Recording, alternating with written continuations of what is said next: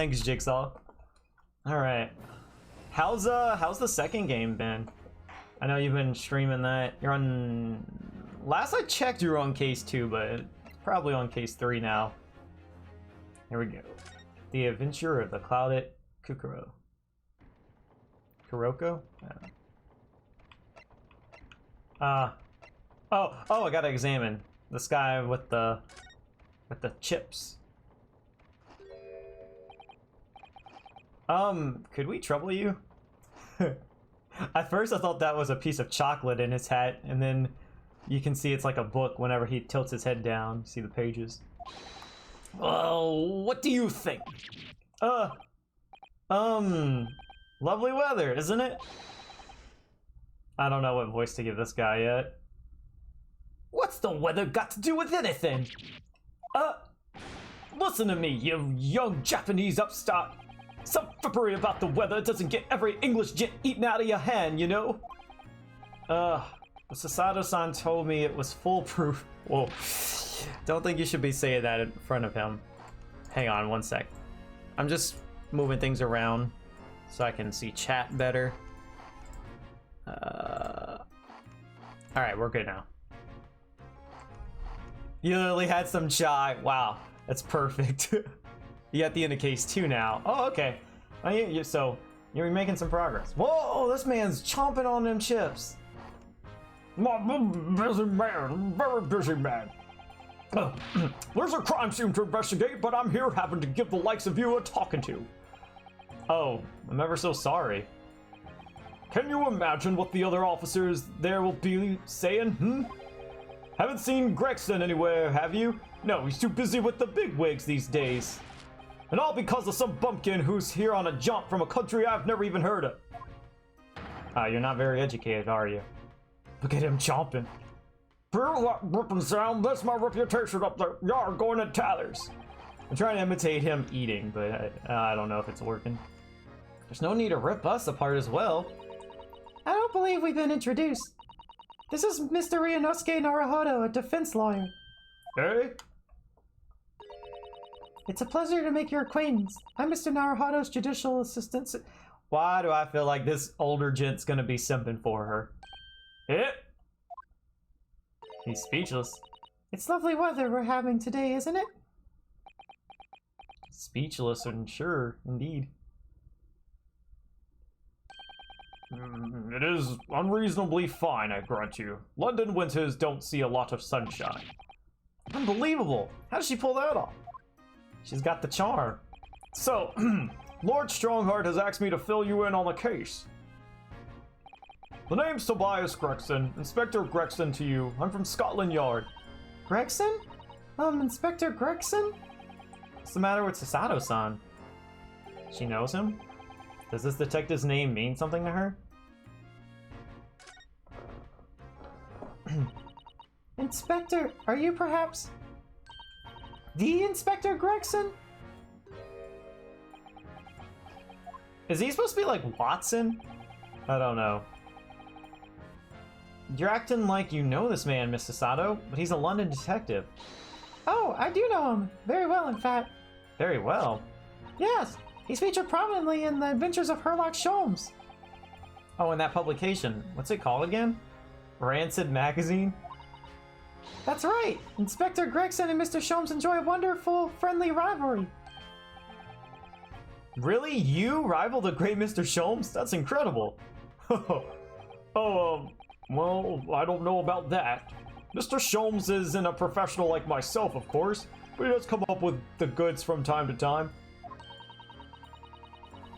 Mr. Sholmes is equally complimentary about you, Inspector, isn't he? You've earned the highest praise. Watson died. Wait, did he?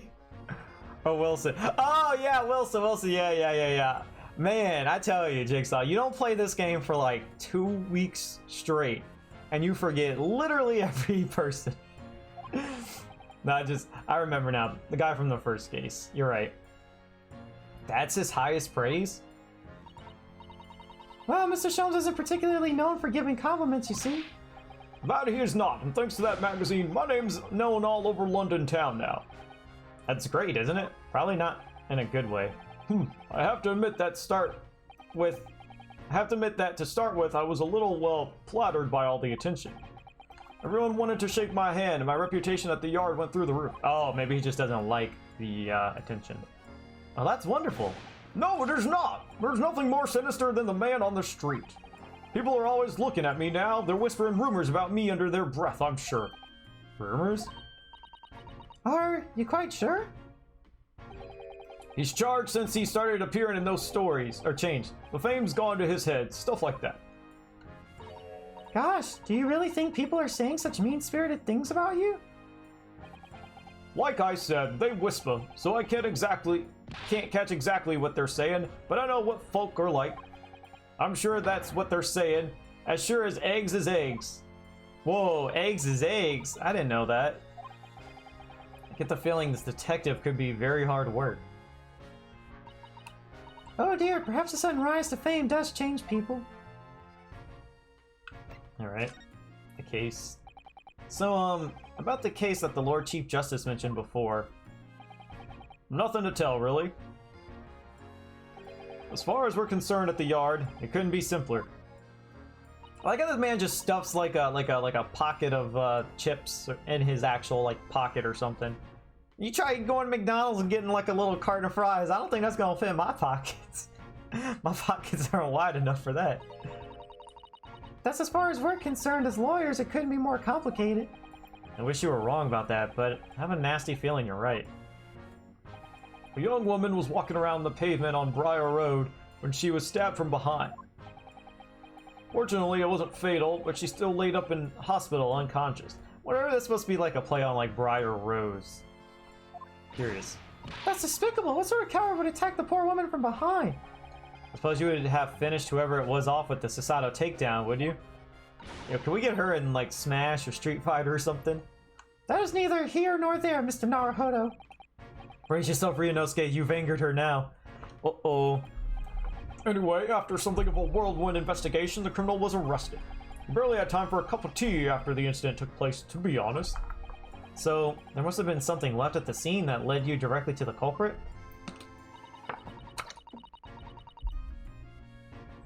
Makes you think of Animal Crossing, Tom Nook stuffing his cup of whatever it is in his pocket. Perhaps a reliable witness who recognized the person in question? Let me stop you right there. You're wasting your time on this one. Sorry? There's nothing you can do. There's no way to help the bloke now. Why ever not? Simple. The prosecutor that's been assigned to the trial tomorrow is Lord Barrick von Zeeks. Yeah, well, we beat him last time. I mean, technically our client wasn't innocent, but hey, we still beat him. Oh, sounds like you've heard of him then. Oh, yes, we're very familiar with Lord von Zeeks. Believed to be the harbinger of death itself. The Reaper of the Bailey. Okay. Von Zeeks is back. I always kept bouncing around between Zeeks and Zykes. I'm sure it's like Zykes, huh? Lord Barrick von Zykes, who we faced in court only yesterday. Mr. McGlory told us about him before the trial, didn't he? When von Zeeks stands for the prosecution, I'll just read it in my voice. They call the accused his sacrificial lambs. And in every single trial in which he's been the prosecutor, the accused has been doomed. This Reaper of the Bailey nickname, suppose he's earned that because every defendant he advocates against is found guilty? Is that it? And if they're not found guilty, he kills them. Well, if that's the case, we should inform you, Inspector, that in yesterday's trial against Lord von Zykes, Mr. Naruhodo secured a verdict of not guilty. Ha! What of it? Oh, well, I think that means that even against the Reaper of the Bailey, it's not impossible to save the defendant. No, you really don't have a clue, do you? What do you mean? What happened to that bloke in the end, eh? He's dead. Magnus McGlinnock came a cropper in the omnibus when it went up in flames. So you can't rightly say you saved the defendant, can you? What? What are you saying? Look, if Von Zykes could get the dirt to stick on everyone, he'd be a miracle worker. But that's not how it goes. He doesn't work miracles, he works magic, black magic. He's a vampire. I knew it. I have a good long think about that if I were you. Are we really supposed to believe that? You know, it's very rude. It's very rude to be eating in front of people and not even offer them anything. So, did he make a makeshift holder? That looks like a newspaper or something. Right, well, I filled you in as requested and I'm very nearly out of chips. So I'll be heading back to the crime scene now. We're still carrying out a few investigations there. Some chips and probably like some... He's probably going to see the dead body, or not the dead body, the crime scene, and then going to the market too. It was Briar Road, you said, didn't you? Where the incident took place? That's correct, ma'am. And if you head over to the holding cells, you can meet the criminal himself.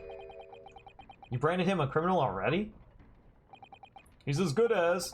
Shaking like a leaf in a cell, he is. I'll give you a chuckle if nothing else. He's inmate 53. Speak to the jailer and he'll show you the way. Inmate 53, thank you. Ooh, so we have choices here. We could go to the crime scene or talk to our defendant. So there's no helping anyone against the Reaper of the Bailey, they say. Is something troubling you, Mr. Naruhodo? To tell the truth, when I recall the trial yesterday, I can't stop myself from shaking. The idea of facing the Reaper in court again is... Well, if you think it's too much for you, there's no shame in turning the case down. That takes courage, too. But the man they arrested is innocent. I could well imagine he would be shaking like a leaf in his cell.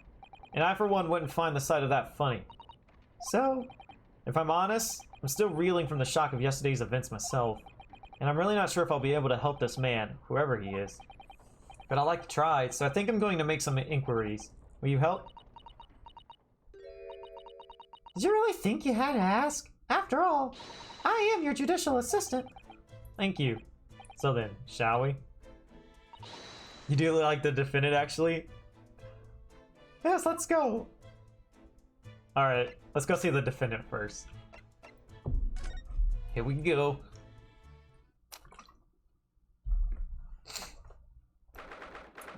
That was a real dungeon of a prison.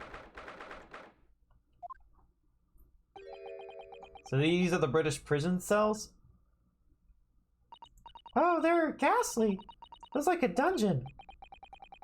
Yes, and having experienced it in Japan myself, I can assure you that our wooden cells feel a lot cozier than these cold stone walls. Oh, don't, Mr. Naruhodo, you're making it seem worse. Apparently our client is in this cell here.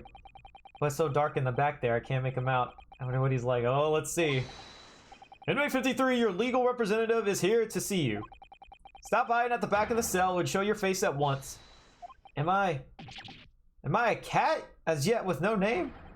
Calling me by a number, it's utterly unbelievable, unjustly unreasonable. I refuse to answer. I'm trying to, like, give a voice before I see it. Mr. Naruhodo, what? What do you think is going on here? I have no idea, but I wasn't just hearing things, was I? That triad of complaints was in Japanese. Oh! Okay. Not who I was expecting. I was expecting, like, I don't know, like an off-the-wall looking person. This guy looks fairly normal. He looks like, oh, what's that old, Who am I thinking of? He looks like someone in the, like, early 1900s. Not Charlie Chaplin, huh? Is that who I'm thinking of? Or no. Not, is it Groucho Marx? Yeah, I think it's Groucho Marx. I'm thinking, yeah. If I'm thinking right. Because there's like 2 Marx brothers or 3. I think it's, yeah. Anyways. See, shh, quiet. They're all around, hiding. I know they are. They're watching, listening. Even now, I can see it, sense it. Oh. Why does that guy look like his eyebrows are shaded in? Right. So, can I ask you? There you are! You've come to curse me, haven't you? Don't try to hide it. You're a ghost. A ghost? Are you sure you should be in a dungeon? Maybe you should be like in the insane asylum. I mean you no harm, prisoner son, are you? Japanese by any chance?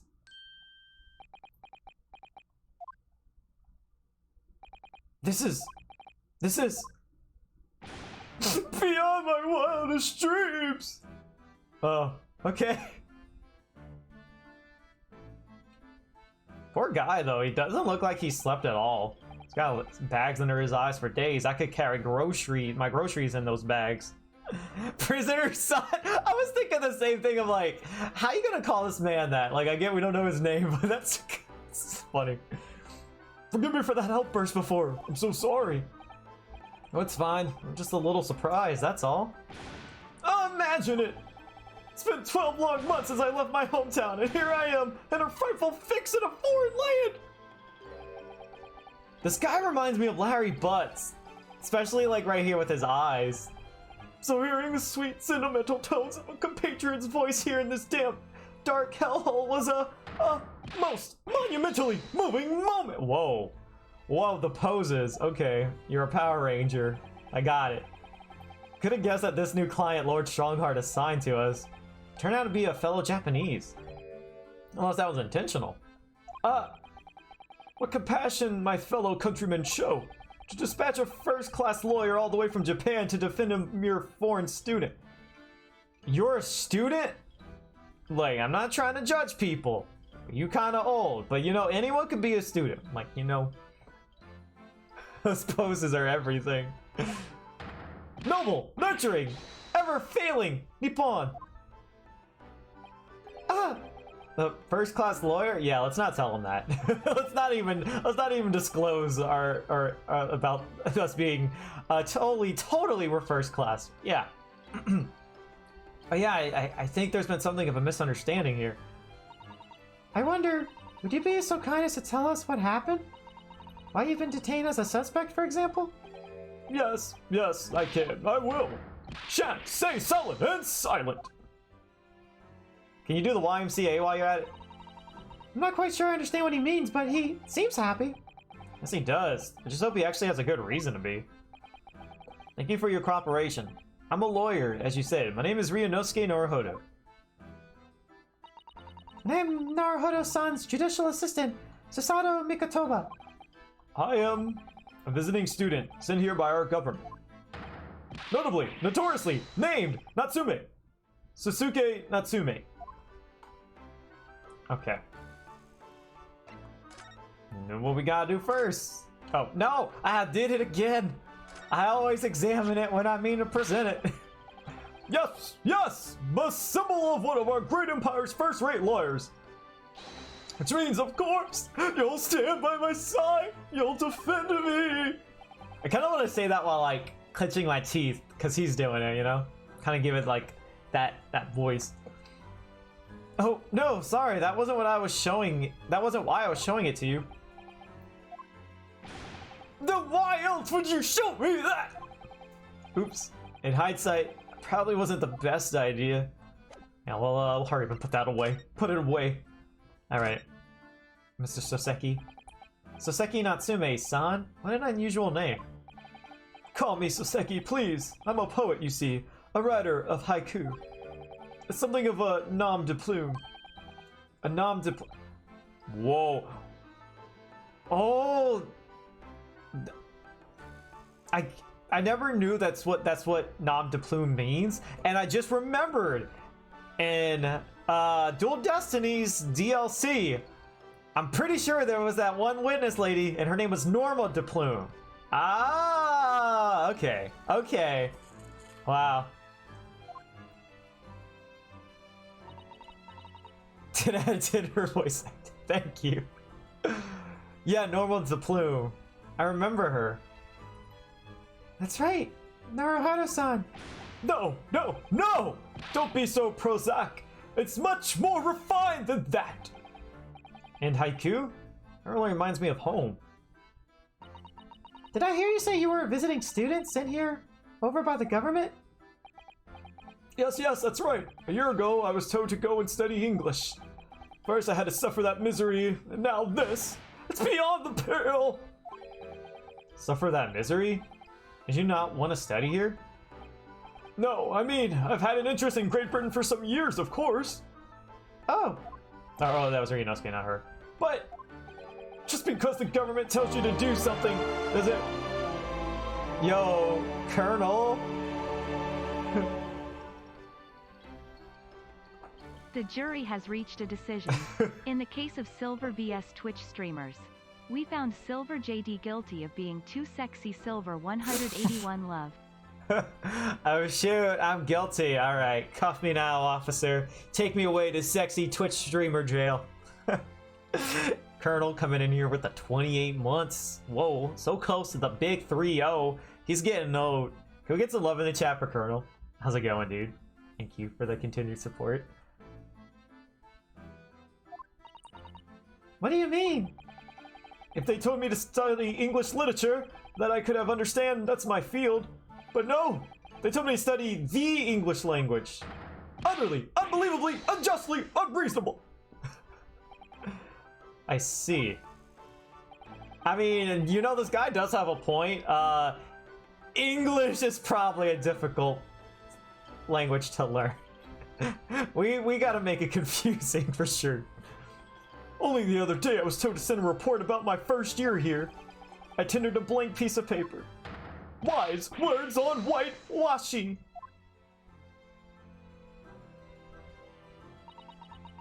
You must be a man of great standing. Oh yes, so I'm often told. And often like to be told, it seems.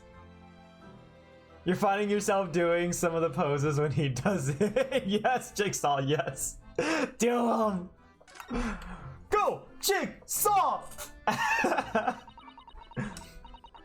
Could you perhaps tell us exactly why you've been arrested, Soseki-san? I didn't do it! Okay, Mr. Green. I didn't commit that atrocious murder. He's powering up. This guy's going Super Saiyan. Murder? Oh, no. It's alright. The woman didn't actually die, did she? But she was stabbed with a knife right before my eyes. Before your eyes? You mean you saw the attacker? I didn't see anyone. What?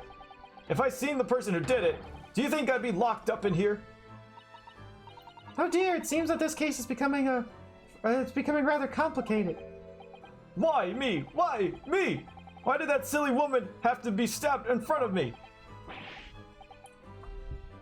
Did I have work today or was I off the hook?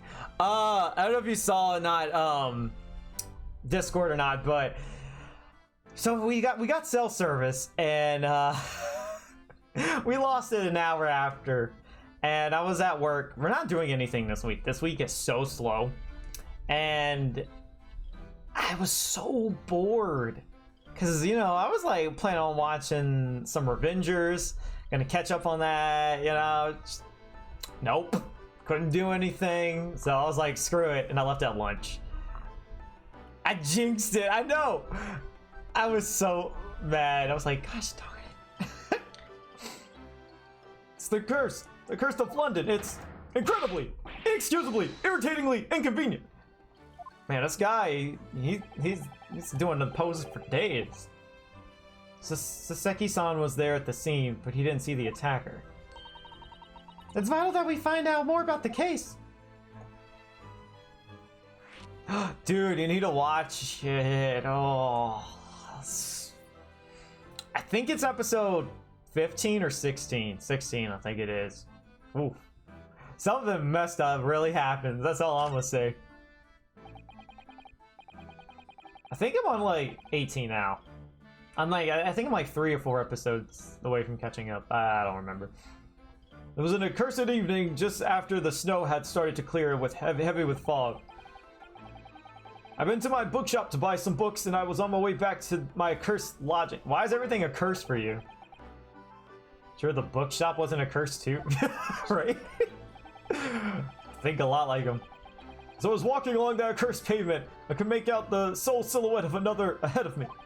A woman wearing a green overcoat. She was. Just as I went to overtake her. Oh. Dang, she got stabbed in the back? She suddenly let out a little scream and collapsed into the cold, hard slabs of stone at my feet. Oh! Oh, this poor dude! Oh, man. Just thinking about it, like... Oh. Oh, shoot, I didn't see what it said. Shoot, what he said? Oh. How terrible! I called out to the woman. She didn't move. It was like a ghostly, ghoulish, grim graveyard. I like how he ends on this pose. Slight exaggeration there, perhaps. I was terrified. I had to get away from there. So I ran as fast as my legs would carry me back to my accursed lodgings. That's not good. They'll say it was shameful, I know, to run away like that. Tell me, Soseki-san, was the victim an acquaintance of yours? Don't be ridiculous! Do you think I know any of these fair-haired English? And a young woman at that? I'm indifferent,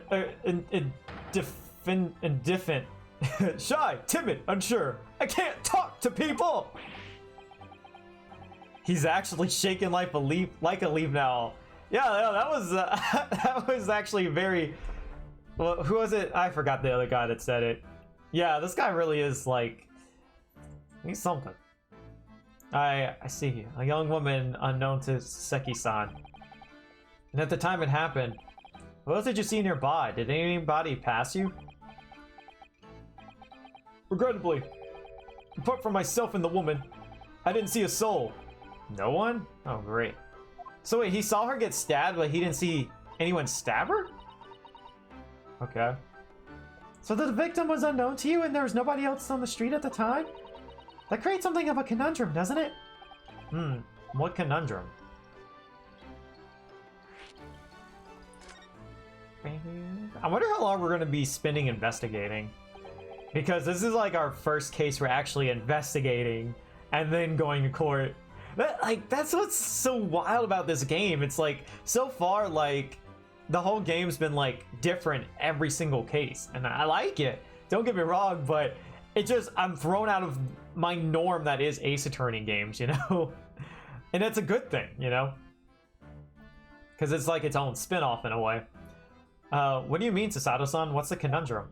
Well, if what Soseki-san has told us is true, there's something I can't explain. He says that he didn't know the victim and that there was no one else at the scene. Then he apparently fled without having been seen. I did. But this guy looks like he's got to take a dump. He's got that look like, oh god, I gotta find a bathroom. If that's the case, surely this man has to be the culprit. Oh, you! What did you just say? Nothing, I didn't say anything. Oops. Perhaps I thought that a little loudly. Actually, that's not what was troubling me. What I was thinking was, how did Soseki-san actually come to be arrested? Sorry? Oh, ooh. He didn't touch the victim and there was nobody at the scene to see him. Oh, she has a point. So how did the police ever discover that he was there in the first place? Oh yes, she's right. Unless the girl that was stabbed, maybe she saw him for a split moment before fainting. It was him! That accursed great detective! He led the police to me! Of all the bad luck! The cursed great detective? Could it be? I shall never forget that man's name as long as I live! Why'd I feel like he's gonna bring Sholmes up? Without his haughty laugh and his self-proclaimed great— Yep, it's Sholmes. Brash, big-headed, busybody, be gone! You really like the first game and you also enjoying the second one.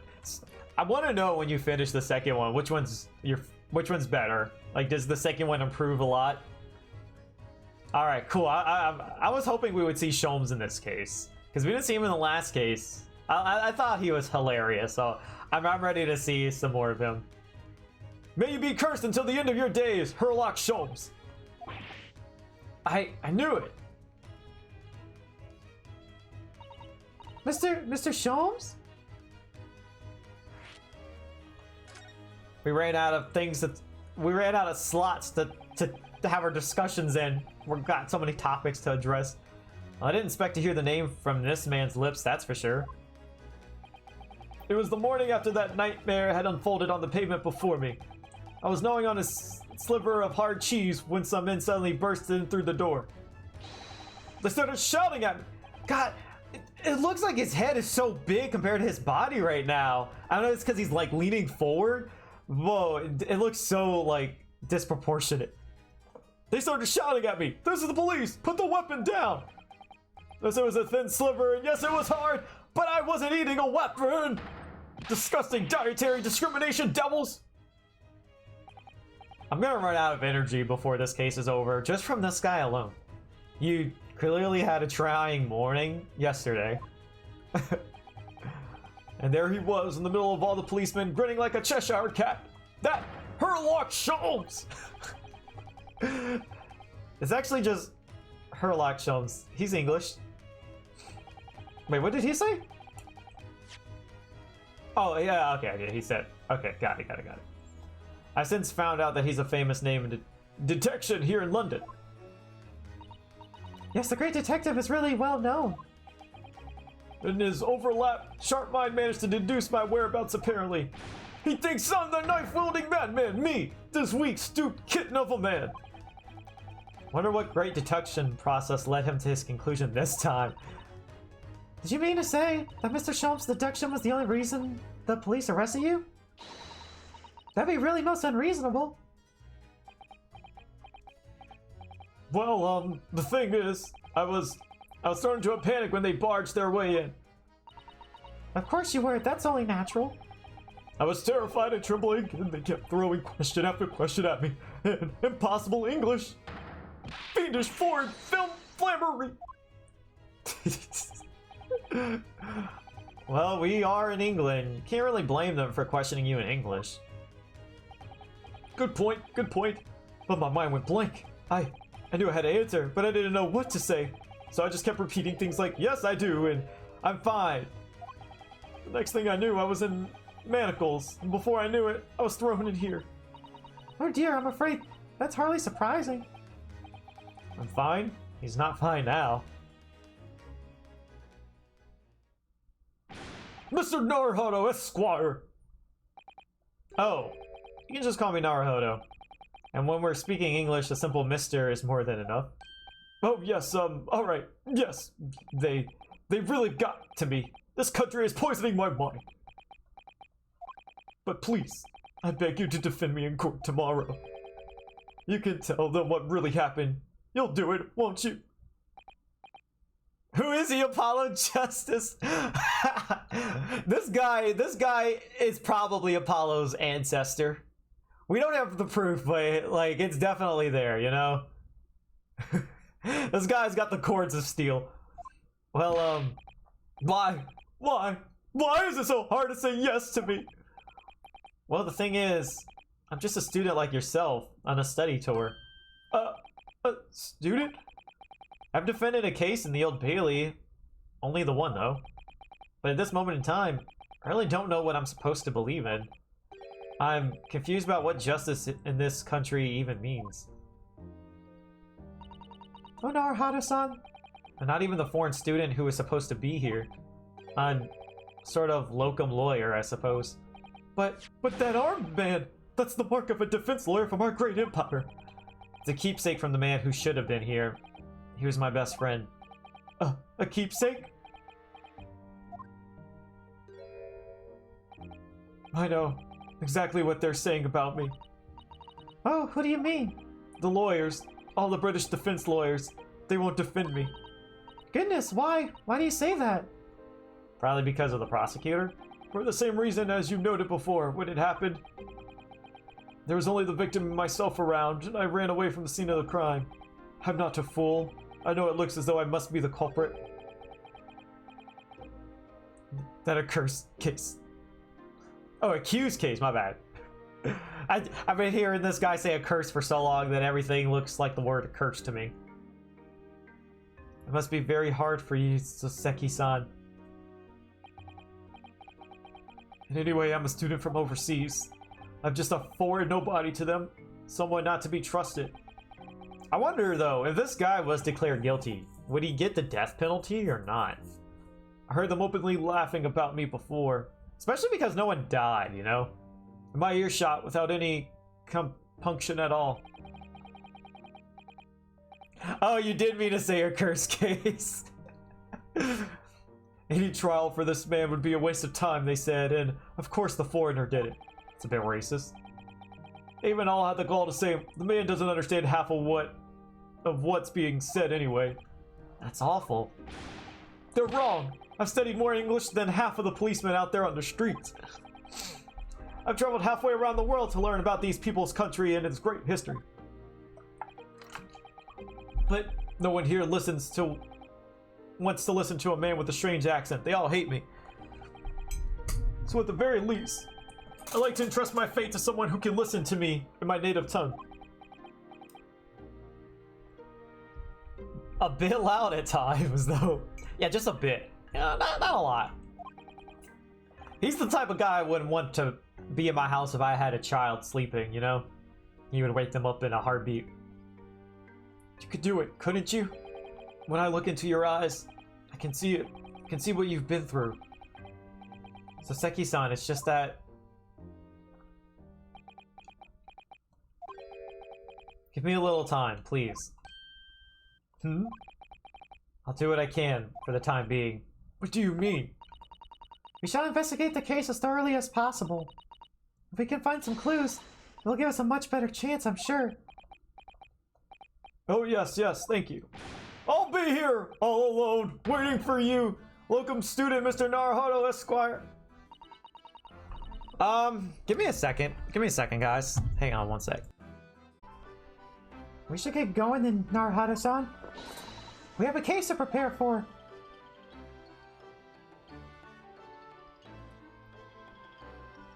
Poor Soseki-san, he seems like a cool dude a bit. Oh yeah, I read that. You have a child sleeping in your house. Well, not at the moment, but if I had a child sleeping at my house. Yeah, I don't want this guy here.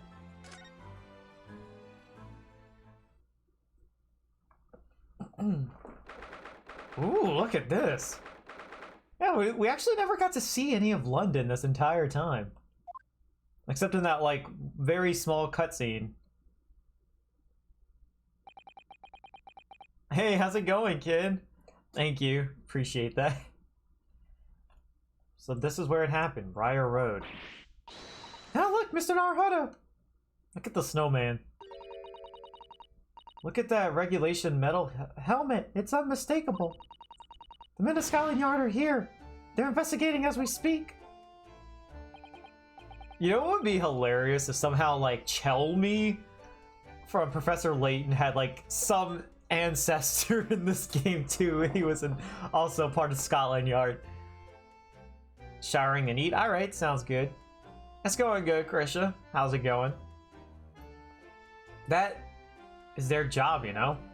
But Mr. Naruhodo, to see one with my own eyes. They're often depicted in the adventures of Herlock Sholmes, but I never dreamt I'd ever come this close. To a real Bobby's helmet. What? The helmet? Of course. I have to try one on one day. Well, I hope your Hattie dreams come true. What's kind of funny, Jigsaw, is like the last few weeks at night I've been playing the first two Professor Layton games, and like I haven't played them since like high school and junior high, so it was interesting to see those games. My gosh, the first game, you can see that game is old, like compared to like the others. Oh man, they improved so much. Not even talking about the graphics, like not even that. It's just the puzzles are very boring compared to the later one. A lot shorter too. What's the Japanese delegation doing here? Oh, Inspector Gregson! You kind of want to draw Susato with one of hats? Do it. Please do it. I want to see that. Let her live out her dream through your art. This isn't on the tourist trail, as I'm fairly sure you're well aware. Oh, really, Krisha? Heck yeah. Good. I'm glad. That's good. I'm sure he's ready to be home. I'm happy. That's good. Yes, of course, we're here to investigate. So you've been to the holding cells then? What do you make of a criminal? I wonder what would he have said if we didn't go to the prison first? You think he would still say the same thing?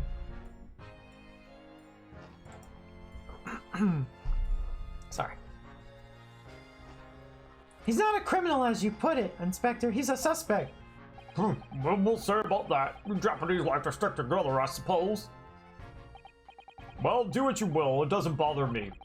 The bloke's in court tomorrow, whatever happens, and the verdict's a foregone conclusion. Ugh, the stone cold air of rejection. Take heart, London at this time of year is full of stone cold air. That makes it worse somehow. Alright, did we? No, hang on. And I remember to press the right button this time. Let's go! Inspector Gregson, can I show you this? Am I supposed to know what that is? I've never seen that insignia before. It's worn by defense lawyers in the Empire of Japan as a symbol of their profession. In other words, it's a worthless trinket here in Great Britain. Oh no, it's very important to me.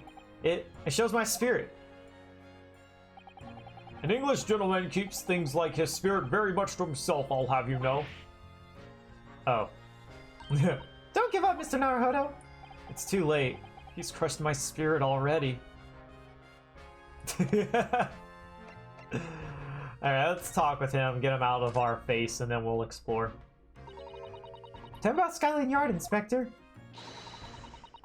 Ever since I read about it in the Adventures of Herlock Sholmes, I've been fascinated by the place. The Yard is the most sophisticated police and organization you'll find anywhere in the world, ma'am. Oh, you know, I've always dreamt of wearing a real Bobby's helmet. It does make them look the part. Seeing that policeman there with his helmet on, you certainly get the sense that this is a man who will take no nonsense in his duty of protecting the city. Yes, doesn't he look wonderful? Being a London Bobby is hard going, I can tell you. Oh, really? First thing in the morning, you know what he does? Goes around and rouses all the laborers on his beat so they can get off to work. What? He wakes people up? Oh no, he's an alarm clock. Get him out of here. You know, someone try to wake me up, yelling out my window. I'm throwing like a breadstick at them or something. Yup. Raps on their windows with a long pole. Did it myself going back a bit. I had no idea. Bobby works for the people of the town. It's just another one of his duties. After that, he starts tirelessly patrolling the streets all day long. Never mind, this job doesn't sound ideal. He has to cover 20 miles a day. That's the regulation distance. I can't really imagine how far that is, but it sounds like a long way. Let me see.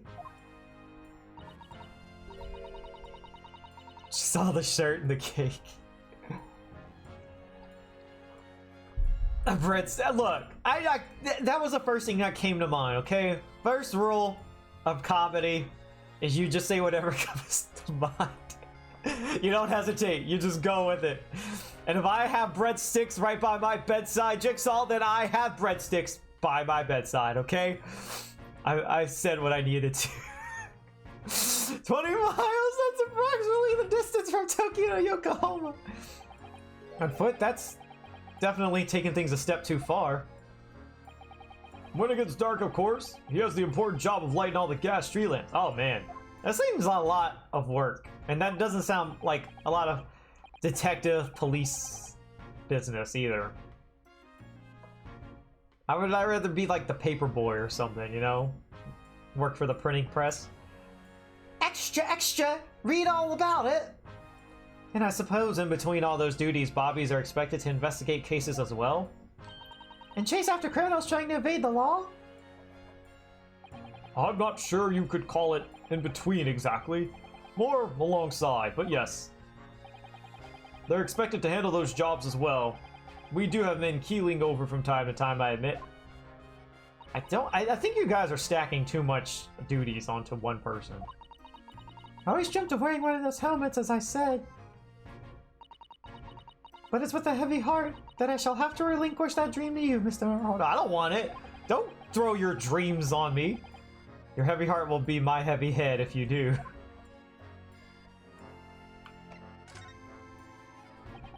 It happened at around 5 in the evening 2 days ago, just there on that open bit of pavement. The victim, a young woman, was stabbed with a blade from behind. Is that right that the lady is still unconscious now? You mentioned that she's being treated in hospital? I've never said she was a lady. Truth is, unless she comes around pretty smartish, we won't be able to find out much about her at all. I suppose that means they haven't been able to take a statement from her, of course. Here's a map of the local area I happen to have on me. You can take it if you want. Really? Are you sure? It's yard policy to give lawyers defending suspects the odd bit of information to go on. Too late to sign up. Now you're gonna wake up every morning and you're gonna end the day lighting on gas lamps. I haven't actually accepted the job yet, but still. I mean, at this point, we kind of don't have a choice, now, do we? Thank you, Inspector. We gratefully accept. The local map has been entered into the court record. Anyway, as far as we know, there was no one else at the scene other than the victim and your fellow countryman. So who did it, do you think? Not much of a head scratcher, is it? I know Mr. Natsume is also claiming not to have seen anyone else around, but...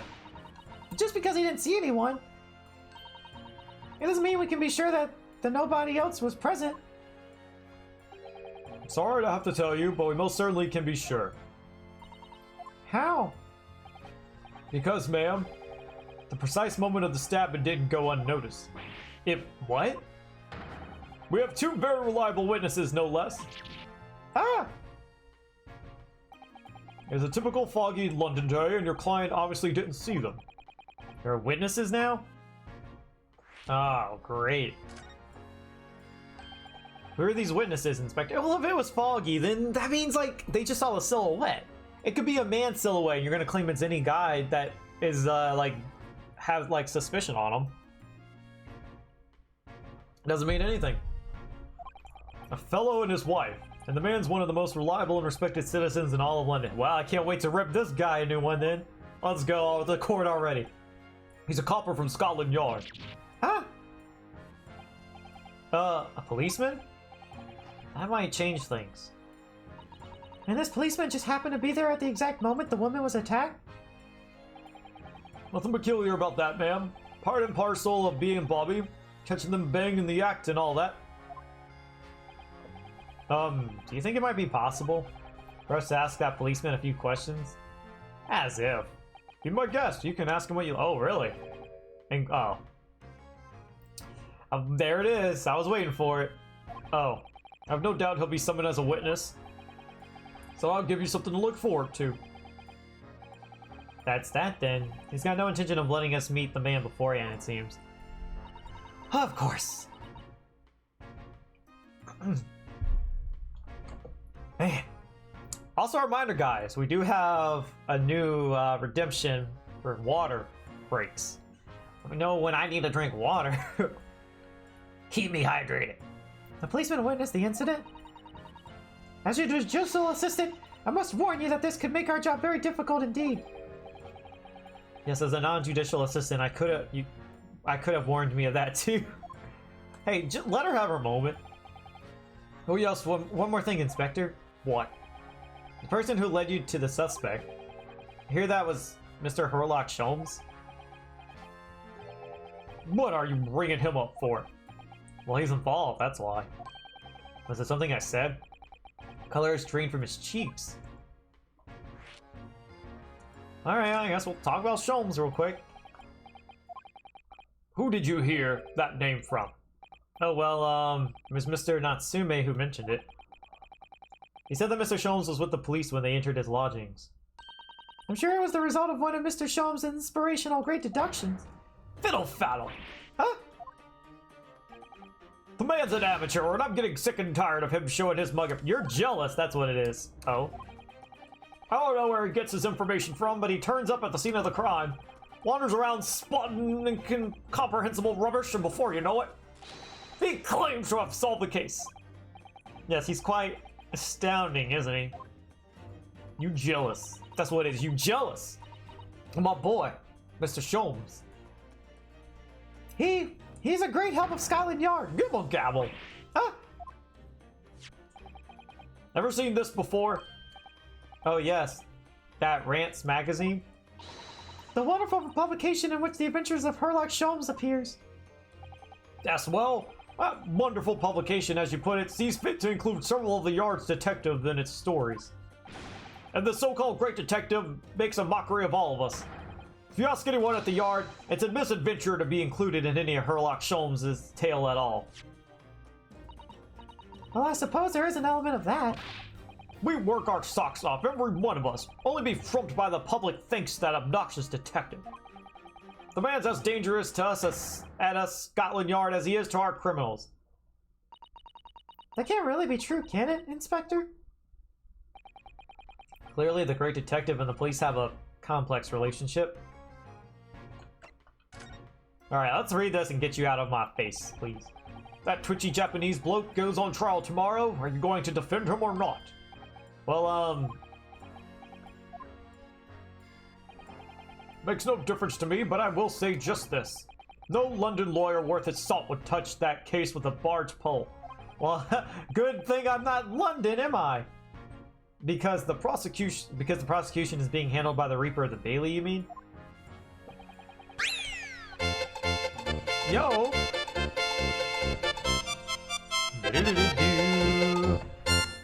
Yuri Not Yaoi rating us. Yo, can we get some love in the chat for our raiders? How's it going? Thank you for the raid. What are you guys playing? There's no way to save that man now. It's a waste of time trying. But it's all a bit strange, though. Sorry? The Reaper. He hasn't appeared in court once for a good few years now. Yes, we did hear something to that effect. And the only people he usually bothers with are the real scum, the master criminals, the violent ones. That makes sense why he was in that last case, then. The master criminals? The violent ones? How's it going, Yuri? I don't know if you heard me, but I said thanks for the raid. What were you guys playing? That's right. He handpicks his victims, only deals with those guaranteed to go to the gallows for their sins. But Mr. Natsume wouldn't hang for what he's accused of, surely? That's what I was wondering. That's just my point, sunshine. The young woman was stabbed, but it didn't kill her. Couldn't even say the intent was there. You're playing the Great Ace Attorney? Nice. What case are you guys on? How's it going, Dio TV? Actually near the end. Oh, already near the end. Heck yeah. Hopefully you enjoyed it. I know I have. We're starting case 4 today. We just met the defendant. Wild character to say the least, but he's funny. Well, it's not exactly a minor infraction, is it? No, there's got to be more to it. Some reason he's taken an interest. Maybe it's because of us? Really? What sort of reason, Inspector? Yo, Yuri, thank you so much for that follow. Welcome to the Silver Squad. You think I can tell what's going on inside the head of that Lord of Darkness? He's a vampire. We've talked about this already. You'll have to ask him yourself at tomorrow's trial. We're really going to have to face the Reaper again? Lord of Darkness, as he puts it? Are you planning on playing the second one, like right after you finish the first one? Or are you taking a break? Well, I don't think we're going to get any more useful information out of the detective. Can we examine a snowman already? Mr. Naruhodo, can I make a suggestion? Oh yeah, what is it? Well, it seems to me that we must speak with him about this. By him, do you mean Mr. Sholmes? Yes, Mr. Herlock Sholmes, exactly. Look at those shining eyes. Can't wait, can you? Well, Mr. Natsume did blame Mr. Sholmes for all this, didn't he? Yes, he did. He really did. I'm with Sasato here. I'm really ready to see Sholmes again. I miss that dude. Shaping to be one of your favorite Ace Attorney games. Nice.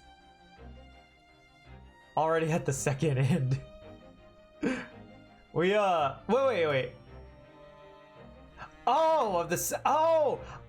okay. I didn't realize y'all were talking about the second game. I thought you meant you were at the end of the first game. Dang, so you really enjoyed it then. Nice. We have someone in here in our community. Her name's Jigsaw Detectives. I think she's lurking right now. She just started the second game. She's on case 2 right now. I think she says she's been enjoying that too. I gotta say, case 3 of this game, like, it was kind of so-so. It was pretty good, but the ending had me surprised. So what would you say is better, the first one or the second one? I get you're not done with the second one yet, but I feel like if you're on the final case, that, you know, you probably already have like a good understanding of like your preference out of the two. Watching and drawing, that's what I figured. I figured you were drawing Sasato. Sholmes, my beloved. I missed him because I thought he was gonna appear in like case 3 and he didn't. I was like, and then he's being brought up again. Like, all right, that guy's funny. Which makes him an involved party in this case. Are you just going to ignore that, I hope? I assure you, it's not simply my selfish desire to meet with Mr. Sholmes again. We know, Sasato. Secretly it is, but you know, she's trying to be professional. It's all good. Trouble is, we have no idea of the man's address even. So how? It's Baker Street. Oh, jeez. There can't be a good second one without the first one. That's true. That's true. Also, you do love the crackhead. Can we just all make a Sholmes like a fan base up in here? You think it gets better in the second one? Oh, I think that gets me interested. I don't think personally I'm gonna play the second one right after. I'll probably like let it simmer for maybe a few months and then play it when I'm feeling like dry, you know, and I'm needing that Ace Attorney fixing. How do you know that? It's in the stories, of course. 221B Baker Street, the most famous address in the world. Oh, I see. Well, there's nothing to stop us from going, I suppose. We better try to find our way there before Sasato-san gets any more excited and unpredictable. Hurrah! I'll summon a carriage. So we're to have a reunion already with the great detective, Mr. Herlock Sholmes. Oh boy, guys! All right. Do we go there now, or do we investigate the crime scene? I want to investigate while we're here already, but I don't know. Hang on, we gotta investigate the snowman. Hee, what a delightful snowman! I didn't realize the English had a tradition of making snowmen as well. Looks a little creepy though. Oh, it has a scarf, look! You need one if you were out in the freezing cold all the time. I wish I had one. I'm afraid our budget is somewhat frozen at the moment, too. It's kind of a pun. I like it. We certainly can't afford a scarf. Surely the snowman here wouldn't miss his. But the person who made the snowman certainly would. Yes, I know, you're right. Anyway, even if I borrowed it, it wouldn't do much to warm my neck, would it? It's covered in snow. And I think it's probably freezing itself. Alright, let's get her that hat. It's one of the officers from Scotland Yard. The police are making sure the crime scene is undisturbed. I have a feeling that if we wander too close, we'll be clapped in irons. I think perhaps you're being a little overcautious. We've done nothing wrong, so we have no cause for concern. Oh no, I'm not getting caught out again. Twice is enough. Okay, honestly, we should have, like, we didn't know he was gonna be killed right after, but man, if we did know, we would have taken all that money he was offering. Well, okay, here's the thing. Me personally, okay? I get Ryunosuke, you know, he's got values and stuff. Not me. Magnus was scum. Like, it was obvious that guy was scum. I would have taken all that money from him. have bled him however much he let me bleed him, you know?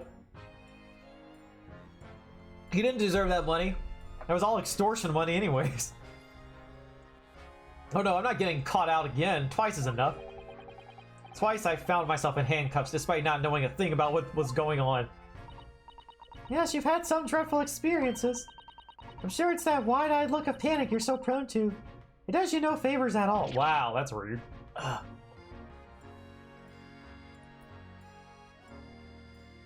Oh no.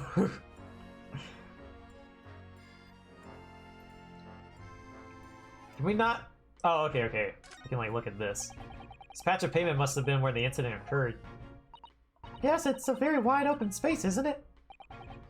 That's true, I can't see anywhere an attacker could have been hiding. Boy! What are you foreigners doing here? We, just investigating the crime. Conspiring with that mustache fella from Japan, are ya? Conspiring? Come here to destroy evidence, have ya? Get out of here before I give you an eye. Go on! He shooed us away like rats. Guess we should give him a wide berth, I think. What a disappointing experience.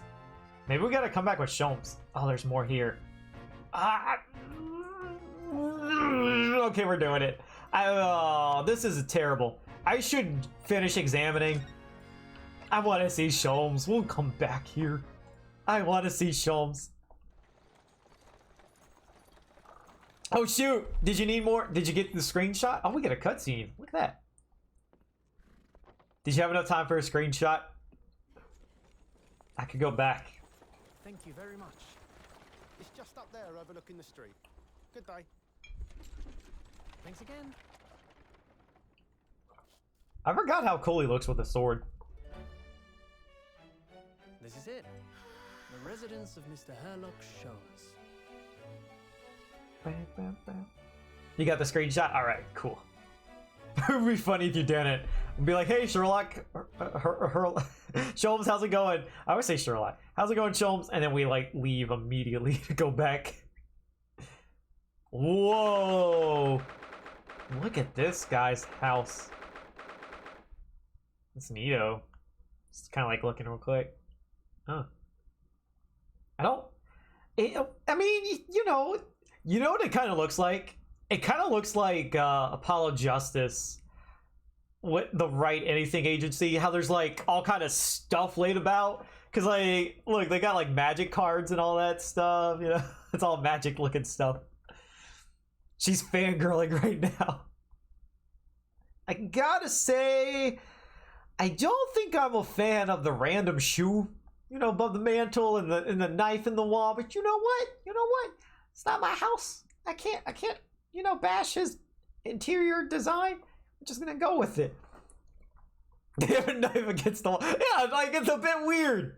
Well, like what? Why are you damaging your own wall like that? Do they not have push pins yet? That's what it is. They don't have like push pins, so he can't like pin up anything on his wall. He's got to use like an actual dagger to keep things up. So this is where the great detective makes his living. Feels surreal to be here somehow. Did we just walk in without knock? Whoa, look at all this. It's a bit messy, but it looks cool too. But a knife is more interesting. Okay, excuse me, Miss Jigsaw over here. Knives are more interesting than push pins. Okay. All right. So if I come up to your house and you have a poster in your room, it better be up with a knife. That's all I'm saying. It'd be kind of scary if it fell. Imagine if it's like above your head or something. Bonk. Is it as described in the stories, Miss Asano? Oh, she's having her moment. This is her day. Sasato-san? Oh, look at her. This was worth it. This was worth it. Just for this alone. Many famous cases have been solved here in this very room. Oh, I suppose they must have been, yes. I never read the story, so it's hard to get quite as excited about it as she seems to be. The detective chases the villain relentlessly as he disappears into the fogged down and unlit London street. Oh, the thrill of it, the romanticism. Can't you feel your heart thumping in your chest? Can't you, Mr. Naruhodo? Oh, I suppose I can, yes. So if you don't mind, oh.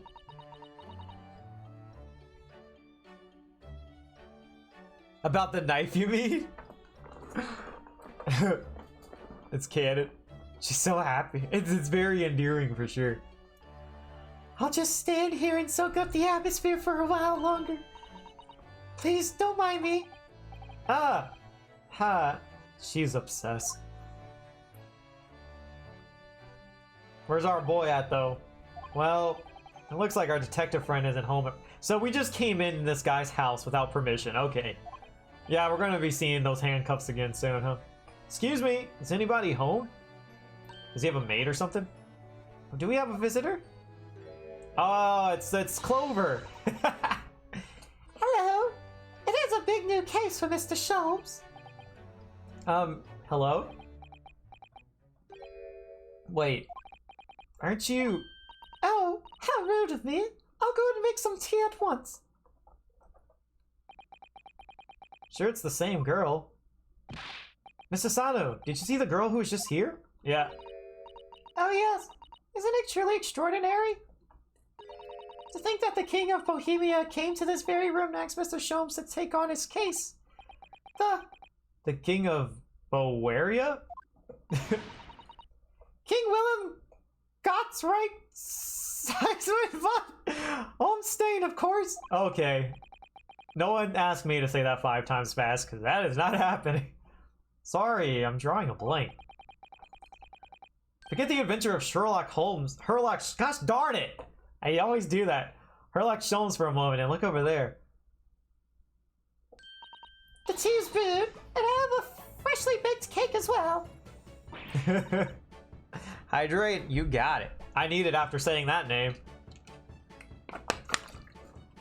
Ah, it's you! I knew it. Susato-san recognizes her too. So it's like his assistant. I'm pretty sure that's also canon. The King Bohemia or whatever. Ah, there you are. Yeah. And taking that with you as well. I was looking forward to the trial run of my experimental smoke grenade launcher. Oh, good day to you. I'm, well, the inventor, I suppose, of that machine. It's the girl who turned up at the end of Mr. McGilded's trial in the defendant's antechamber. I've never met a lawyer from the Far East before. Who are you, having to get straight to work when you've only just arrived in London? Ah yes, it was challenging. Well, try this tea. It's my special blend, you know? Man, I cannot get that child English accent. It just sounds like an old lady. Oh, thank you. Is tea supposed to look that color? Was it like purple or something? Oh my, what if I could get mellow flavor? Hooray, it's a winner! I tried blending different leaves designed to alleviate fatigue, you see? You must be exhausted after your long voyage here, and you have another ticklish trial tomorrow. Oh, and you're to defend a Japanese man. I do wish you lots and lots of luck. Oh, lady. The Bohemia thing? The Scandal of Bohemia is a title thing. See, I'm not really too familiar with like Sherlock Holmes stories at all. I've never actually read any. But that's interesting that they are like referencing like actual like Sherlock Holmes cases. Did Mr. Sholmes tell you about us by any chance? Oh, you know Hurley, do you? Hurley? Mr. Sholmes to you, surely. Mr. Sholmes was a fellow passenger on the boat that brought us to Great Britain, you see. Was he really? Well, I had no idea. I'm afraid Hurley's out on an errand again today, even though he's just returned from overseas. Wait a minute. You met this girl for the first time ever yesterday after the trial, and only briefly at that. How on earth does she know so much about us? Did she deduce all those things? Do you think? Some of the names too? Oh, they're also like part of like Sherlock Holmes. Besides like Watson and Sherlock. And perhaps more to the point, Why is she here in Mr. Sholmes' suite? Oh, silly me. I haven't introduced myself, have I? Very graceful, that's for sure. Actually, a lot of references if you look hard enough. Man, I'm kind of like disappointed in myself then, not like knowing anything Sherlock related. Because I'm sure like that's really cool. It's a great pleasure to meet you both. My name is Iris Wilson. I live here together with Hurley. Ah, Iris, is it? What a lovely name. That is a nice name. What's the matter? No, wait, this can't be. Did you say that your name is Wilson? Oh, so that guy from the first case is probably her father. You're kind of simping at the end of this games for Sholmes. I'm gonna start calling you Susato. You got interested in reading the novels and short stories because of this game. Oh, really? So it was the other way around for you. Okay. I mean, like, I kind of want to read them now, too. That's neato. How many have you read?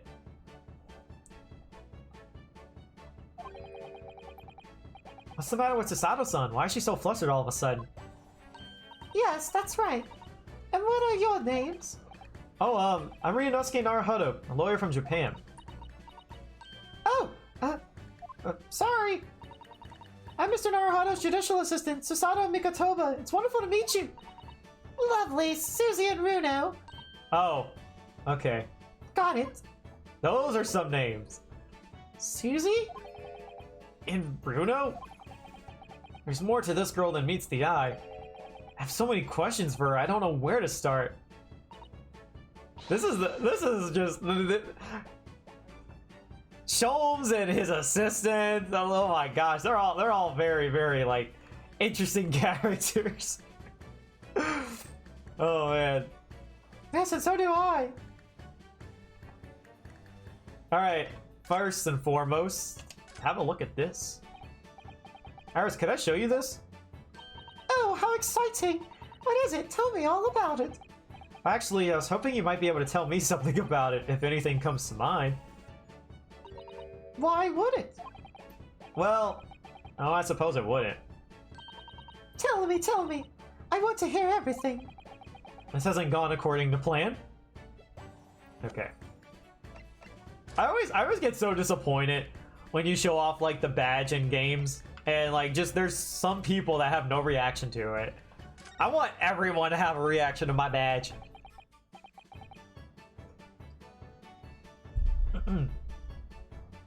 Sorry about that.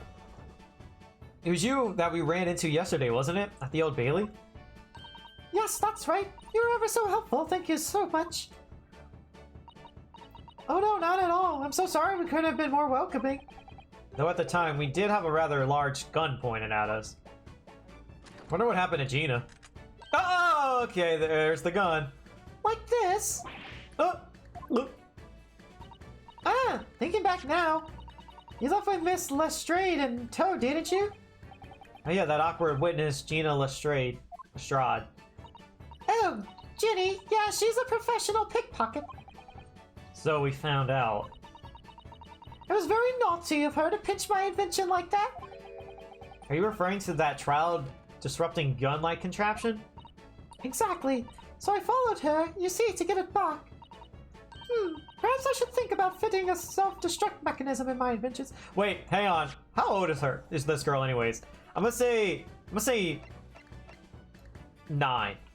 Ah! I was one off. An extraordinary young girl who lives with Mr. Sholmes. She has a degree in medicine and is the author of a popular series of short... Oh, she's the author. Oh, she right. Okay, well, I feel like we kind of spoiled that for us, but I mean, not really a spoil, whatever. He's 33, a scholar sent to Britain by the Japanese government to further his studies of English. He's the defendant accused of attempted murder. Tobias Gregson, 44. Wait, okay, 33 and 44. The detective inspector in charge of Scotland Yard's investigation of the case. He's stern and single-minded in his approach and a great lover of fish and chips. Do we know his age? Oh, yeah, 52. Okay. You read A Study in Scarlet and some short stories that are related to cases in the game, like The Adventures of the Speckled... Wait! Really? Wait. So like all the case titles are actually like references to like names of like the titles to like Sholmes home stories. Now I'm saying Sholmes. That's cool. At least the speckled band, if not the others. That's cool. Can't mention the others because spoilers. That's fine. I kind of did spoil myself.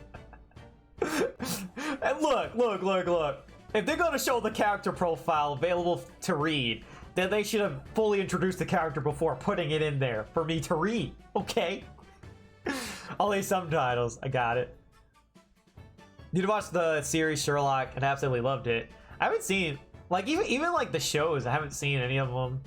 I did see the movie though with Robert Downey Jr. in high school. I want to say we watched it in class for one day. I don't know why we watched that in class. I think it was probably just like a free day. Like, hey, we got nothing else to do. Let's watch a movie type of things.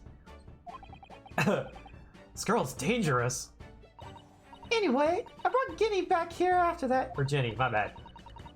So she can apologize to my trusty technician. Sorry, your this girl's got like an assistant of sorts? Hurley, of course, silly. Oh, okay, never mind. Hurley? Yes, Herlock Sholmes. We live here together. I have no idea the great detective has such an interesting young daughter. That's not his daughter, though. Daughter? Not likely. What? I wouldn't call him Hurley if he was my father, would I? The one with Benedict Cumberbatch? Cucumber. Benedict Cucumber. Well then, what is your relationship with Mr. Sholmes? Well, I expect you found out that lodgings of any kind in London are very expensive. So the solution is to share the cost with a partner, a roommate. Your roommates? And this girl's only 10 years old. Hope you don't mind me asking, Iris, but how old are you? 10 at last this year. Well, what of your mother and father? Oh no, they're not around. Oh, I see. I wonder what the story is there. Okay. Benedict Cumberbatch doesn't hold a candle to this crackhead iteration of Sherlock. Sholmes is the best Holmes. Oh yeah, there's something I must ask you. Of course. Go ahead, Susie. I already forgot about the nicknames. I'm a very great fan of the adventures of Herlock Sholmes. You want her autograph, huh? Oh, you have a copy of Rats magazine?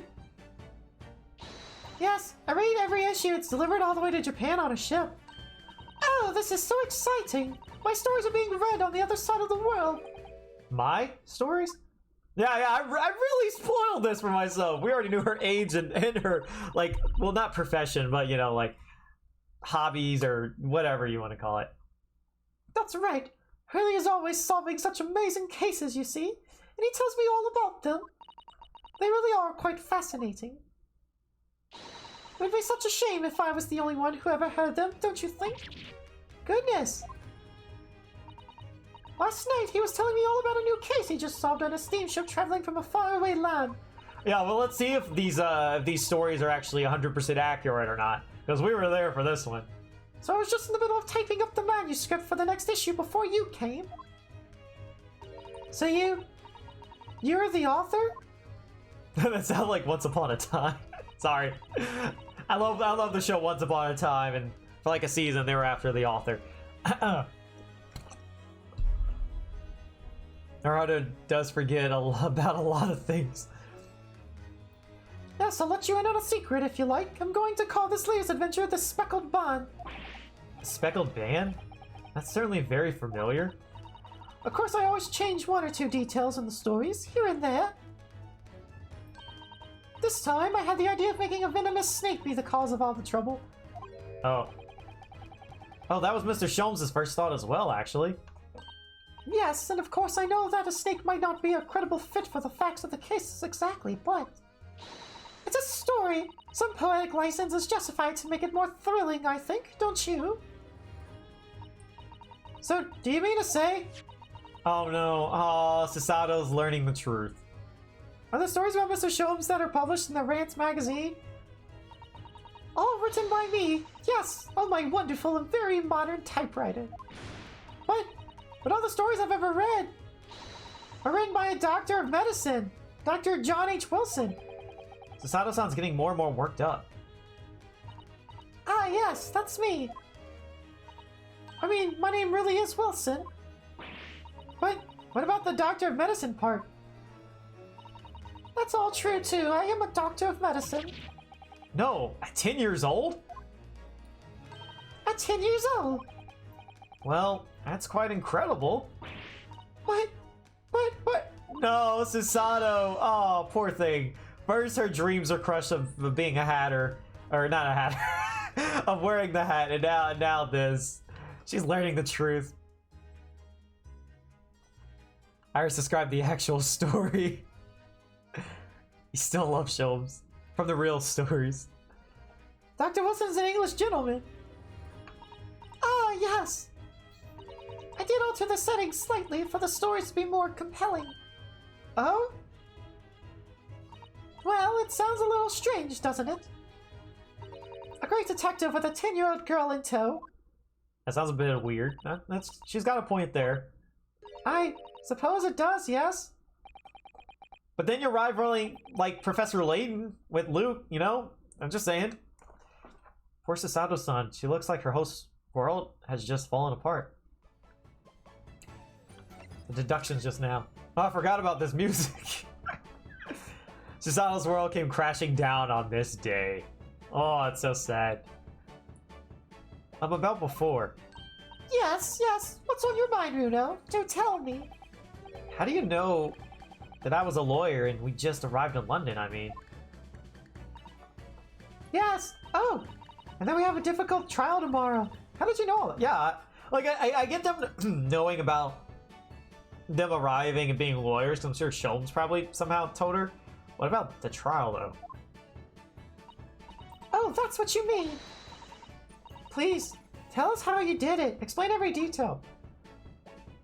Of course, I'll be delighted, although there's really no mystery. Now, let's begin. Oh, look at her. Iris Wilson is proud to be present. Her logic and reasoning spectacular. Are we doing one of these things? Oh, their faces. Oh. What's with the background and everything? I wasn't ready for this. You sweet summer child. First of all, I already knew that you were a lawyer, you know. Yeah, she was able to deduce that from the armband. After all, I met you yesterday at the Old Bailey in the defendant's antechamber. But you also said that we only just arrived in London. How did you know that? This man's kept us in his pocket this whole time? Oh, a passport. I thought just a ticket. I observed the passport and travel ticket protruding from your breast pocket. Oh? So I was reasonably confident that you must have only just arrived in the country. And on top of that, you accepted a case against that particular prosecutor, telling me you're unaware of London's court affairs. The Reaper of the Bailey? I walked right into that one, didn't I? Then I noticed the red ink stamp on the back of Susie's hand. You were given that when you visited the local prison to meet with the suspect, weren't you, earlier today? They use those stamps to keep a close eye on comings and goings, you see? I didn't realize. And a red stamp is only used for people visiting foreign inmates. Oh. So that told me that, even though you've only yesterday concluded the trial of Magnus McGlided, the two of you have already had cause to visit a foreign inmate at a local prison. However, neither of you was wearing a particularly sad expression on your face. So I concluded that the prisoner was unlikely to be a friend or a relative. This child is like smart.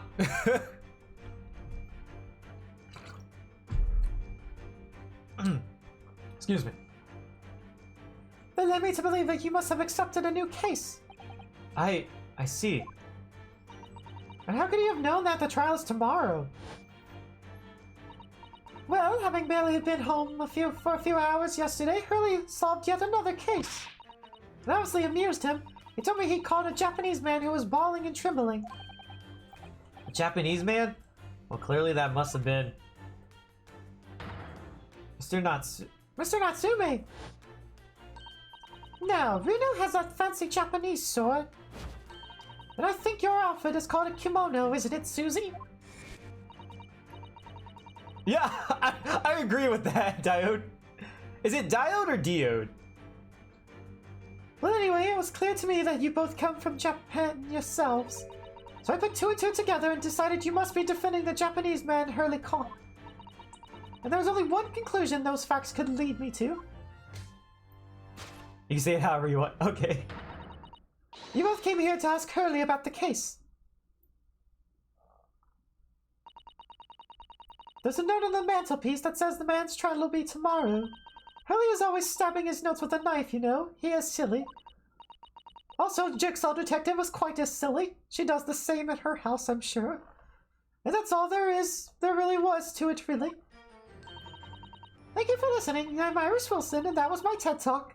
And that was one of my great deductions. They're speechless. Well, was it a winner? Were my deductions correct? They're spot on. That was amazing, Iris. Truly a great deduction. You even managed the certain something of Mr. Sholmes' delivery. Oh, well. I was just copying your Hurley style for that. This is really very good news. You could tell us all about the case involving the Japanese man. You will, won't you, Iris? Please. I'm Iris Wilson, and you're watching Disney Channel. I don't have a stick, so my finger will have to suffice on that. So yesterday, Mr. Sholmes apprehended a Japanese man, and you were saying... Yes. Hurley had just arrived back to London after his sea voyage, but the police were waiting for him at the railway station to take him directly to the crime scene. Ah, great detective is a popular man, it seems. Apparently a woman was stabbed on a quiet street somewhere in town. There were witnesses who had seen a short, shifty-looking stooped man running around from the scene. Short, shifty-looking stooped man? Mr. Natsume, beyond any... Oh, Mr. Natsume, beyond any doubt. So Seki-san had said that he didn't see anybody else on the street at all. It seems there were witnesses after all. Haley used his great detective powers to determine the man's address. It was a lodging room very nearby. He went directly there with the police. And what did they find? A short, shifty-looking stooped man shivering in fear. Mr. Sholmes' great deduction certainly hit the mark that time. Of course he did. He's a great detective. Still, that means the incident occurred only 2 days ago. Surely tomorrow is too soon for the trial, isn't it? Definitely. We have no time to investigate properly. I wonder if it's just because they're ready to, like, be done with the case since it is a foreign person involved. Like how they were saying, like, there's no reason to even have a case. It's not even worth it. Or trial, I mean. Haley says that London is rife with crime. Oh? Scotland Yard is doing its best, but they can't stay on top of it, apparently. Oh dear, I didn't realize the situation was so dire. That's why they can't afford to spend too much time investigating cases and trying the criminals in court. Staff and money are both short. Crimes are usually pinned on the first suspicious person. Dang. That's terrible. This is like people playing Among Us, you know? Someone is semi-sus. Oh yeah, that person's being thrown out. Ejected. I suppose it's the harsh reality of the workings of the world's greatest justice system. I suppose it is, but in that case, I don't hold out much hope for Soseki-san. Soseki? Oh, that was a good one. Oh, Yuri said it too. Oh man. Thank you for answering so many of our questions, Iris. This has been very informative. Sasato. Oh, you're most welcome. I've had so much fun. Do you happen to know where Mr. Sholmes is at the moment? As you guessed, we'd like to ask him some questions about this case as well. Ah, well, I expect Hurley is still investigating the scene. The case involving Mr. Natsume, you mean? Yes, Mr. Nuts. That's you gotta find a better nickname than that, okay? I get it's not a nickname. She's trying to like sound out his name. you just look at the ellipses and think at first she just called him Mr. Nuts. Hurley said he was going to the men's lodgings. If you leave now, you'll probably catch him there. Iris, do you know where those lodgings are? She did say it was nearby. Well, I imagine the police are still investigating the scene of the crime themselves, aren't they? Did you happen to come across a detective by the name of Gregson when you were there? Yes, we know Inspector Gregson. Oh, goody, in that case. Give Greg see this from me, would you? If you do that, I'm sure he'll tell you what you want to know. It's all sus. What is this? Did you owe him some money or something? A 5-shilling piece and a postcard, it seems. Okay. He reads, "Tell the gentleman in black whatever he wants to know. I trust that won't be a She's bribing him? Dang! I get this girl's like smart or whatever, but she's only 10 years old. What the heck? So can we actually like examine it? Oh, okay. Why would they say anything funny about the money? This is a 5-shilling piece, isn't it? I believe it's called a crown. And so you could train a Scotland Yard detective to do whatever you want just with a single one. You could train a Scotland Yard detective to do whatever you want. Jeez. That's harsh. Iris must be the most powerful 10-year-old in the world. How much is 5 shillings, by the way? What's it really worth? Well, it's probably enough to buy all the chips the inspector could possibly eat in a whole month. That's greasy. Ugh. Okay. Gosh, this will make the inspector help us, will it? Well, thank you, Iris. We'll give it a try.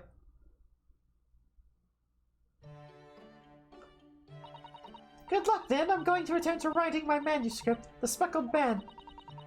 And I'll be making more special blends of tea, so come back again soon. We'll be delighted. Thank you so much, Iris.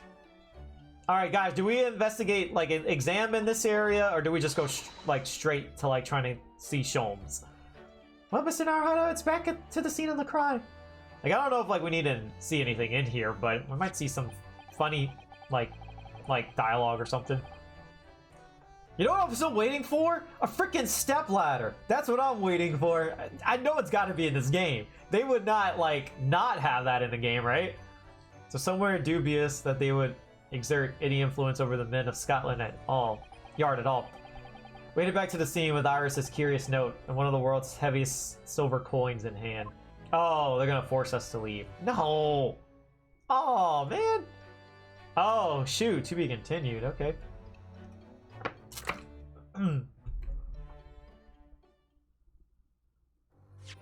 Save your current progress right now.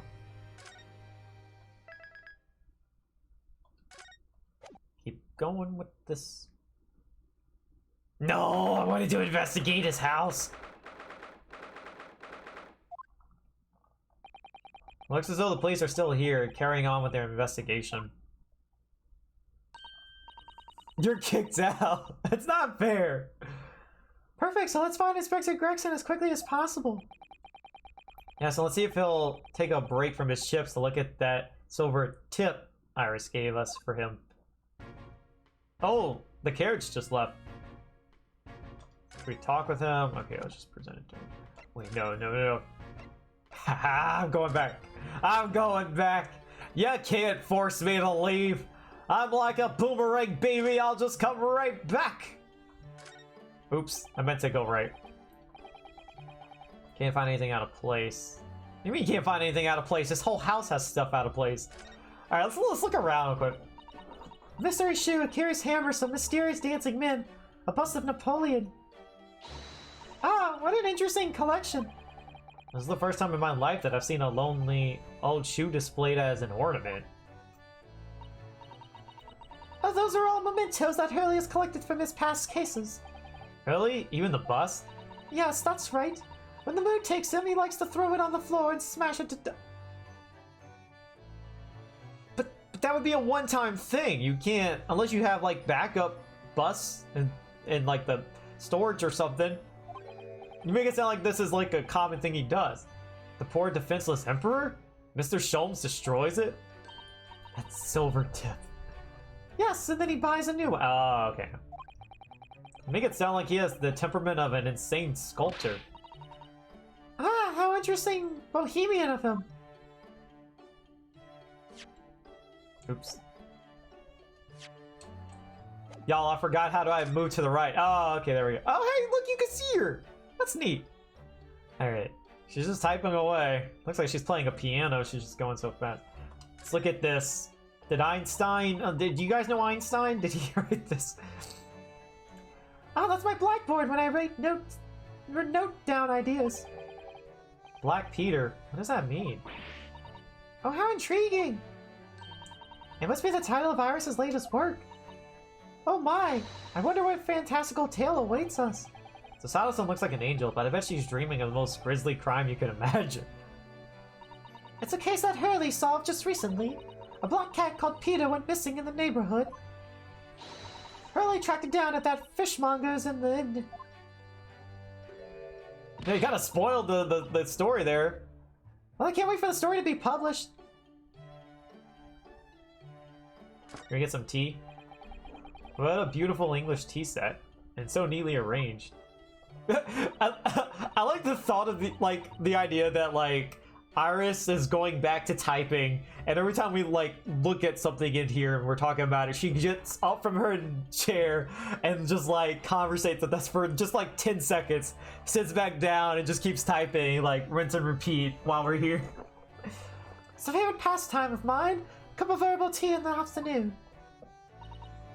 Tea made of herbs? That's right. I grow all sorts of herbs in the garden so I can experiment with different blends. One moment, don't go away. I'll brew a pot of the special blend I came up with earlier today. She looks delighted. I only hope it's safe to drink. Well, where's it at? You just kind of like left us there. You went back to your story. Is this poisons or medicines? The charming little white shelf and full of charming little bottles too. Oh, there she goes again. Like, I wrote a sentence. I'm gonna get up now. Ah, yes, but don't touch any of those. They might explode. Oh, explode? Are they exotic chemicals? Do you use them for exciting experiments? I wonder if, like, the killer from the first case, if she, like, is acquainted with Sholmes and Iris. Yes, indeed, and as Hurley always says, chemistry is an explosive science. Sorry? I agree, a single discovery can trigger an explosion of innovation all around the world. I mean, that's true. Or perhaps he just meant it literally. By the way, mental note, do not touch any bottle that belongs to Iris. Howard of you to interrupt her while she's look, I'm not interrupting her. Miss Nosy's overhearing our conversation, wants to butt in and show off her stuff. Alright, now we're gonna interrupt her. Why there's that big black lump over there? Do they not have typewriters in Japan? Or is this something she invented? Oh, that's a typewriter. It's a machine that allows you to write on paper without needing a pen. And wizardly quickly, too. Oh, that sounds like it could be very useful for someone like me with terrible handwriting. Wait, Iris, are all the stories from the adventures of Sherlock Sholmes? Yes, everyone typed on this trusty machine. Oh, my goodness! How wonderful! Oh, she's ecstatic. Tasada-san looks like she's been shown into the Tokyo Imperial Palace gardens. Okay, anything else cool? Nope. It's a cozy little chamber you got. Let's look at the fireplace. I do like this fireplace. It's one of the best things I've seen since we arrived in the country, in fact. Lingering beside the fire and watching the flames flicker and dance in the grate. Ah, it's so relaxing. We can't relax now when there are so many interesting things on the mantelpiece. Oh, it's just as it was described in the stories. It is? Yes, exactly. It's not that Persian slipper, for example. And my chocolates for elveness. Elvenses. Okay, I've ruined that sentence. And transfixed by that large jackknife is my shopping list for the market. You know, I know the fridge hasn't been invented yet, but I'm sure there's other places you could put, you know, a shopping list. Not pinned to your wall with a knife. Oh, it's not quite how I remember it being described in the Adventures of Herlock Sholmes. Where's Sasato-san? She looks crushed. I can't examine anything here. Okay. Oh, the little chest we can. There's a body, and Dio's in there. It looks like that huge metal chest is being used as a table for tea and coffee. Seems very sturdy with an equally sturdy lock. Equally. I would literally just say Equili. Mr. Naruhodo, you mustn't go around opening things. I always have to keep an eye on you, don't I? You're very mischievous. How did you come to that conclusion? Oh, that chest contains some of my most valuable things. That smile tells me you're not going to give us any clue about what they are. Okay. Oh, we can look at the globe. Okay, we can still look at it from here. There's all sorts on these shelves. Chemistry apparatus, books, papers, and lots of things I've never seen before.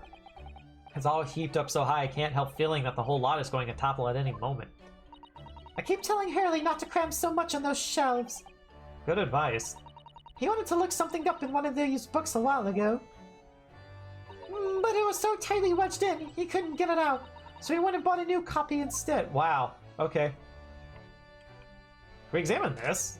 This caught my eye, like, when we first saw this part of the room. Why are there all those bullet holes in the wall up there? Was Mr. Sholmes trying to shoot a pestery fly or something? Mr. Sholmes would never do something so reckless. No? Those are the letters VR standing for Victoria Regina. It's Latin for Queen Victoria. Oh. So you mean he shot the queen into the wall? In a moment of boredom, Mr. Sholmes adorned the wall with a patriotic sign, that's all. That's pistol practice. Right. That makes perfect sense now. It's exactly as it's described in the stories. Oh, this is delightful. I'm not sure that the real explanation is any less reckless than shooting a fly, personally. Patriotic, Mr. Naruhodo. Patriotic! Wow, didn't even warrant Iris getting up from her chair. Alright, this might be the last thing we can examine. What on earth is this huge over-the-top machine? That's the great analythoscope. It can analyze anything, really. Anything at all. That's absolutely incredible. It's one of Hurley's inventions. It took him a whole year. He said it was to help him with his investigations. What sort of things Has he analyzed with it, do you know? Well, actually, he hasn't used it for anything yet. Oh? Why not? Apparently, on the evening he finally completed it, it suddenly occurred to him. I don't actually have anything I need to analyze. Oh dear. How about you, Runo? Do you have anything you'd like to analyze? The only thing that springs to mind is this machine itself. Maybe we get to use it later. Oh, what about the violin? No. Yeah, okay. I've seen pictures of Western musical instruments like this. It's called a violin, isn't it? Of course it is. Mr. Sholmes is renowned for his violin playing. Oh, really? So, like, going back on the thing that, like, this girl is getting up from her typewriter and, like, coming up to us and telling us everything, it must be even, like, funnier to think, like, as we're going more to the other side of the room, she's having to walk more. That's right, I just sort of slipped that in. You did what, Iris? I didn't really give it a lot of thought. I just started adding it in the stories. Yes, Mr. Sholmes' exceptional violin playing has been mentioned a number of times. But the truth is, Hurley has barely touched the violin in his life up to that. Iris, you're just really crushing Sasato's, like, dreams here. Oh! Of course, people started asking him to play for them after my stories were published, and he wasn't able to tell them that he didn't know how. What did he do? He went straight to the pawn shop and bought himself a very nice violin. And then he practiced. He practiced until his fingers very nearly dropped off. Fake it till you make it, you know? That's why he's so highly strung. Before I knew it, he'd become rather good. The greatness of the great detective really showed with that experience, I think. It was a great deception, that's for sure. Alright. Looks like we pretty much looked at everything here.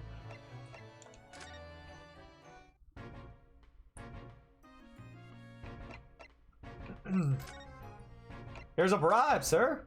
Oops. Take it. And I'll look the other way. You do the same. Sorry about that.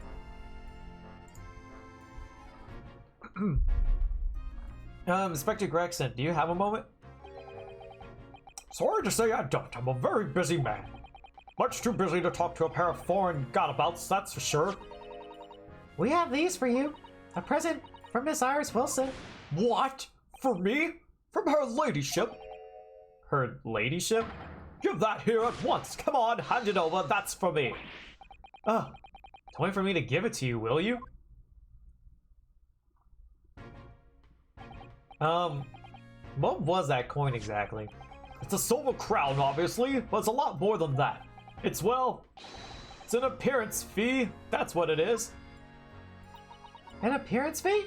Oh, I see. You mean... That's right. For the adventures of Herlock Sholmes. Oh, like a royalty type. Okay, okay. Her ladyship always offers me a little financial reward for featuring me every time. Yes, of course. I know all about your exploits, Inspector. I read them avidly. Of course, her using my name without my say-so does make me the butt of a lot of unpleasant jokes, but still. I'm sorry, Inspector. That must be difficult for you. Never you mind that. So, what do you want to know then, eh? Sorry? Tell the gentleman in black whatever he wants to know. I trust that won't be a problem, it says. Well, obviously it's not a problem. Go on, fire away. What do you want to know? Well, if you wouldn't mind, Inspector, we'd very much like to know the address of Mr. Natsume's lodgings. Oh, the little knife-wielding mustache Japanese fellow. He lives in a right old hovel. It's just over there. Look. Oh, so he literally lives right by the crime scene. All right. On the first floor of that house on the corner where that wreck of a bicycle's propped up. Sure that bicycle's gonna come into play too? That is nearby indeed. If I remember rightly, the landlord is a Mr. John Garadeb. Calling it now. Calling it now. This guy, this John Garadeb guy is the killer. Or attempted killer. He's the culprit. I'm calling it now. Without even knowing who it is. Considering that the crime scene is right by this like apartment or flat area. Also, look, there's some holes in the windows. Right, well, if you see her again, you make sure you give her ladyship my regards, you hear? I mean it. You tell her that Gregson sends his very best wishes. Don't worry, Inspector, we will. Goodbye for now, then. And long live her ladyship. Well, at least he told us what we wanted to know before he left. Yeah, so then, shall we go and see what we can find in Mr. Natsume's lodgings? Definitely. I know we really need to look at the crime scene. Oh, Sholmes is waiting for us, guys. We gotta see Sholmes. We gotta go see him. Her ladyship, this guy.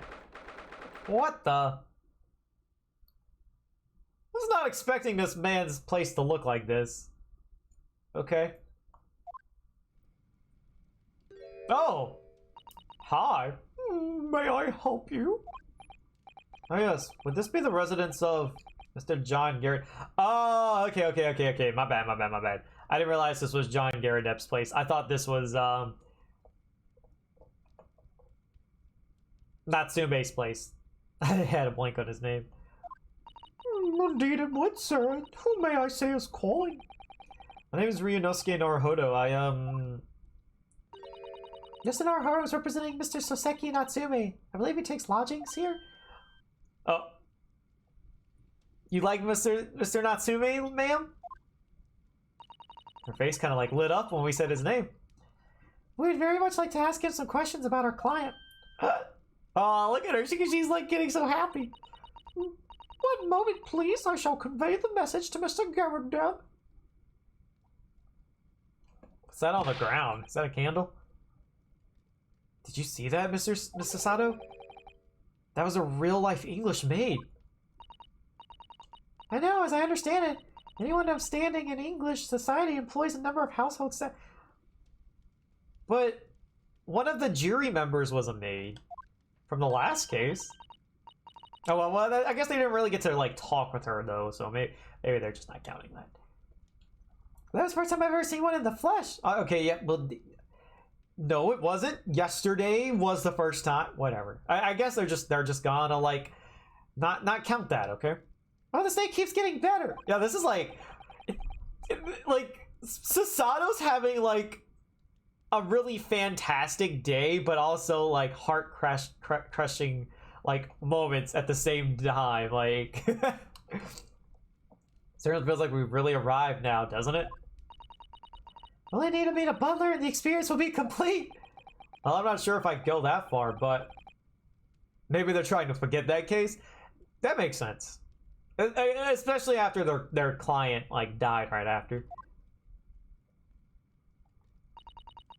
Thank you for waiting, Mr. Garradub. We'll see you now. This way. Oh. You got a moon for a head. This man's the moon. This man is the moon. Man, where is Sholmes at? I was told we were going to see Sholmes. Good day to you, John Garradub at your service. Pleased to meet you, sir. This is Ryunosuke Naruhodo. He's a defense lawyer. Do excuse me not getting up. Took a shot to the knee a few years back in the Battle of Meiwan, don't you know? Oh yeah, you're probably lying about that. Also, your little like handkerchief, whatever that is, that looks like a Swiss roll. Just putting it out there. It's not the right color, but it's got the shape of a Swiss roll, and now I want one. Earned a medal for my pains, but had to withdraw from service. Handed over the reins to the up-and-comings. So he's a retired soldier. I mean, I guess that makes sense, looking at his room. It's a heck of a job getting up and down stairs now, I can tell you. Don't get out much, as you can imagine. It's just quite a climb up here to the second floor, isn't it? I was panning at the top of the stairs. I would love to make fun of Ryunosuke, but, you know, same. I'd be the same. I go up one flight of stairs and I'm out of breath already, alright? You really must take more exercise, Mr. Naruhodo. Do you think so? Well, Mr. Garradub, no doubt you were very courageous to earn yourself a medal. Oh, it was nothing. The medal's just a folderol, really. Wouldn't like to offend the general, though, so I grudgingly displayed it on the wall. Why don't you fetch it down, Joan? Let these good people see it properly. Show off. This guy's a show off. Joan, fetch the... Oh, what the... Joan over here like, I don't get paid enough. That's what she's like. Dash it all, woman, be careful. Oh, dearie me, I do beg your pardon, sir. You jolly nearly took the skin off my hands. What's that dirt stain on the back of his robe? Y'all see that? That's not a shadow. Sir, you need to wash that robe. I shall be more careful, sir. So anyway, there you have it. Living the quiet life now. Yes, I see. Now then, I hear you want to know about the chap lodging downstairs, is that right? Yes, we'd be very grateful if you could answer some questions for us. Only two, please, naturally. Especially if it helps to keep the peace here in Blightly. Ew, don't use that to stir it with. We forged an alliance with the Empire of Japan recently, as I'm sure you're aware. So this case is very much in the public eye, as it were. Oh, is it? Oh, because a Japanese man's involved. Even had some famous detective poking around, you know, in this old house, would you believe? Yes, Mr. Herlock Sholmes. Huh. Could have been. Didn't catch the chap's name. Not really my cup of tea, all that detective business. Oh, but you have a copy of Ren's magazine here, so... No, Busted! Anyway, the chap's investigating the foreigner's room as we speak. So he's in Soseki-san's room. You know, we're going on a wild goose chase just trying to get to Sholmes. First we're getting told, go to Sholmes' house, go back to the crime scene, go to this man's place, but first you gotta meet with the landlord. Now we're getting there. She called him out indeed. It's a bally nuisance is what it is. The whole neighborhood's twitching its curtains now. Don't like all this fuss, it's jolly unsettling. Whew. I'm gonna have to like run to my kitchen and grab more water in a sec. Well, Mr. Natsumi then. Mr. Garida, please do tell us. I will be very honest. Garadeb's voice is hard to do. It's very straining on my throat. Ah, well, yes, the Japanese chap. Only been lodging here for a week. Oh, just 1 week? I pray that this man is not the killer now. Only so he doesn't have a lot of dialogue. Because, you know, usually the killer has more dialogue than a witness. But no, it's totally gonna be this guy. It's totally gonna be him, right? Either that or maybe a twist will be it's this maid. So he moved in very recently then. I have 2 lodges most of the time. One on the ground floor and one just below us. The first floor room became available. Oh, we got! Dash it all, Joan. You be careful. Oh my goodness, I'm terribly sorry. Stop acting like this is an accident. You are doing that on purpose. And it's quite funny. I wonder who chose the voice for Garrett. Look, I gave him the voice I saw fit, okay? I'm trying to, like, have an immersive experience, okay? Jigsaw. If you want to know my opinion, I thought he was a shady sort from the moment I said eyes. We know you swoon in for him. We know you swoon in for that man. Oh, why? He seemed to have a most nervous disposition, always shaking and looking over his shoulder. The man had shady written across his sweat-soaked brow, if you ask me. I said to myself, Joan, that man is trouble. Sooner or later, he's going to do something untoward. Ah, so you like the bad boy types, I see. Oh no! Don't bring her into this. Also, Dio, thank you so much for that follow. Welcome to the Silver Squad. And I'm rarely wrong about anything. We won't be calling this maid as a witness, that's for sure. Yeah, she would just kind of like put us in some deep water. Was there anything else that struck you as suspicious about the man at all? Yes, oh yes indeed there was. She's dying to tell us.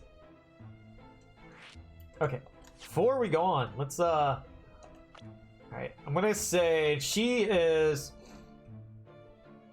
like I want to say she's like 43. But then like for whatever reason this woman's gonna be in her 20s because she doesn't look her age. Ready? 43 or 28. Ready and oh. Man, why they gotta do that to me? I needed to know how old she was. A maid who works at the Gyaradev household. Her main duty appears to be standing at. I already know it. I already know it. Jigsaw's gonna say, "Silver, how dare you try to know a woman's age?" I don't. Her main duty appears to be standing at Mr. Gyardev's side. 14. All right, this guy's gonna be 59 or 63. Already 6.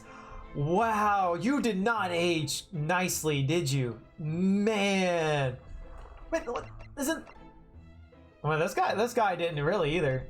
I mean, this guy looks really good for 52, and then you see this guy's 46? Jeez. Maybe this guy's lying about being in the war, and he's also lying about his age. A retired army man who's the landlord of the lodgings rented by the defendant, Mr. Natsume. An old knee injury means he's confined to a chair most of the time. Most of the time. But at other times, he's killing people! Or stabbing women. Okay, shady lodger. Duke, a true gentleman never tries to find out a woman's age. Anytime I see a true gentleman, you know I'm thinking of Leighton. You know I'm thinking of Leighton. Did you notice anything else at all about your lodger, Mr. Natsume? Oh my word, yes, that man was shadier than an orchid. Do you elaborate? Well, take that man's room. Absolutely stuffed full of books, it is. More than anyone could ever read. Maybe he's just a scholarly type. He is a student after all. And he never so much as passes the time of day with another living soul. I haven't seen a single visitor. Ah, that's what it is. She's upset because he never like invited her. she likes him. I just every time like we ask her a question, she's like, like she gets excited. Like that's why I'm assuming she like has a crush on him or something. He just trots off to that old bookshop every day and comes back at 5 to light the gas fire. And the funny little man is up long past the time everyone else in the house has gone to bed. You seem to awfully know a lot about him. Oh, I see. The gentleman on the ground floor gets to bed at around 9 each night. But I've never known that Japanese fellow to retire any earlier than 2 in the morning. Wait, what are you doing up then? Like, that would imply that this woman is also up at 2 in the morning. Kind of a hypocrite at that point. Ah. A hypocrite and a stalker, if you ask me. Could you clarify something, I wonder? What, pray? How do you know so much about Mr. Natsume's routine? See, there we go. Sasato asking the main questions. Oh! I understood that neither of the lodgers live on this floor of the house, is that correct? That's right, yes, they're both below us, on the first floor and street level. Then how is it that you know so much about the lives of your lodgers? The precise times that they come back in the evening, for example. Even the times they go to bed. Ooh, what if they like try to know their schedule so they can like break into their places and steal stuff? That's what it is. They're thieves. Ah! Good grief, Joan, be more careful, woman. Oh my goodness, sir, I'm terribly sorry, sir. Something doesn't add up here. I'm saying it now. He's either the killer or they're thieves. Either way about it, these guys are criminals. Seems that the incident took place at around 5 in the evening. Did you happen to look out the window at around that time? The window? Yes, we noticed that the window over there looks out over Briar Road. The incident took place on the pavement just on the far side of the street. Was there anyone suspicious loitering nearby? 5 o'clock is dinner time in the Garadeb household, so I'm afraid I don't remember seeing anything. How about you, Joan? No, sir, it would have been dusk outside already at that hour. At 5? With fog as well, I should think it would have been quite impossible to see the other side of the road. Okay. The fog makes sense. Oh, I see. Did you notice anything else out of the ordinary then? Such as? Anything at all, even if it seems unrelated? Well... Yes, was there something then? I need me some more chai latte. Well, it's nothing. Ah! For the love of God, Joan, watch what you're doing. Oh, dearie me, what have I done? I'm awfully sorry. Why haven't you fired your maid already at this point? If she does that often, I would have let her go like day 2. Do be more careful, woman. Of course, sir. If I may, Mr. Narrow Hollow. Yes? I have an exceedingly good memory, and as far as I remember, nothing of any significance took place here at that hour. Nothing at all. Oh, really? Mr. Garadeb? The way you were talking before, it sounded rather like there might have been. Oh, well, as I was saying, it was just a trifling matter, really nothing. Ah! Joan, dash it all! What is the matter with you, woman? Begging your pardon, sir. nothing happened. Let her go already, man. Yes, quite. Nothing happened. We sat down to a quiet, uneventful meal. Joan? That's right, Mr. Gowda. What is the matter with these two? LeVay doesn't even correct her. I don't know, like, this man, maybe he just likes the feeling of hot tea pouring on his hand. I don't know. All I know is if it was me, yeah, I would have said something. It sounds like something happened here in this room on the evening of the incident, but what? I wish I knew. Mr. Natsume's room. Do you tell us which floor Mr. Natsume's room is on? Why, certainly, just below us on the first floor. And Mr. Sholmes is investigating there even as we speak? Yes, told me not his name has asked him to look into the matter, so I gave him the key. Mr. Natsume has engaged Mr. Sholmes' services? Yeah, after he was the guy to accuse him and get him sent to jail? Oh, okay. Yeah, he didn't even try. He was just like, yeah, whatever, I'm gonna roll with it. Sorry, I thought you meant Garadeb, like, correcting her, like, hey, stop doing that. It's a blatant lie. It'd be alright if we also had a look around in Mr. Matsume's room, I mean. Don't see why not. It's just down one flight of stairs. Who knows if we'll find anything that could help us with the case, but we have to try. We need all the clues we can lay our hands on, shall we?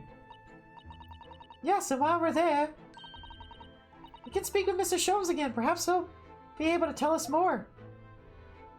You know, I really don't like that this whole time, we haven't gotten any evidence. Except the map, which I didn't even look at. Briar Rose, Meerschaum Street, Calabash Road. So, this has to be like where we're at right now. They said it was across the street. We've really just been on like a wild goose chase of sorts, like trying to track down Sholmes.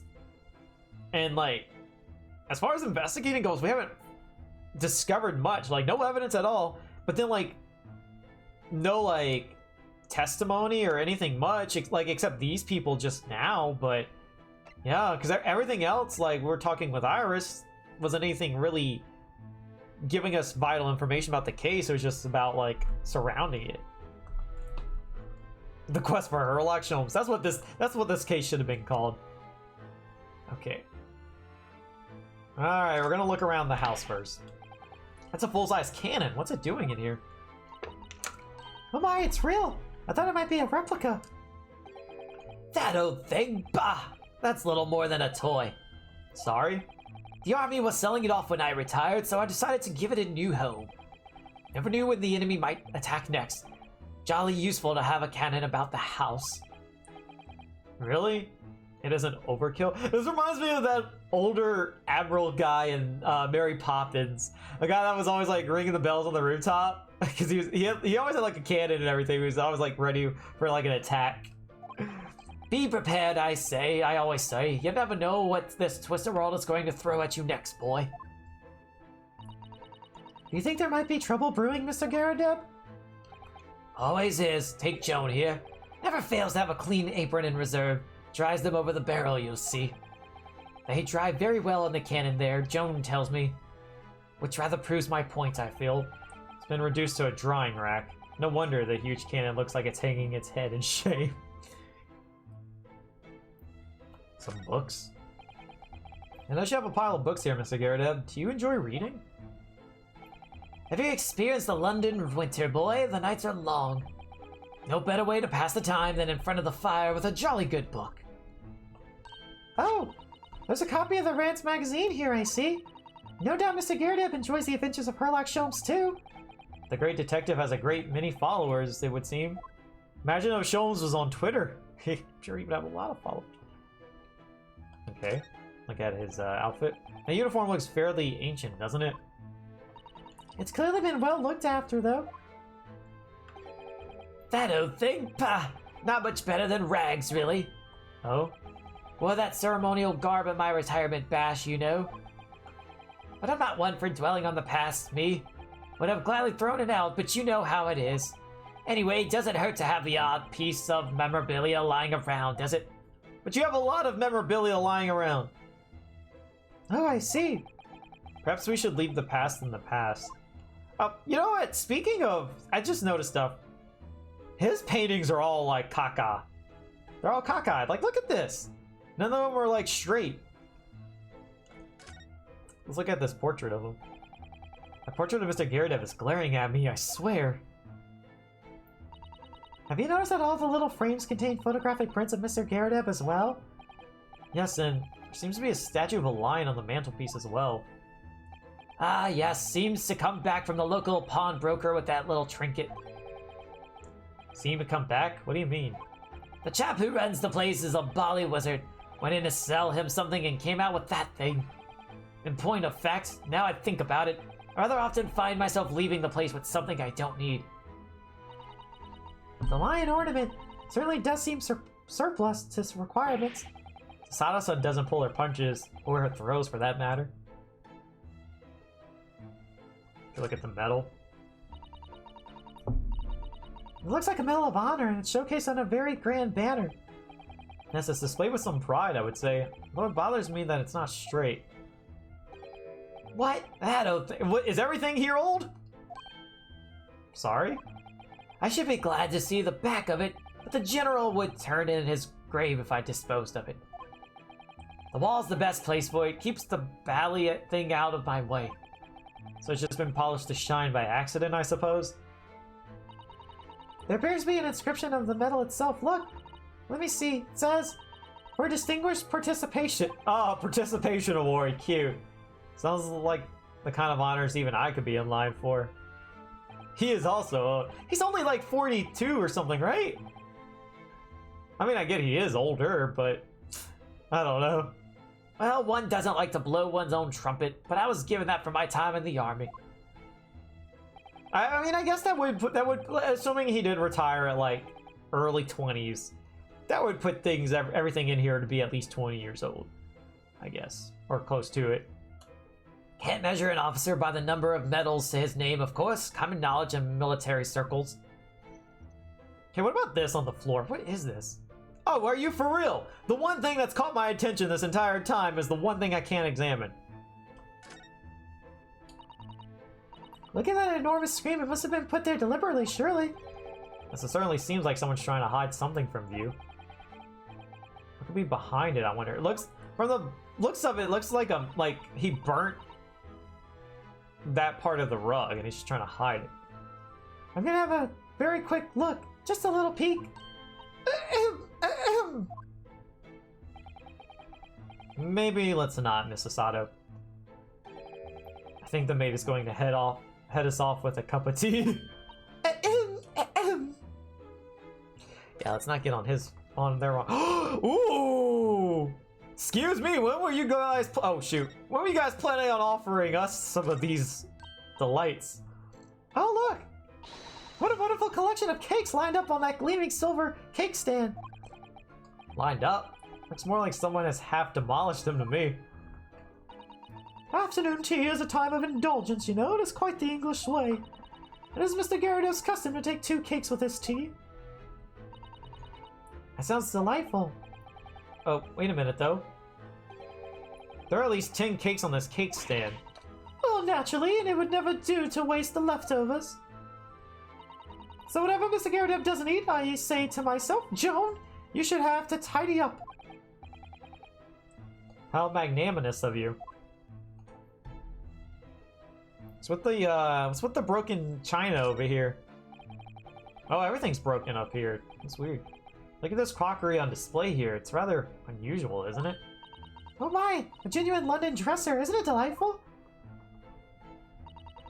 Although the shelves seem to be broken and the crockery is, oh dear, it's in pieces. It really is. The word cracked wouldn't do that chinaware justice. Ah, I wonder.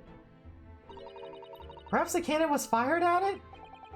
It's probably something like that. Let's not delve too deeply here.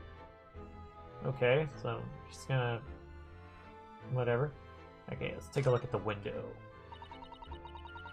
This window looks down over Briar Road where the young woman was attacked. Yes, I can make out the policeman on the far side of the road investigating the crime scene. The glass is rather murky, isn't it? You can't see very clearly. Does this thing open up at all, I wonder? Oh, you shouldn't underestimate the bitterness of a London winter, sir. Sorry? As soon as you open that window, the tea will freeze in the pot. No Londoner would go opening windows at dusk in the middle of winter, I assure you. Seems very unlikely that these two would have ever seen anything of the incident then. Okay, I think we've... Oh. What? Wait. What are we looking at here, though? The big old... things? Oh, okay. Are those motor shells? They're enormous. Motor shells, my bad. I hadn't noticed. What are they doing here? Those old things. A couple of little rounds accidentally fired into the barracks during training, you know. Came a bit of colorful regiment folklore, that incident. You mean you deliberately hunted out the spent shells? Well, I wouldn't say deliberately exactly. They're only scrap iron after all, usually just thrown away, I believe. But you never know when things might come in useful, do you? Useful for what exactly? Yes, well... Joan here did manage to knock one of the bally things on my foot the other day while she was dusting. Oh no! So she burns your hand constantly, and also on top of that, accidentally drops things on your foot. You like, what? You need to get rid of her. Hadn't shed a tear since 1869 before then, you know. Maybe reconsider throwing them away? Alright, is that everything? I think it is, alright. So... now we can... new location. Finally! We're finally gonna see Sholmes. Alright. Let's go see the man of the hour. Mr. Sholmes himself. Wow. What a very pleasant place. I like the cat though. What? Just look at this place. And smell it. It's so musty in here. Suppose it's the mountains of old books that are responsible for that. I'm gonna be real honest with you guys. I like musty book smell. That's like a very, like, nice smell for me. Don't judge me.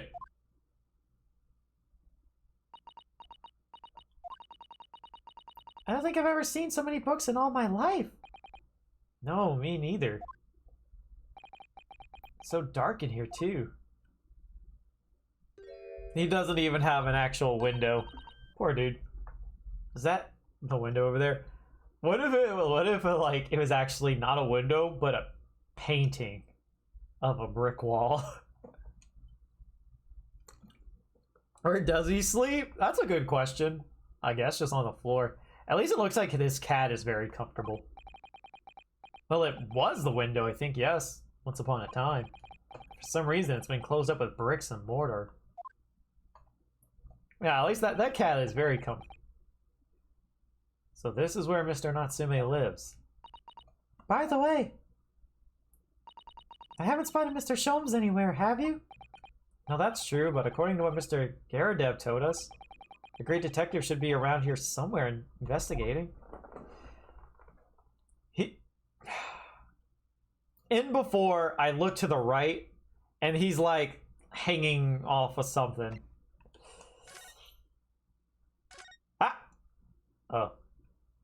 I kind of half expect him to be in like this right here. This probably where Natsume sleeps.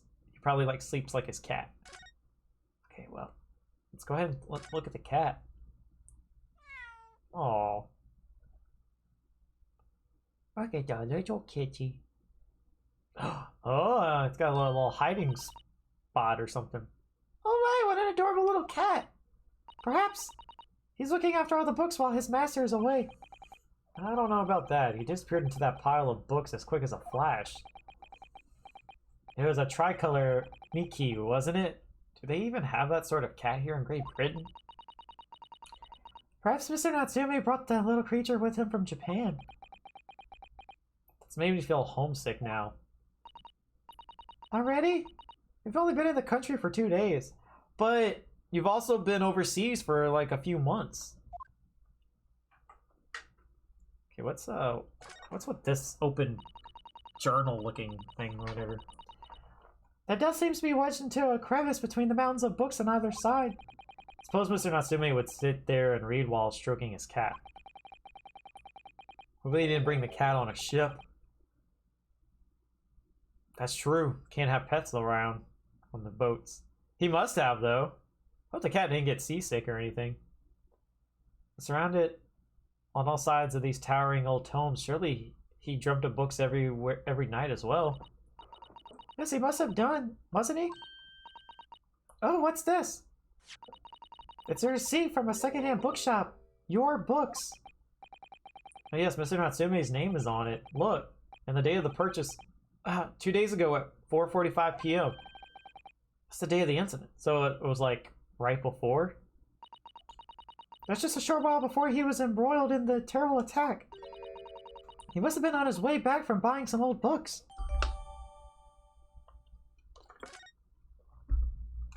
Let's take a look at this real quick. Oh, I can't. Yeah. Okay, let's see. A sum of 2 shillings tendered in receipt of the picture of Monsieur Lecoq. A meal for Beirut, Canterbury Yearnings. Okay. Well, at least we have the other cat in sight. Oh look, it's a beckoning cat from home. It's a bit big and bulky, isn't it? Surely Mr. Natsume didn't bring that Maneki Neko all the way from Japan with him. I hardly think you're in position to comment, Mr. Naruto. Mr. Stowaway himself. Aren't you reading the enormous Daruma doll that you brought in your... I thought she was like saying like how he was like basically in a giant suitcase himself. Go Gaming, how's it going? I remember your name. It's been about a year. Yeah, it's been a long time since I've seen you. How you doing, dude? Well, it can be dangerous traveling abroad. I wanted a lucky charm. I imagine Mr. Natsumi wanted the same, and this cat is sure to beckon good luck to him. It's not even doing a very good job so far, is it? I was about to say it's not moving. He doesn't say such things. I didn't say a word. Why are my eyes such a giveaway? Yeah, imagine like getting good luck and you get this shabby rundown place. You get accused for attempted murder. What's this? There appears to be some sort of meter on the wall here. It looks very robust. He shouldn't be covering that, honestly. I wonder what it's for. There's a slot for inserting coins here too.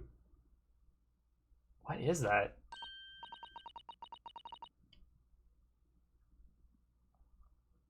Work never stops. I hear you.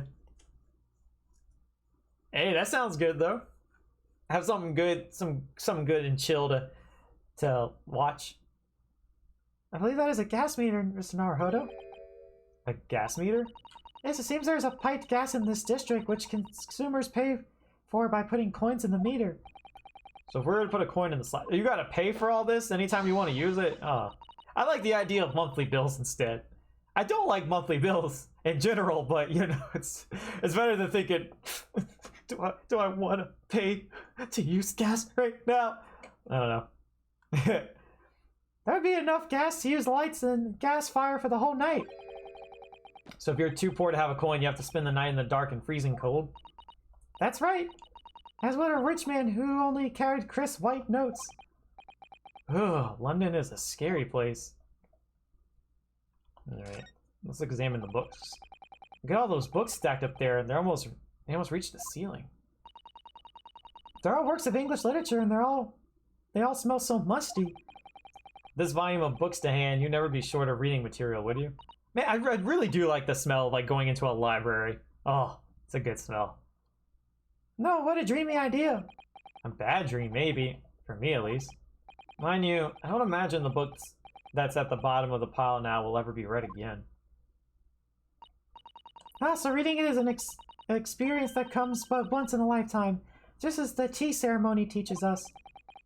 I certainly didn't expect the conversation to turn down the path of a tea ceremony philosophy. For real. I can't examine the little bag? Hydrate? I gotcha.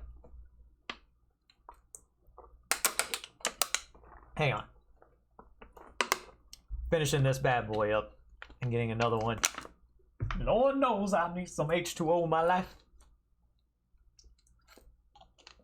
Alright. It's not really much we can examine. Oh, I can examine the brick wall.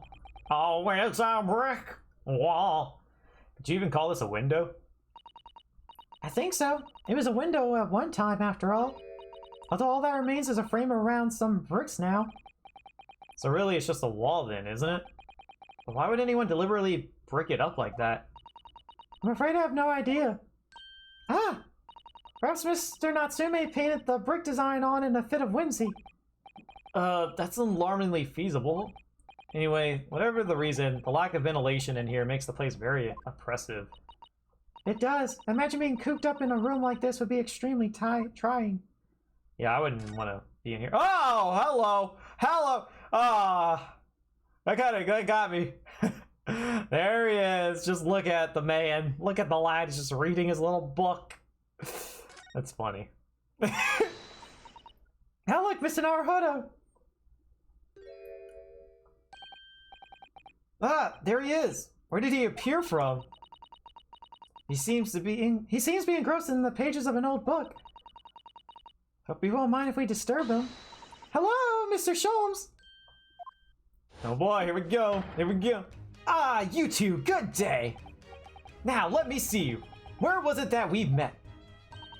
Oh, Mr. Sholmes, we're together on the SS Bureau. Yes, of course, the Bureau. And let me see. What happened on that voyage? It was Kasumi Asogi. He died tragically, but you're a great help to us. Maybe he sleeps on the books? Ooh. That's gotta hurt your back. Ah, yes, but of course, the case of Mr. Asogi. Okay, there we go. I had to remember what his voice was. It was the one with the snake, wasn't it? Oh! Well, you seem to remember something of it at least. That was like 2 days ago. How did you forget? What an honor to be remembered vaguely by the great Herlock Sholmes. Or okay, maybe not 2 days ago, but at least a few days ago, right? No. My bad. I forgot. They had at least another month on voyage, so it was not a few days ago. So it is kind of fair that he may have forgotten, but he must have seen him on the boat at least. I would assume, right? Hey, how's it going, Ken? Did you die 30 times? That's all we expect from you. This is Mr. No, my dear madam, hold your tongue. I pride myself on my superior powers of recollection. Your names are safely recorded in my brain attic. Your brain attic. Okay. Probably 20. I ended after an hour though. I hear you. Well, I hear you. Miss Naruhodo. Oh, at least soon to be Miss Naruhodo. Shipping. And Mr. Sasato. Try the other way around, Mr. Sholmes. Ha ha ha! I lose the first round. Oh man. In truth, I had hoped to invite you both to my Baker Street suite the day we arrived in London. But some Scotland Yarders ambushed me at the railway station and whisked me away to a crime scene. It was an entirely trivial case, of course. I solved the matter in no more than 30 minutes. So they apprehended Sasaki-san in that short amount of time?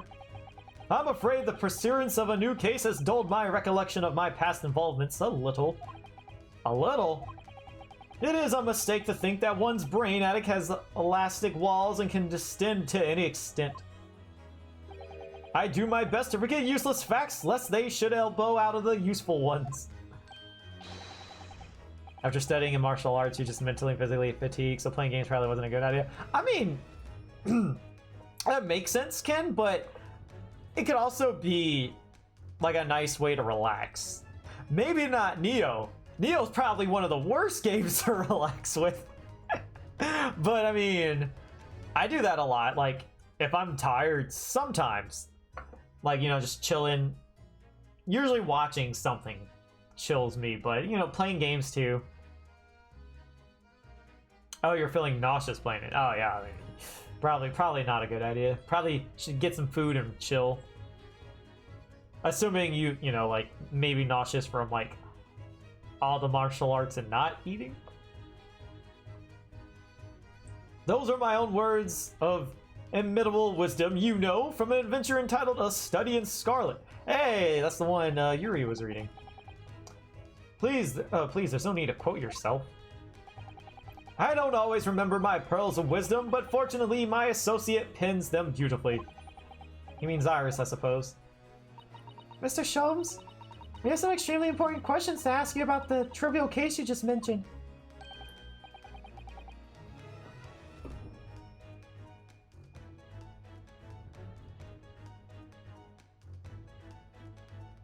Yeah, that makes sense. Definitely, like, I get it, but yeah, just make sure you are getting enough in your diet. Goodness, what an earnest expression. My dear madam, should be only too pleased, and this murky room is an apt place to discuss the murky case. How old is he again? Or we don't know. Oh, 34, okay. Yeah, I already looked at that. Okay. Hang on. I want to show you this really nifty. Ah, I did it again. I go back and forth with, like, presenting it and actually examining it. Mr. Naruhodo, please. Despite aspersions to the contrary, I am a professional. If I am to unleash my deductive powers on that trinket, I must ask for a sum of 3 pounds in cash. Hey, buddy, you can't do it for free for old time's sake. Oh, I don't need you to make any deductions about it. I was just wondering if you might know. Mr. Naruhodo, as a professional, I insist that if I am to offer my opinion on that trinket, I must ask for a sum of 3 pounds in cash. I believe Mr. Sholmes has his eye on an expensive copy of the complete works of Shakespeare. Yes, to stand on the stage amid rapturous applause, it has long been a dream of mine, as you know. I literally had no idea. Studying, turning your brain to mush all the time. Oof. I feel that. Oh, no, shoot. Okay, let's actually converse. He looks good for 34. I thought he was in his 20s. You know, this would be the lodgings of a Japanese foreign student by the name of Soseki Natsume. It seems that you assisted in his arrest, Mr. Sholmes, for the stabbing of a young woman outside here on Briar Road. Natsume, yes, I believe it was a name rather along those lines. What if... I don't think this would make sense at all. There would have to be like a certain way about it and a certain reason why, but what if she stabbed herself? I don't know. She didn't die, and that already throws me off. Like, there's always a victim in every of these cases. There's always a victim. What if this woman stabbed herself for reasons unknown? It's a little theory right now. Anyways. But Mr. Natsume denies it. She stabbed herself. I don't know why she did that, but yes, I'm going with that.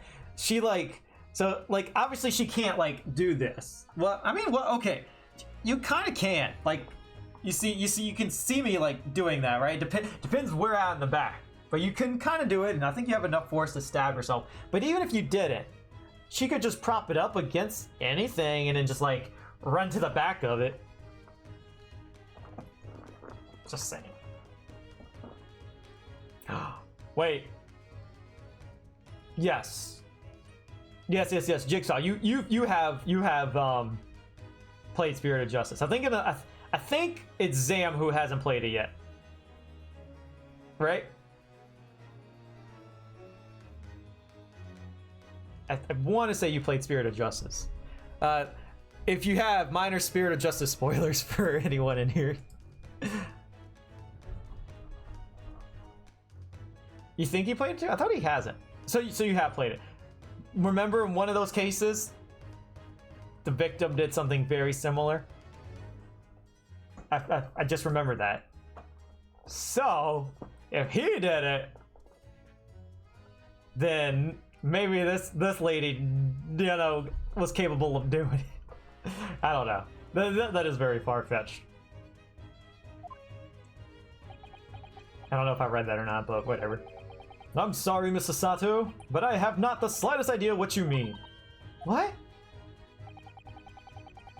I can't believe he was looking Sasato-san squarely in the eye while feigning ignorance. I assure you, I am not merely feigning ignorance. Oh no, he's a mind reader. It would appear as if the pair of you are under some misapprehension. Oh? How?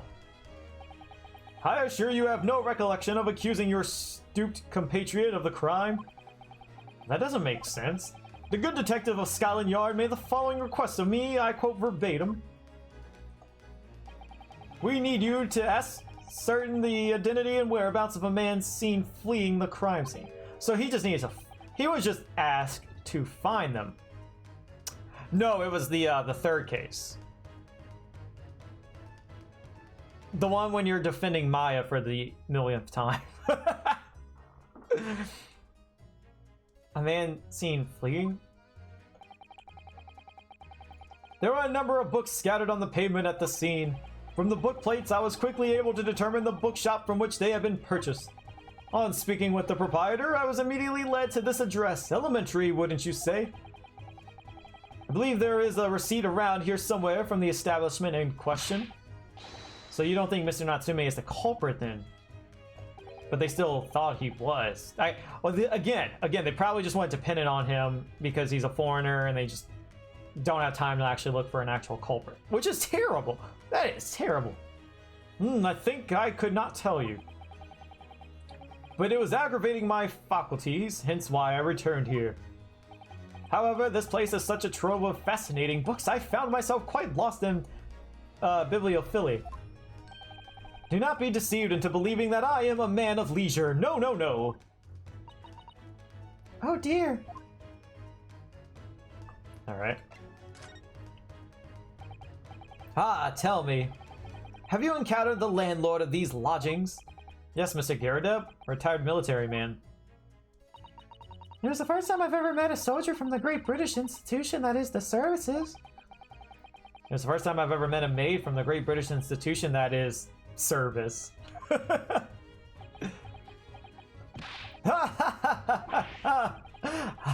didn't think it was that funny. Oh, my bad. I didn't think it was that funny. I do apologize. As you may well be aware, many households in London employ a maid. Yes, I read as much in my Great British Primer.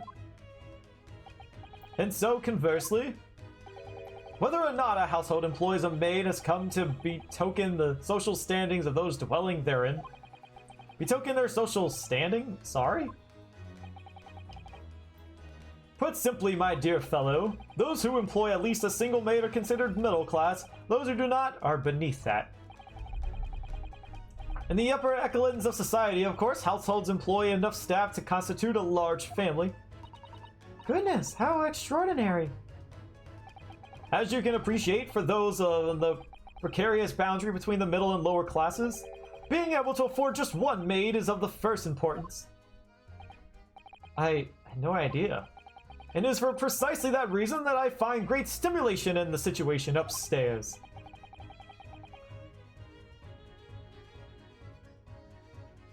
That would... Okay, so, I'll be honest, I don't remember anyone's name at all in that game. I really don't. Especially like all like the weird names. I remember very little. So it's kind of funny to read that, like thrust with a knife. Yes, that one. That one.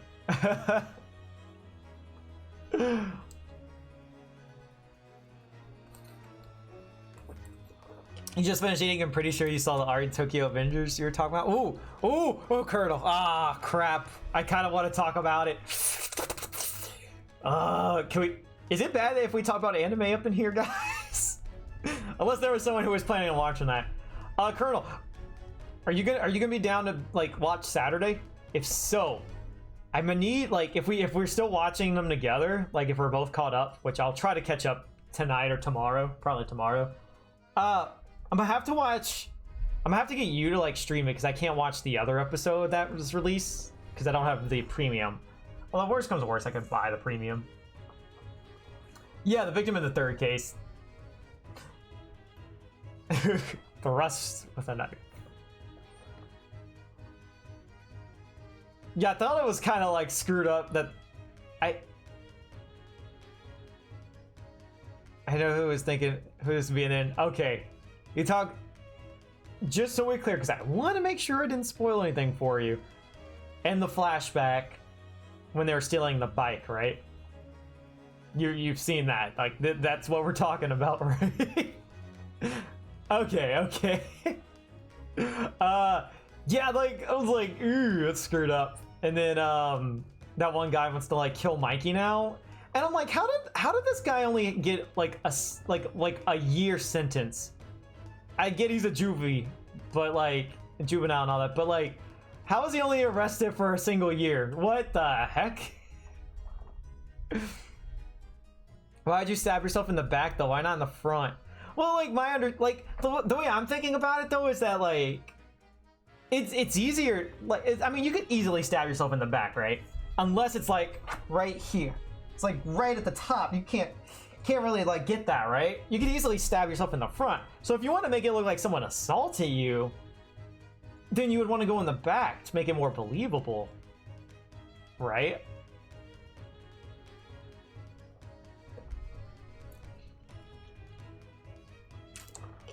Okay, that sounds good, Colonel. Okay, I don't know. I like that's just like a thought in my head that maybe she stabbed herself if there was no witnesses, because that's what I'm still thinking. Colonel, can you ban that, please? No one click on that because I don't know who that is. So I was just thinking, like, if there was no witnesses, she must have done it to herself. That's why I'm thinking she stabbed herself in the back. I appreciate that, Colonel. Thank you. I don't know. Jigsaw, I'm gonna laugh if, like, for whatever reason, I'm right. And I know I'm not right. I know, like, that's probably, like, totally wrong. I'm gonna laugh if I'm right and then, like, talk about it with you, like, after this case is over.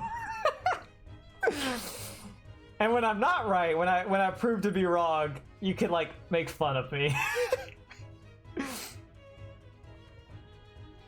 Yeah, you would at least be 18. Like, I don't know. I think that was crazy.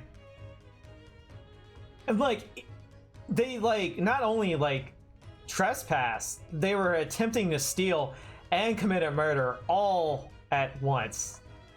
I don't know. And he only got a year sentence, and the other guy didn't even like. He got clean. Oh, it's so good. We'll talk more. I'm definitely gonna talk more about it with you. But I will tell you that's all I've seen. I started watching the episode after that. I was gonna watch it all at work today, but no service, no internet. So I'll definitely watch it like by tomorrow, and we'll talk about it. Anyways, so sorry about all that. Anyone that was just watching the case, sorry. Anime. I'm a weeb. We're weebs in the chat. Specifically in the retired army veteran, Mr. John Garadab. Oh. A fable as he is, the fellow is hiding something. You probably won't be caught up till tomorrow. Oh, that works for me, dude. That works for me. I'll be able to catch up at the same time with you then. Yeah, I hear you. Whether or not it imposes on the circumstances of this case, I am as yet unable to ascertain. I'm thoroughly lost on what he means to say. We're gonna talk about the room. This room is thoroughly suffocating for the soul, my dear fellow. I assure you, any man whose lot is to dwell in a place such as this will stab someone sooner or later. Mr. Natsume has stabbed no one. Ah, but sooner or later, as I said. I don't believe that's the issue here. About this dark little room, Mr. Sholmes. Why is there no longer a window? Do you have any idea? No window? Well, I mean, I can clearly see that there is a window of sorts. But it's been completely blocked with bricks. Ah, I see. The answer to that question is quite simple. Window tax. Window tax? Window tax? What is that? Surely, not a tax on windows. How is that a thing? Precisely that. Oh my goodness. Until relatively recently, a tax was levied on households in this country by the number of their windows. What the heck? Those of lesser means, having inherited a sizable and costly family home perhaps, rapidly closed windows up, while the rich opened windows here, there, and everywhere, in an effort to curry favor with those in power by furnishing them with large sums of tax money. That is screwed up. How awful and unjust. Forcing people to live in rooms devoid of light? Oh, that's very dreary, huh? Indeed, disease was rife as a result. So, some 40 years ago or thereabouts, the window tax was abolished. So this was just like a result of them just not opening it back up then. But its legacy remains, as you can see. It's squalid lodgings such as these, for example. Suppose Mr. Natsume's stipend for living here in London isn't very generous, perhaps? It would appear so. I've done a little digging and discovered that these lodgings were offered at an extraordinary low price. Because the room is so awful, I should think? Apparently, Mr. Natsume only moved here in about 1 week ago. Yes, that's correct. However, I don't believe the low rent is explained by the shabby nature of the accommodation. Oh? Still, that is of little relevance here. A matter not worthy of further attention. Are you sure? I'm curious now.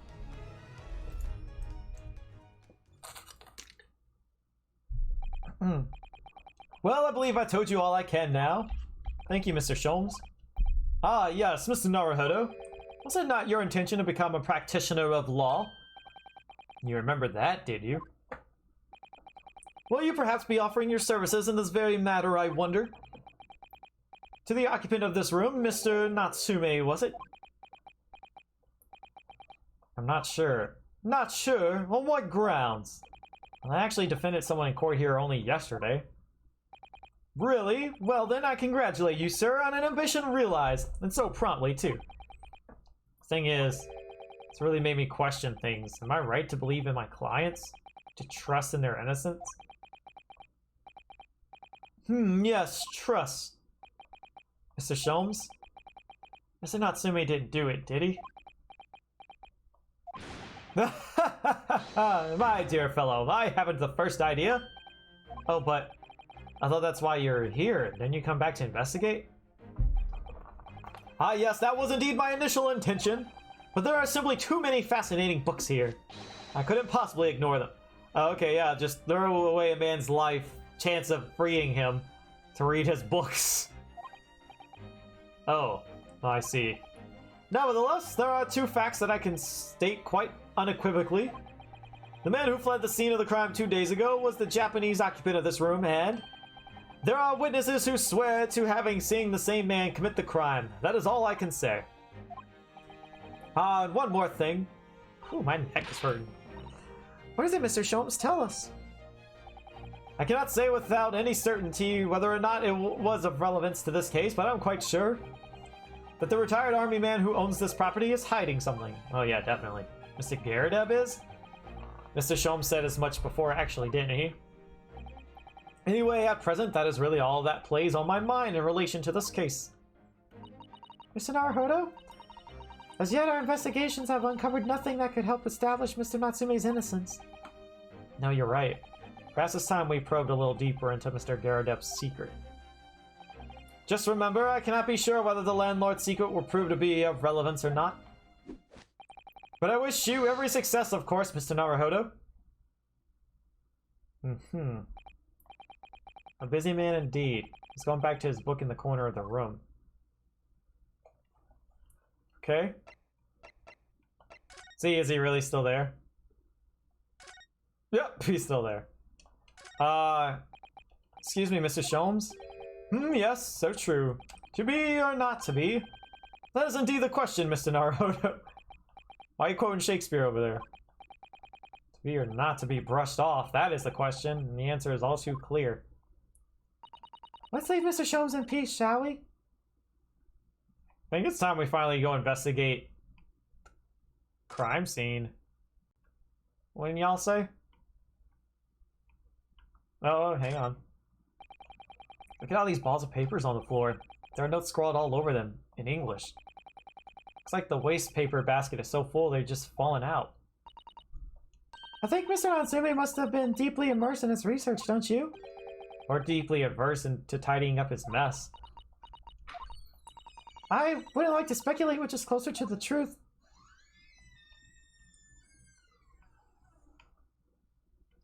Is there anything else we can look at? Yeah, there's like nothing else here. I thought we would get at least more info. I mean, I get, like, this man's probably not connected to the crime, which I guess would make sense that there is nothing here. I say let's go to the crime scene, see if they're done investigating. And also, let's examine this bike. Oh, a British bicycle, look! Although the wheel is so misshapen, I'm sure it couldn't possibly be ridden anymore. Someone must have been doing some breakneck cycling. Seems bicycles have become extremely popular in London recently. There's even a movement to change women's dress to allow them to ride as well. The bicycle fad won't last. I don't see why anyone would want to ride something like that. Goodness, do you dislike bicycles? No, not at all. I mean, it's not that I dislike them exactly. He doesn't know how to ride. It's just that any occupation that involves taking both of your feet off firm ground seems reckless. You ever tried walking on stilts and fall into a river? I know you agree with me. We'll have to hire a bicycle sometime. You can sit behind me while I ride you around. Strand Street. That's a rather typical old brick building, isn't it? I'm sure it has a long and interesting history. Well, time certainly seems to have taken its toll on the place. It's crooked and sagging all over. In fact, it looks in decidedly worse shape than the other houses around here. According to Inspector Gregson, that's the house where Mr. Natsume has lodgings. Just across the road from where the incident took place. I see. Must be awful for Soseki-san getting caught up in something like this in a foreign land. Oh, hey. Why is this like this? Oh. Ooh, what if something was dropped onto the fence? And if you look, there's no windows on the first two floors, meaning Mr. Garadab is the only one who could throw stuff out the window.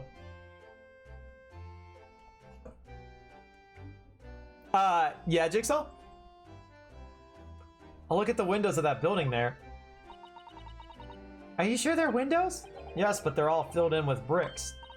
Oh, you're right. I wonder why. Perhaps this is empty property where nobody lives at the moment. I totally get, like, this conversation they're having. I was supposed to, like, see before we went into that house. But whatever. There's smoke coming from the chimneys, though. Ooh. Sorry, my neck is like, ugh. Oh dear, everything still feels very foreign. There's not much we have to learn. There's so much we have to learn about this place.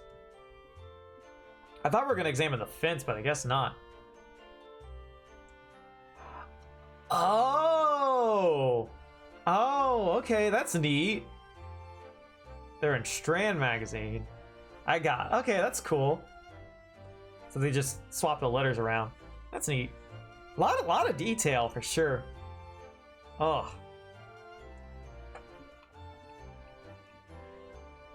Are we gonna see the chimneys? Do you see all the black smoke rising from the chimneys over there? It says here that in Great Britain, many people heat their homes in winter using coal. The only chimneys I really remember seeing in Japan were on top of the bathhouse. You think some of those houses should be on fire? Or could be on fire? Not at all. Well, even so, that much thick smoke billowing up to the heavens is surely going to turn the whole sky black sooner or later. Global warming! Pollution! Gosh, you may be right about that. It also says Strand Street on the omnibus. You notice when Zam was looking at it? Oh, that's neat. I don't. The only thing I remember on the omnibus was it saying Phoenix, right? Is that like a Capitol building of sorts or whatever? The clouds look so big and heavy in the sky, don't they? That's neat. So they're kind of connects with this then, and with the dense fog as well. Everything looks hazy. Well, it is known as Foggy London Town. I can just make out some sort of spire through the fog. It looks like it's still being built though. Aha! Yes, that must be the Crystal Tower being built for the great exhibition that's to open in 6 months' time. Apparently, it's going to be very striking, glazed on all sides, and the symbolic centerpiece of the exhibition. It's be the largest exposition in history, is it? Can't even begin to imagine it. Okay. Wait. Oh. Okay. Can examine the street. There are piles of snow on the pavement here and there, but the road itself is covered in carriage tracks. It seems carriages often travel down Briar Road. Soon disperses all the snow. So no footprints. I slipped over when I was walking down the pavement earlier. Seems like it would be far safer to walk on the road instead. Oh, but you're rather small, Mr. Naruhodo. All dressed in black. Yo, Steven! That was a quick 2 years. That was a quick 2 years. We're speed running over here. Thank you for the 24 months. 2 years! 2 years! Can we get some love in the chat for Steven? How's it going, dude? Oh, but you're rather small, Mr. Naruhodo. You're dressed all in black. Alright, Coachman might not see you and you could be flattened by horses. Wow. Well, I'm glad you're concerned about that, I guess. Well, thank you for that rather small concern. Jeez. The daily news. Can't really examine anything here. Can examine this, though. It's pretty good. Kind of had a bit of a scare the last few weeks. I've had been taking care of family members who have COVID, and they're having trouble breathing. So I was taking care of them. And last week we were dealing with a hurricane in our area. Thankfully, we're all fine. Just lost power and lost cell service for a while, but we're good. We got very lucky, very blessed for sure, because it was heading our way and it kind of deviated at the last moment, so we didn't really get hit with the heavy part. So that was good. Other areas were not so fortunate, sadly. Oh, that's a Scotland Yard carriage. They use vehicles like that to rush to crime scenes and cart away criminals. You're very well informed, aren't you? It's long been a dream of mine to ride one of those through the streets of London. Well, just pick up a stone and throw it through one of those windows. I forgot. I wanted to go look at the broken window. Naruhodo reminded me. That would mean being arrested in order to ride it, wouldn't it? Still, if it's the only way, help me find a good stone. No, I wasn't serious. They totally reminded me about, oh, we can't examine this. Never mind. Okay. Hey, hang on for 1 second, guys. Hang on.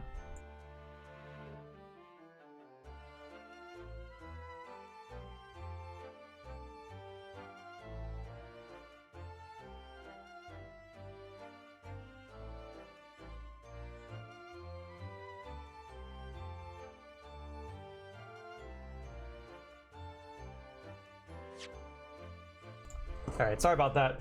Also, I just dropped my remote. 1 sec. Sorry about that.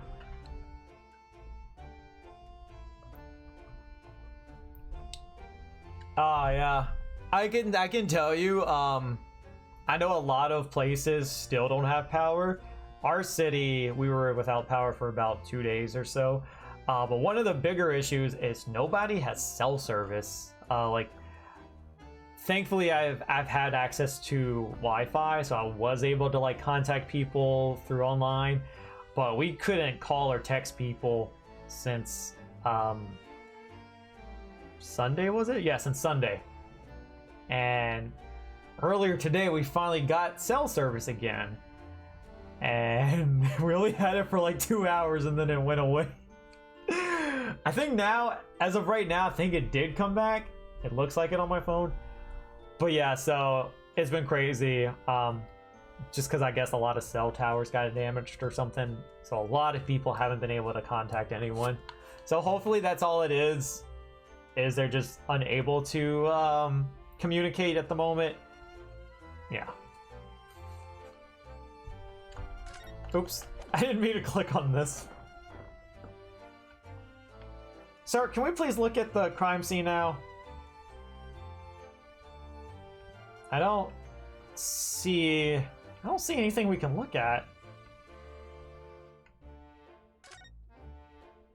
Maybe we need to go back and talk to Garrideb? Maybe he's got something new to say. Like, they were hinting he's got something he's keeping secret. A trunk line got hit. That would make sense. I just hope that, you know, like, people are able to contact family members and friends, because I can imagine, like, thankfully, personally, like, most of my family does live nearby, and I have been able to reach out to them, so I know everyone's okay, but yeah, it's definitely scary not knowing that. Ah, you pair again? Tell me, was a detective chap, I forgot his name, still hard at work down there? Oh no, not this guy's voice. My throat can't handle it. Mr. Herlock Sholmes? Ah, yes, rings a vague bell. All that detective business isn't really my thing, I'm afraid. Well, Mr. Sholmes is in his element down there. Jolly good show. Another cup of tea, if you please, Joan. Are you sure that's a good idea? She's gonna spill it. Now then, why don't you tell me why? For the umpteenth time, woman, will you watch where you bollywell doing? I shall be serving dinner shortly, sir. Yo, can I stay for dinner? Yes, of course. Frightfully rude of me, but I'm afraid I shall have to ask you to take your leave, if you would be so kind. Wow. This guy doesn't invite me for dinner? That's rude indeed. I don't mind leaving. I know I just got here and you're asking me to leave. That's not rude. You got things to do, I got it. But when you're eating and you're not gonna invite me, that's where I draw the line, sir. Ah, yes, of course.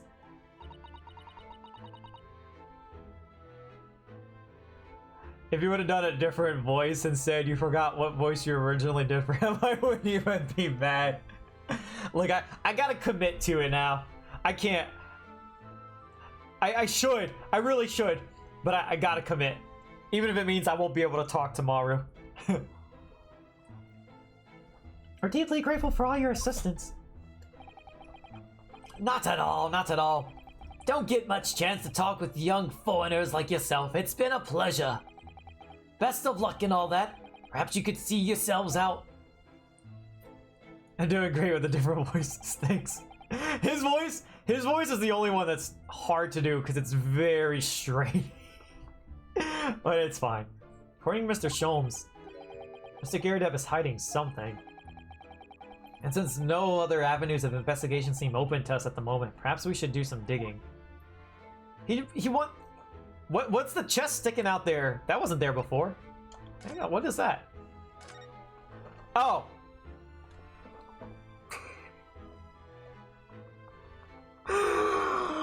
Of course it's Sholmes. Of course it is. I only saw this. Oh, I can't see it right there. I only saw that. I saw like his little knapsack or whatever, and I thought it was a chest. No, that's, of course.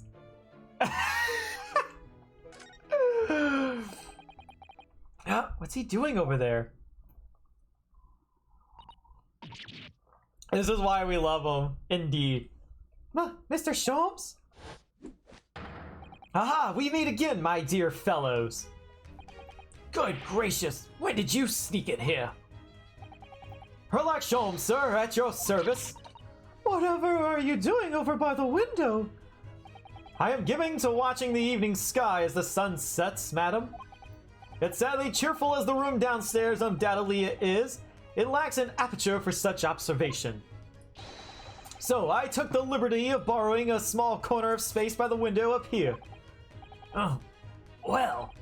Keeping an eye to one's window at dusk is the prudent thing to do in London, I'm gathering. Ah, and one other thing, Mr. Naruhodo. Oh, me? I thought perhaps you might be in need of a certain great detective's great mind. Wait, he's not talking about... Is he... I didn't expect to be going through that again so soon. We're gonna do his little deduction thing, logic thing. Do you mean Mr. Sholmes? There is a mighty secret in this modest room. Yeah, the floor is burnt over there. I already figured it out. My eyes even see the most trifle of trifles. Trivial of trifles. I take it you're prepared, Mr. Naruhodo. I think so. There's just time enough for one of my greatly admired great deductions. Let us conclude the matter before dark. Alright, let's do it. Mr. Garadeb, though it would seem you are a military man of considerably distinguished service, you're standing as a landlord and most certainly not what one might call first rate. I'm afraid, sir, that it is all too clear to me. There are two conclusions I have been able to draw by careful observation of your living arrangements. I beg your pardon? The first is that even as we speak, you are concealing the presence of a ferocious beast in your care. Wait, what? There's an animal back there? I thought he just burnt the floor right there. And the second is that as a result of the beast's violent rampage, you have lost something very dear to you. Mr. Naruhodo, look! The old man's broken out in a cold sweat. Unbelievably, it seems Mr. Sholmes' conclusions are both spot on. How could you possibly? How could I possibly know? You mean to inquire? The answer couldn't be simpler, sir. For in the dense jungle of logic and reasoning, I am the king of beasts. And I know only too well the wild beasts are not easily tamed. So, shall we begin? Once again, Herlock Sholmes is proud to present his Logic and Reasoning Spectacular. Cue the lights. The great deduction. The game is afoot. Topic 1. Nature of the beast. It certainly shouldn't take a great detective to see that a fearsome beast has been on the rampage of late within these four walls. Thus we are faced with the question, what form might this beast take? For a man with a military breeding, your eyes are uncommonly candid. Your furtive glance, Mr. Garadeb, leads us directly to the answer. The lion? The true nature of the beast that has run rampant here is revealed by that lion statue. Yes, though an army man, you appear unimposing at best. A fact that has filled your admiration for the mighty lion, the king of beasts. What is this pifle, I ask you? In the end, your admiration became so great, in fact, that you had a living, breathing specimen shipped from India, which you tried to keep in this very house. What? Oh, look at his face. I've never noticed it until now. Well, I guess we've never seen it until now. And yet, would such a wild beast prove more difficult than you ever imagined? The chilling traces of a wild rampage are all still very much in evidence. Well, Yet as we look around, the beast in question fails to present itself. Where could this very angry creature have disappeared to? Madam? me? I pray you do not consider me unchivalrous, but it is plain to me with one glance in your direction. It is? Oh, your dress pocket gives us a handsome clue as to the beast's current whereabouts. for protruding from its handbill advertising a circus show. Oh, Well, how do you know? Okay, the paper looks folded up though. How did he know that? Yes, you sought to dispose of this terrifying lying, Mr. Garadeb. At Bad East Circus, a traveling show currently sojourning in a nearby park. I have observed the tents. You sold the savage lion, sir, to the circus troupe. I most certainly did not. I believe I've made my point. Give me 1 second. Hang on. Sorry. 1 second, guys.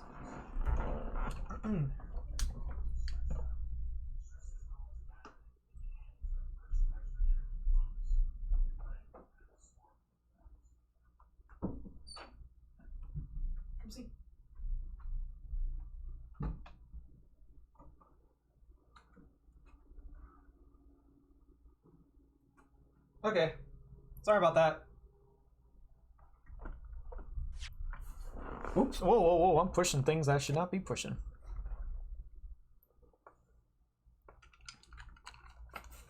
Fearsome beast which ran amok in this room was an Indian lion. And a simple visit to the circus now will reveal the lion prancing jubilantly through a ring of fire. This guy. Holy moly.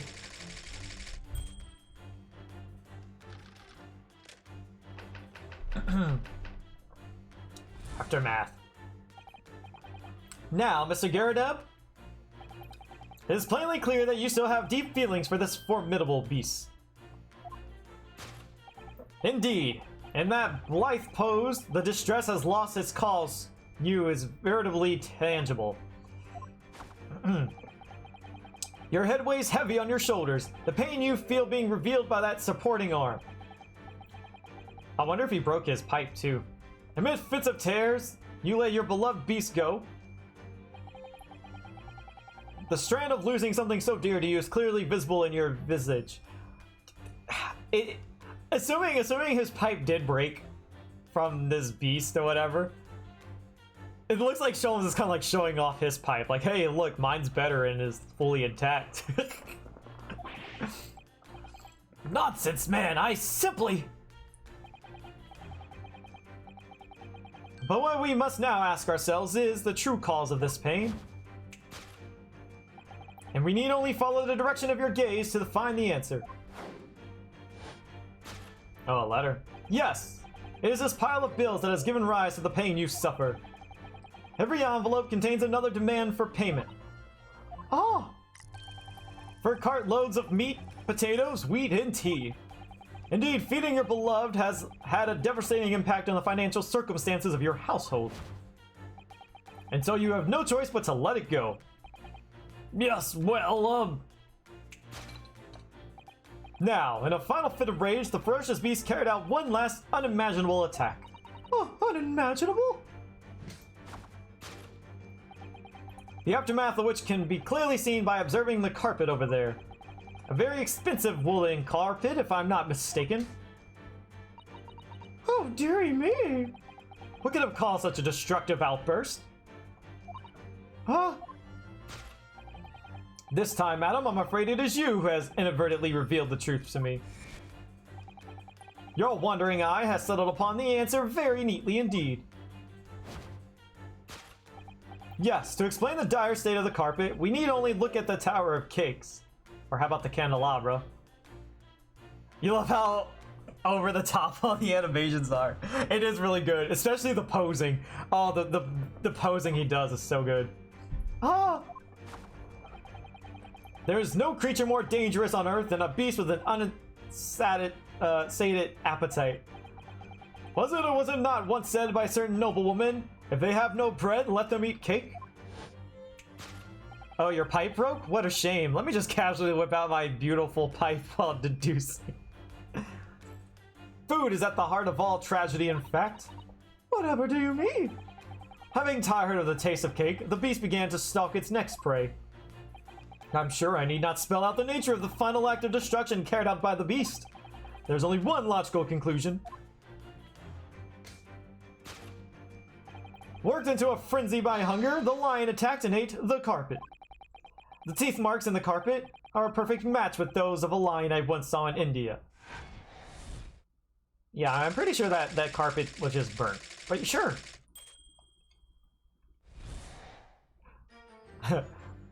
The lion ate the carpet. It's funny to think about. Unless he was just playing with the wool. Thus concludes Herlock Sholmes' great deduction of this beastly puzzle.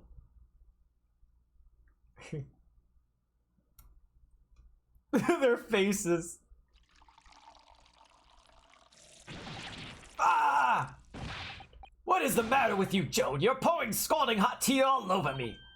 Oh, I'm sorry, Mr. Garrett. I'm afraid I didn't notice. He just wants people to know he went to India. Yeah, that's what it is. He's like trying to show off discreetly, but not being discreet at all.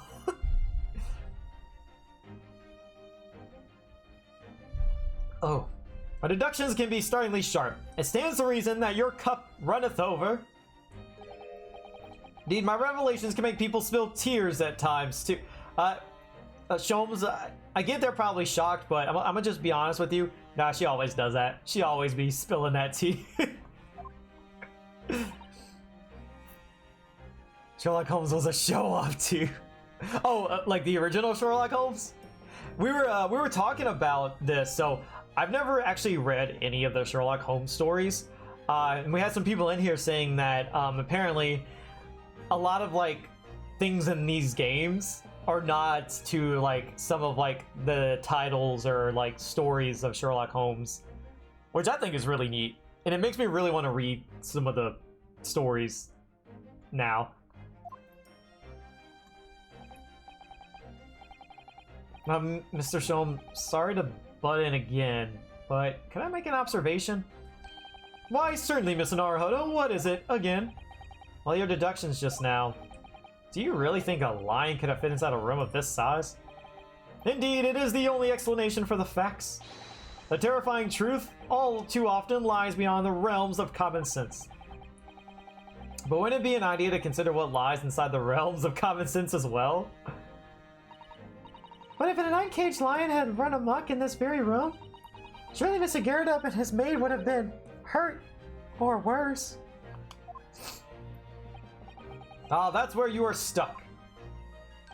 No doubt the former military man held his own against the beast using the large cannon when he threatened to shoot the lion. They said they sold the lion to the circus. And what about the food? Meat and potatoes are one thing. Yeah, but wheat and flour or whatever it was. Oh yeah, oh, tea, that's what it. But I don't think I've ever heard of a lion that drinks tea. Well, maybe the tea was for him. The meat was for the lion, the tea was for him. Guys, okay, I solved the case. So he went broke. This guy isn't going broke buying lots of food for a lion. He went broke buying lots of tea because the maid is spilling it all over him. My dear Mr. Sato, it occurs to me with some regularity that irrespective of race and breeding, whenever anyone lands on Great British soil, they are infused with the highly appropriate taste for afternoon tea. Oh, what a glorious notion. Got him. Well then, Mr. Naruhodo, it's your turn to shine again. I had a feeling that was coming. A slight massage, that's all Mr. Sholmes' deductions need. You can do it. Speaking of massage, I need a massage on my back. Excellent. I've been waiting for my trusty partner in deduction to step forward. Mr. Naruhodo. We don't even know yet whether or not this is going to help with Mr. Natsume's case. We really have not, like, investigated the crime at all. Like this is so wild from, like, other Ace Attorney games. We have, like, no evidence to our name. We got a map and a receipt. That's it. Still, uncovering the truth is always worthwhile, whatever the motivation. At least, that's what I want to believe. Let us start again. From the beginning. Of Herlock Sholmes' logic and reasoning spectacular. Alright. Course correction. Hold it, Mr. Sholmes!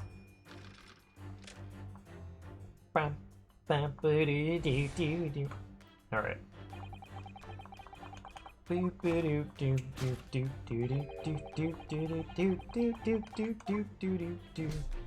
I mean, I'm gonna do autoplay. There we go.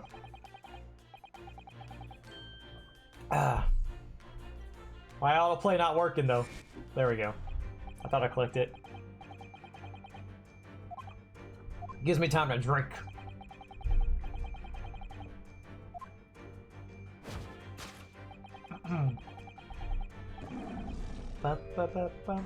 Okay, turn off auto.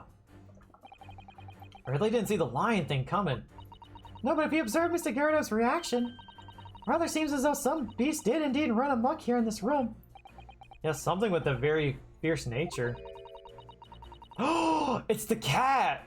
What if that cat doesn't belong to, Oh, hi. Come see. Come see, Jack. Jump. Come on. Gonna sit on my lap, you gotta jump. sorry. What if the cat actually belongs to Gyarados, and the cat can just somehow, like, find, like, little holes or something and get around the place? I don't know. They could have been the lion. Okay, I read that, I think. So what was it then? We must follow Mr. Gyarados' gaze. That will lead us to the true answer.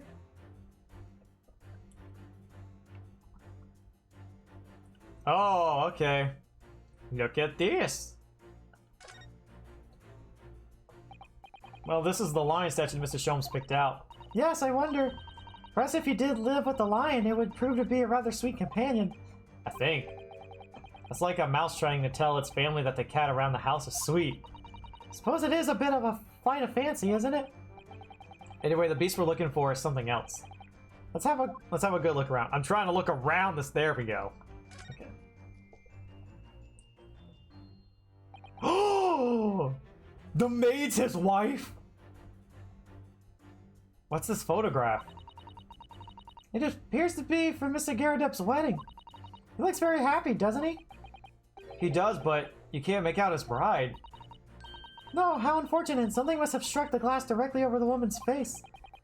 I wonder what happened. Probably best not to delve too deeply there.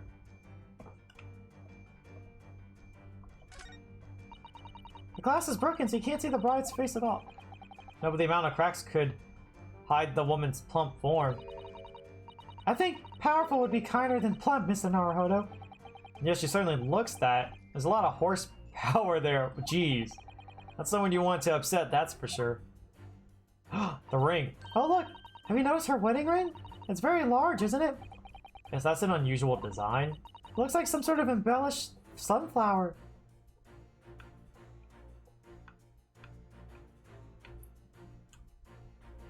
Let's look at him, I guess.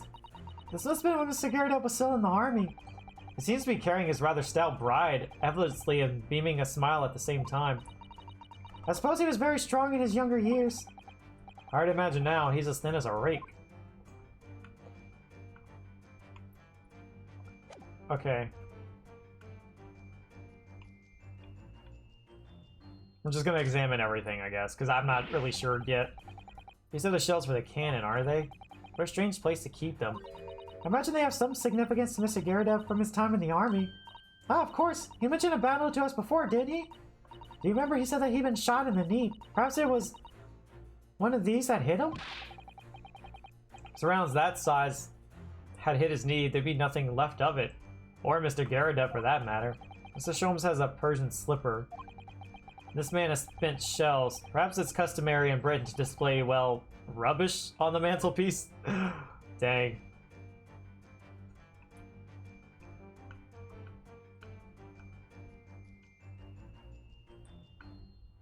The true nature of the beast that has run rampant here is revealed by that line stitch. So I'm guessing is revealed by the photograph frame. Take that! Nope. Whoopsie. Whoopsie. That's a sizable shelf. Looks like an 8-inch. Yeah, it is a big shelf. Especially if it's holding, like, motor shells. Okay, maybe I was supposed to present, like, the picture. It's like, zoom in on the picture and, like, do that, maybe? Okay.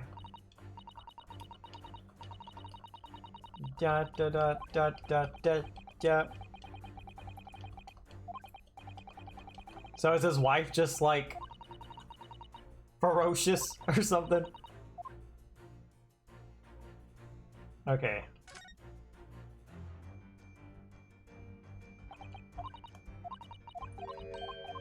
Do we need a...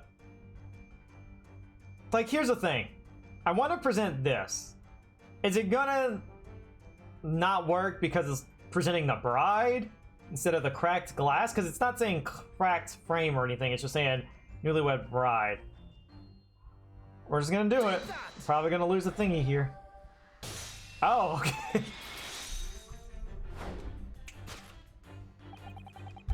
True nature of the beast has run rampant here. That's why I didn't want to reveal. Like, I wanted, like the first one that I missed, I was trying to show the frame was damaged, not trying to show the bride itself. Oh well. The true nature of the beast that has run rampant is a newlywed bride. Precisely, Mr. Naruhodo. No other explanation could possibly fit. Yes, this frame print pictures your wife, Mr. Garadeb. And while we lament the fact that her face is obscured, you understand why he's allowed to have a shell like that? What if something strikes the primer? I thought they said it was empty or used before, maybe? I could be wrong. If I am wrong, then yeah, that thing could easily explode. And a lot of people would be in trouble. We could still make out her mighty arms and note the considerably horsepower they must contain. Oh, indeed. Surely any woman of such powerful constitution would be honored to be described as a beast. I think you should not say that. Looks like a fragmentation round. Honor might be stretching a point. Too late. The fact remains that the beast which so clearly savaged this realm was your wife, Mr. Garadeb. Ah! The smiling, or sorry, not smiling, I don't know where I got that word from. The chilling traces of a wild rampage are still very much in evidence. Well... Oh wait, no, I'm not reading all this. We already read all this. Do autoplay is what we're gonna do. Well, never mind, just, whatever, I'll just do it myself. See, I wonder if it is the maid, because I don't see her ring, but then again, it could just kind of be covered because of the tray in her hand. The poor, fragile, defenseless woman is beside herself. Well, I don't know about fragile. Oh dear. Anyway, Mr. Sholmes is quite right. There's no sign of a Mrs. Garadeb anywhere. It seems there may be a clue as to her whereabouts. The clue that this maid is trying to hide. I wonder where Mr. Garadeb's wife could be. Well, hi. Hi. Woo! Oh, hello. Alright, let's examine the pocket then. I see that ring you hide. That certainly does appear to be a circus handbill poking out from her pocket. Batty Circus currently performing shows in a park not far from here. You don't think? Surely Mr. Garadeb didn't sell his wife to the circus. Maybe she's the bearded lady. maybe the maid's not his wife, and his actual wife has a beard. That's why the picture is like of her face is like messed up, so you can't see it. And he sold her to the circus. Mr. Naruhodo, how could you even think of such a thing? I was only joking. Besides, I would have gone with, do you think he fed her to his pet lion? That's somehow worse. All right. But I'm not gonna just point this out yet. I'm gonna examine it first, because last time I did that in the second case, they punished me for no reason at all. She's wearing a very large ring. Look. Oh yes, a sunflower design with some rather nice embellishments. It's on the ring finger of her left hand, which means it's surely a wedding ring. Looks like it's on there for life too. I can't imagine it would slide off a finger of that size. That's something to think, Mr. Naruhodo, not to say. Yeah, that's rude. I'm assuming they're saying this all in front of her. Do you know Mr. Garrett's wife in the photograph had a ring very much like this one? There's a large sunflower design as well. It's kind of a creepy ring. Just the face. I didn't think it had a face. So you have a great memory for those things. It happened a minute ago, dude. 5 minutes at the most. Large sunflower ring. It's quite a coincidence that they have the same ring, isn't it? I think it rings a bell, wouldn't you guys say? Person. Take that!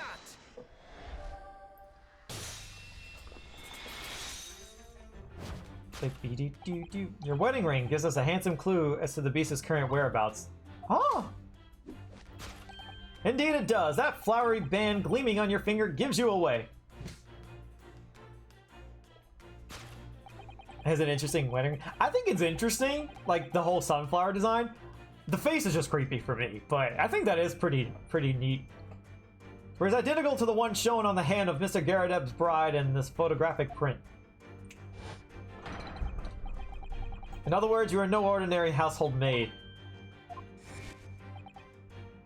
I want to know the reason why she's posing as the maid. Like, what is this? No. You are Mr. Garrett's lucky bride. You are Mrs. Garrett herself. Oh my! Word! Well, that throws my theory out that she has a crush for Natsume. Well, maybe she still likes Natsume, you know? Like, if she's being forced to be a maid for her husband, she's probably ready to get out of this marriage. Well, jolly fine detecting, sir. As you rightly surmise, this is the wife, yes, my Joan. Now the letters of go, you might say. She was a bally corker back. Yeah, spill the tea on him. That one was fair. It would appear that you don't live in the most comfortable of circumstances. After all, you are a retired army man, and yet you are in the business of renting out rooms. Oh, okay, I get it. So she's only pretending to be a maid to make it look like he's at least middle class. And she probably only dons the outfit when there's guests around. Okay, that makes sense.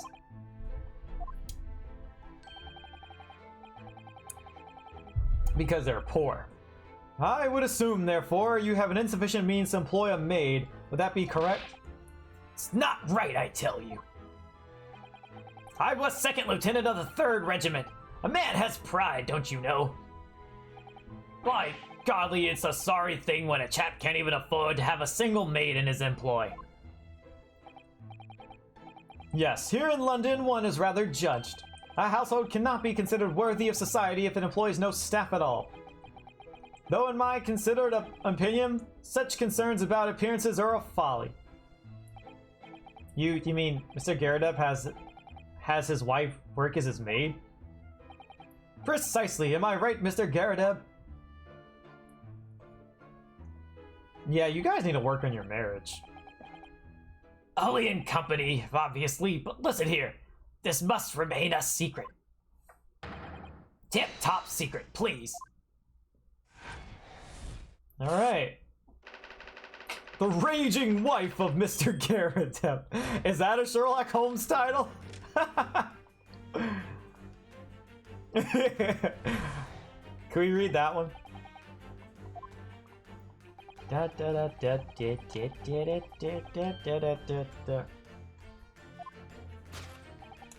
Oops, I keep trying to turn on autoplay, and I accidentally like click it twice and turn it off.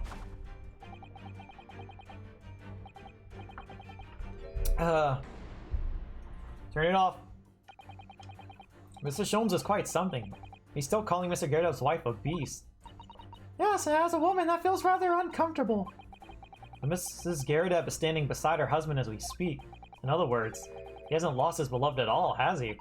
Oh, how true. So perhaps that supporting arm that seems to be propping up his head has some other significance then? According to Mr. Sholmes, Mr. Garrett's pain is tangible, though.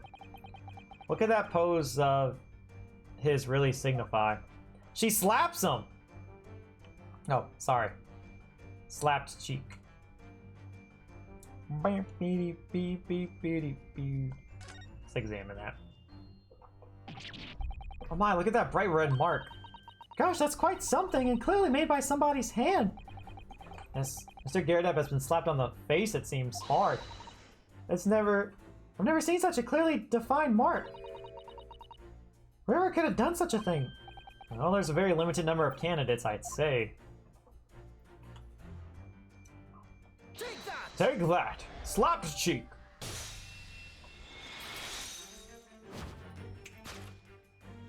Your head weighs heavy on your shoulders, the pain you feel being revealed by that slapped cheek. And of course, the deliverer of that impressive mark on your cheek that refuses to fade. She even got his eye. Oof. Was you, Madam Joan Garadeb? Well, yes. You have been desperate to hide the slap mark on your cheek, sir. Ah! Bam, bam, bam, bam, bam, bam, bam. These guys really need to work in their marriage. How the blazes? How did you work that out, man? Nothing escapes the notice of one trained in the art of observation, my dear fellow. That's why you haven't looked directly at us even once. To keep your other side from view. Well, now, let's proceed to the next conundrum. I really wish you could, like, skip through this. I feel like this kind of makes, like, the cases a little, like, unnecessarily longer. Just the fact that you've already seen it one time and you can't do anything.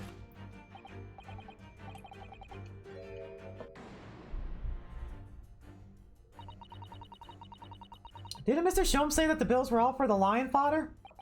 Yes, but now we established that the lion never existed, which can only mean that the thing responsible for gobbling up all that food was Mr. Garadeb's wife. Mr. Naruhodo, she's a person, not a thing.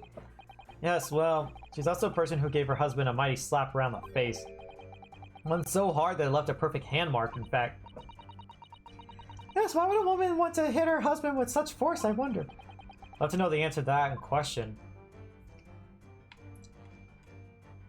What's this bookmark, perhaps?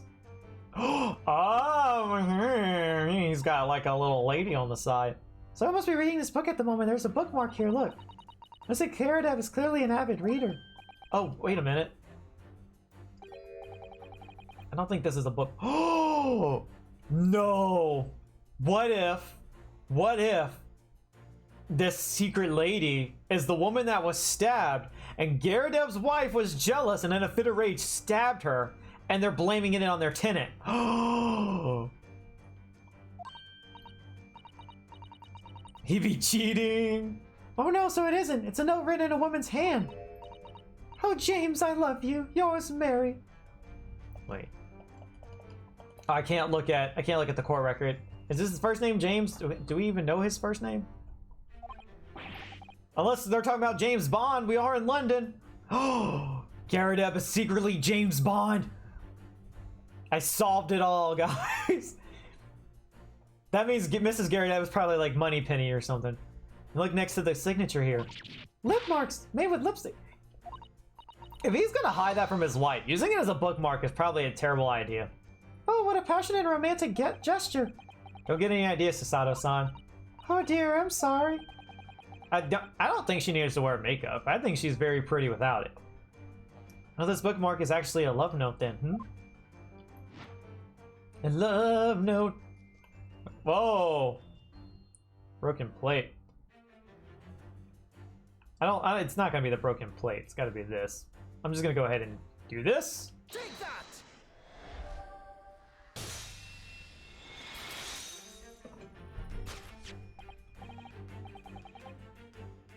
It's the love note. Oh, James, I love you. Yours, Mary. Hang on. John. Well, who the heck is James? We don't know any James. Unless, I don't know. Passionate indeed. Perhaps the sender of this note, a certain Miss Mary, is of the fly in the ointment here? Ah! Oh. But I don't know the Bali woman. You don't know her?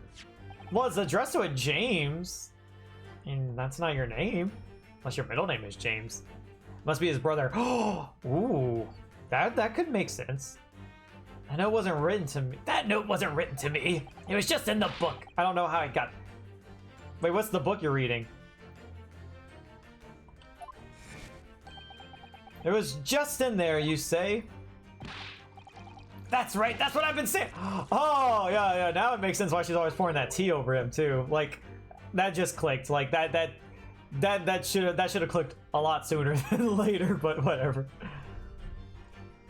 Their father is ZBD. A likely story. Now listen here, Jono thing. I explained at the time. I bought that book at the secondhand place, and that note must have already been in there. So the previous owner of the book was using the note as a bookmark, you mean? Guys, look, if I don't ever progress, it's a bottomless cup of tea. This is like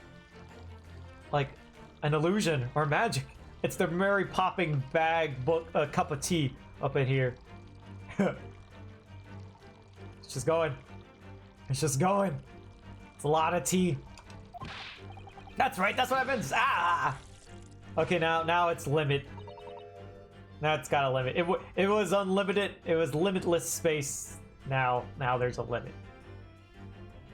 Unlikely story. For heaven's sake, woman, look at the name. It's written to James. Oh, well, there we go. Bottomless cup. My name, in case you forgot, is John. Unless you changed your name to John. A likely story. Are you questioning my name now? Jeez. Okay. This poor guy. Y'all need to just divorce. Just divorce at this point. There we have it. Arouse the suspicion of the female heart, and you unleash a beast with a most ferocious bite. Oh, she did it. And we haven't met the lady that got stabbed yet, so we don't know her name. So her name could be Mary. All right.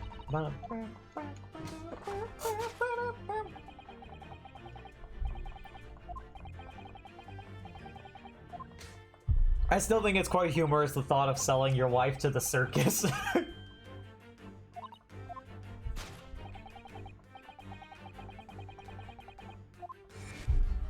Yep, I ran out of drink. Beep, beep, beep, beep, beep, beep.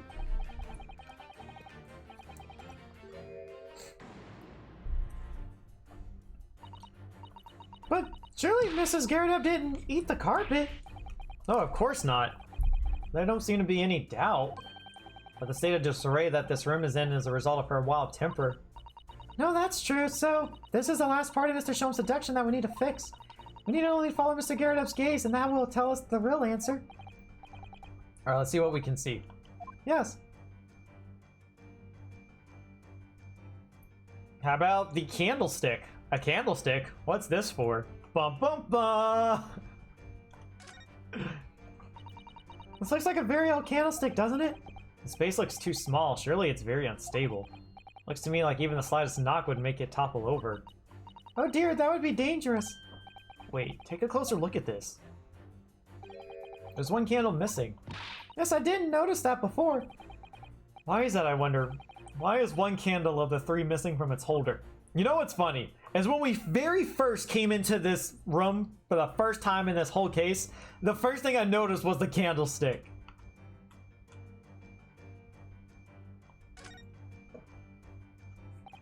The carpet here has been ripped to shreds. That's according to Mr. Sholmes' deduction.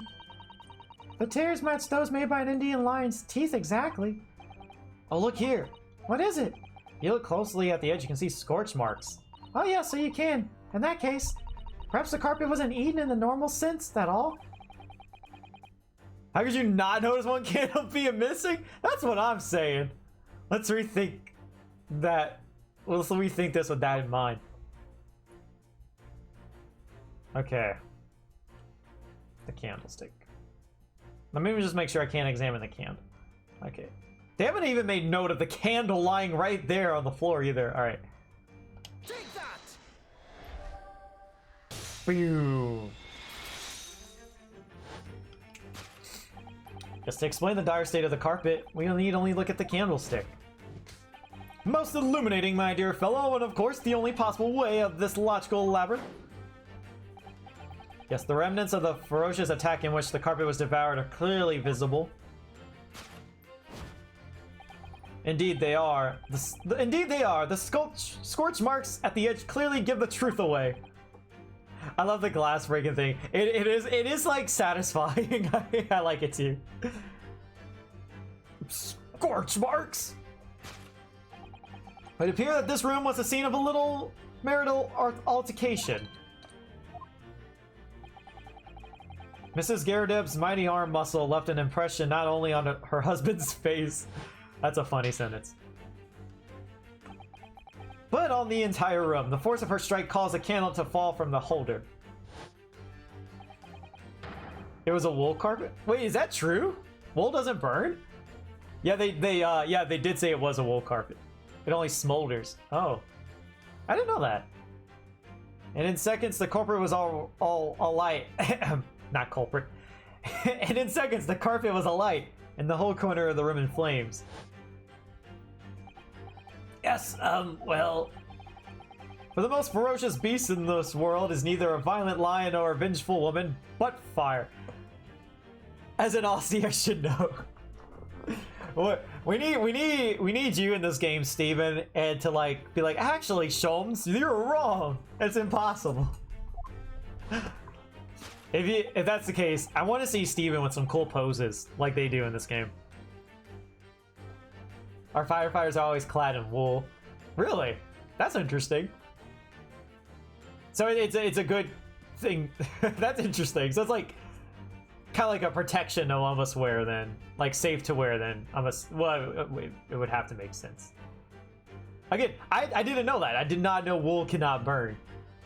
In this room, that ferocious beast bared its claws and ran amok. Eloquently put, my dear fellow. As you can see, there is but one conclusion here. Here we go. The ending. Whoosh, synchronize, pointing. After the sparks of a marital discord flew, the room was the scene of a fire.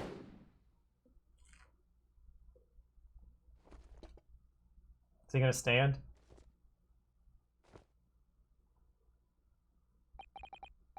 Mr. Sholmes, sir, I salute you! Bye! Oh, she caught him all. That's kind of cute.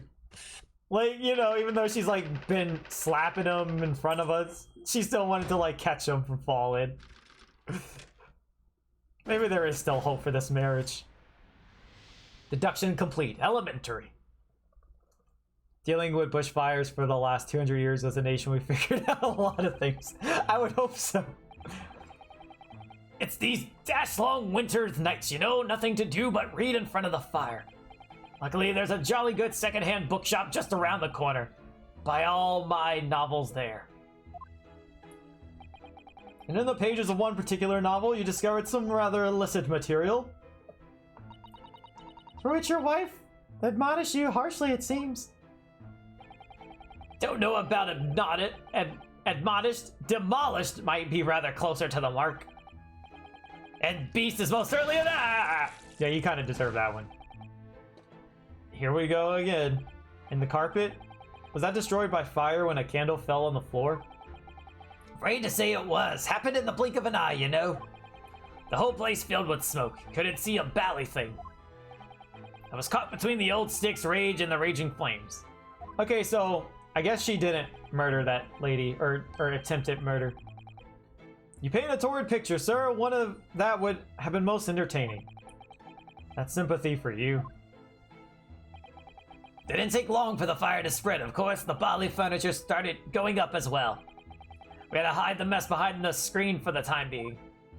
Can we see behind it now? Over here, Mr. Garadeb? Well, you have nothing more to hide now, if you allow me. I mean, he could have seen it whenever he was by the window, right? Ooh. Yeah, that looks pretty nasty. Had all of my favorite old novels in that case. But as soon as the fire got hold of them, that was it. Whoosh, up in smoke. Gosh. Then the wife started hurling things at me. Oh! Maybe they, like, that's why all the pictures are in, like, disarray and, like, not straight, because, like, she was just, like, throwing things around and kind of, like, knocked them around. What a terrible sight it must have been. There was I, back up against the window, under heavy enemy fire. Incinerary books coming 10 to the dozen. Worst of it is, I lost my favorite book called The Lion's Pride. The Lion's Pride. Ah, yes, your notorious love of big cats coming through again. I assure you, the title didn't influence my choice in the slightest. So the poor man really did lose something dear to him as a result of Ferocious Beast's rampage. Mr. Sholmes' deductions turned out to be correct once again. Can only be described as a great British wonder. I tell you, it was a total carnage. Flames everywhere, and the old stick in the full fettle. Are we ever gonna go to court? Like, I'm sorry, like, this is just a random thought here, but we've been streaming this game for 4 hours at least. Like, not counting breaks, taking out breaks. 4 hours and we haven't been to court yet. What the heck? Is this gonna be like case 2? But we were supposed to go to court, so I don't know. I guess we'll have to see. This is gonna be a long case.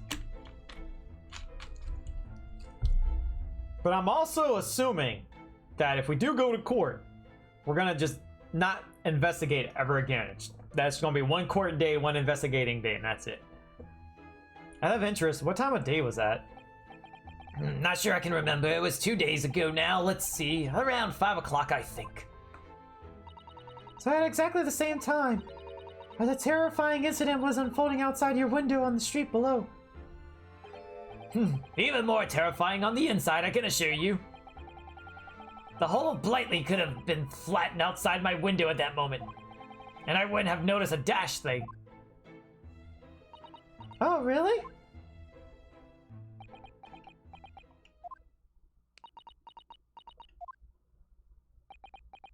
You know what else could happen?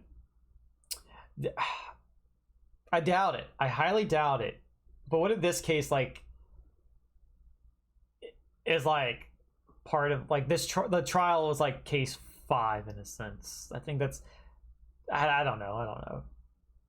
Like, I guess what, I'm not gonna think about it. I'm just gonna keep going with it. It's just, I'm just thinking, like, man, we really still investigated after all this time. Mr. Sholmes? Yes, Mr. Naruhodo, what can I do for you? I think we've got to the bottom of Mr. Garudup's situation now. But what does it have to do with Mr. Natsume's circumstances? I can't help you there, I'm afraid. What? My dear fellow, if you recall, I did say as much from the outset. Like he doesn't know anything. I warned you that although I knew the retired army man to be hiding something, I could not be sure whether his secret would prove to be of relevance or not. I just knew you were going to say that. Now, Mr. Naruhodo, you mustn't lose heart. Bear in mind that all things fall into one of only 2 categories, those relevant to the case and those not. That makes no sense to me.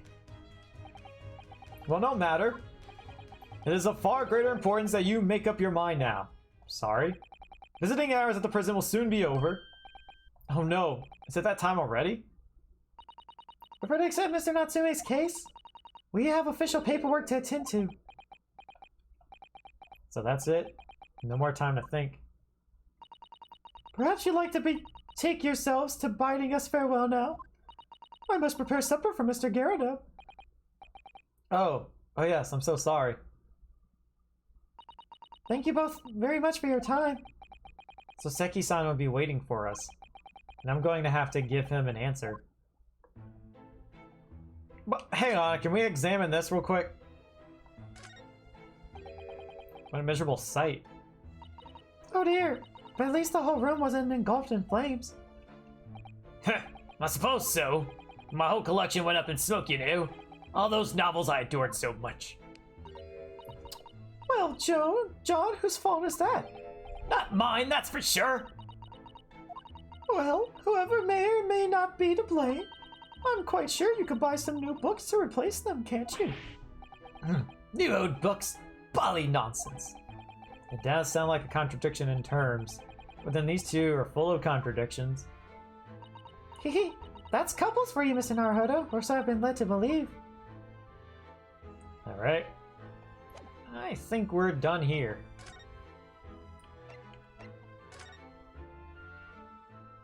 Back to the prison. I said back to the prison, not this place. It's time, Mr. Naruhodo, you must hurry back to the prison.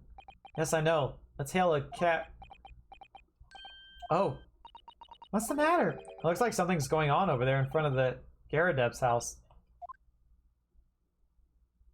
Are they fighting again? Oh, what the heck? Hello. Okay. I know thee not, old man. Fall to thy prayers. Who you calling an old man, you rum-looking nimmy penny? There were things in heaven and earth, Horatio, than are dreamt of in your philosophy. Who's this Horatio fella, huh? What are you on about? Is this the killer? Excuse me. Eh? What's that? Who are you now? I'm sorry, it's just... It looked as though there might be some problem here. My associate's here. Mr. Ryunosuke Naruhodo is a lawyer, you see. Eh? A lawyer? What? If I can be of any assistance, I'd be happy to help. I'm from Japan, but I have studied English law. Fine. Be on my way for today. Mark my words. This ain't over yet. Was that a student? His like little blazer had like a little emblem on it. Get thee to a nunnery. Do I look like a bloomin' nun to you?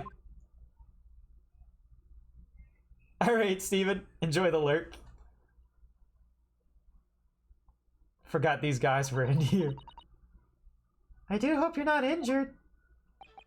Oh, fair Eastern maiden, thou art so gentle, thank you. What was that all about? There are more things in heaven and earth, Horatio, than are dreamt of in your philosophy. Not Horatio either. Forgive the inquiry, sir, but... Are you a lodger here? In the Garadeb residence? Oh, fair Eastern maiden, thou art so right. Yes, I do dwell in this humble abode. Mr. Garadeb mentioned that he had another lodger, didn't he? This must be the man. Oh gosh, is this guy gonna be a witness tomorrow? This guy looks like he's got a chocolate factory to get to. Oh, he's not a court jester, especially with the shape of his scepter there. Do you happen to know the other lodger who lives on the first floor? Ah, yes, a gentleman named Natsume. Oh, more worthy a polemist in my battle of words near. Could there be? Sorry, battle did you say? Who is the stronger, Hamlet or Macbeth? Mr. Natsume and I sped long into the night. I see. I think you have an audience with the queen you need to get to. You know, you gotta go tell her jokes or something. I don't think I fully understand, but it seems Mr. Natsume and this gentleman are acquaintances at least. So fair maiden, so good gentlemen. I can tarry here no longer. Fare thee well. Okay. I guess we'll see him later.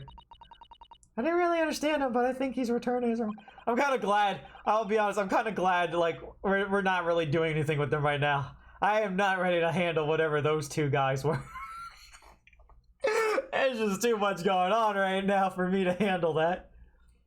Seems he's unaware of what happened to Mr. Natsume, so he can't really help us. Miss Oseki-san and the man at as lodgers, the Garadeb house is certainly full of eccentrics. Anyways, I'll go and find a carriage. Yes, I'm sure Mr. Natsume is eagerly waiting our return. Let's hope we can get to the prison before visiting hours are over.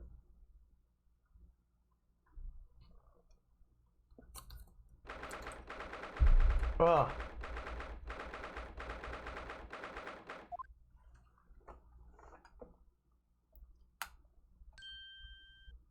I don't even remember the voice I gave him.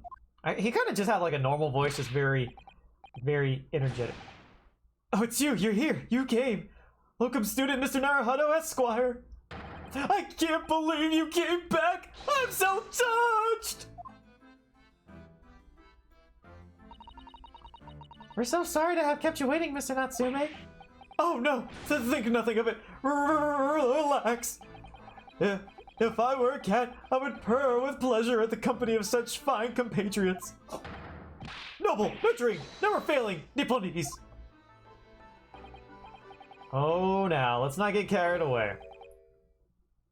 Oh, I quite agree. There's nothing more reassuring than the familiarity of one's native land. I feel like this is the prosecutor, right? On the other hand... Oh, hi.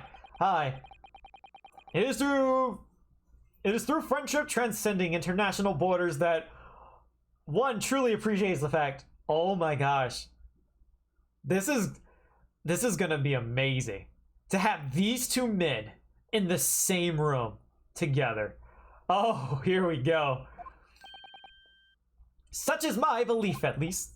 Oh, it's you, the miserable, rotten spy, Sherlock Sholmes. Mr. Sholmes, what are you doing here? I have no intention of doing anything per se, save observing, of course. Whatever do you mean, Mr. Sholmes? Well, having encountered some curious reading material in that gloom foam room, and having unmasked the secret identity of that eccentric pair. Oh, by the way, it's gotta be, didn't they say the witnesses are a husband and a wife? So it's gotta be them two, right? That couple. I mean, I don't think there's gonna be another husband and wife duo. I decided I should drop in on my way home to see how divested friend is faring. Room. At least your accommodation here offers a window, my dear fellow. In that sense, it is the superior option.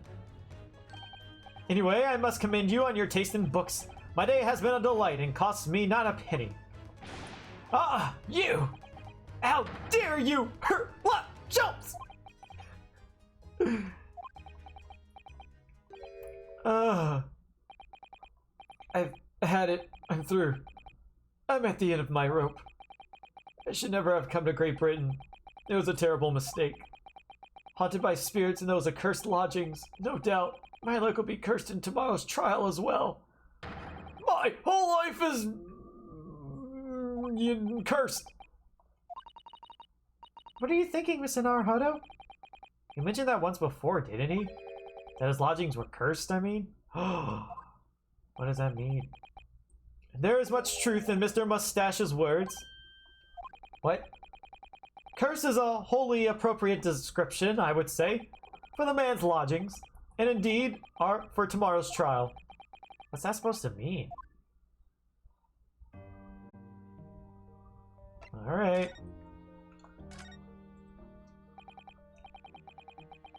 Mr. Natsume, what did you mean by what you said just now? What about the trial tomorrow being cursed? Oh no! Why?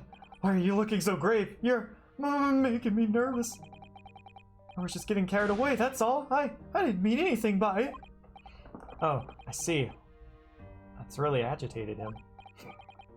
You don't mean the trial really is cursed somehow?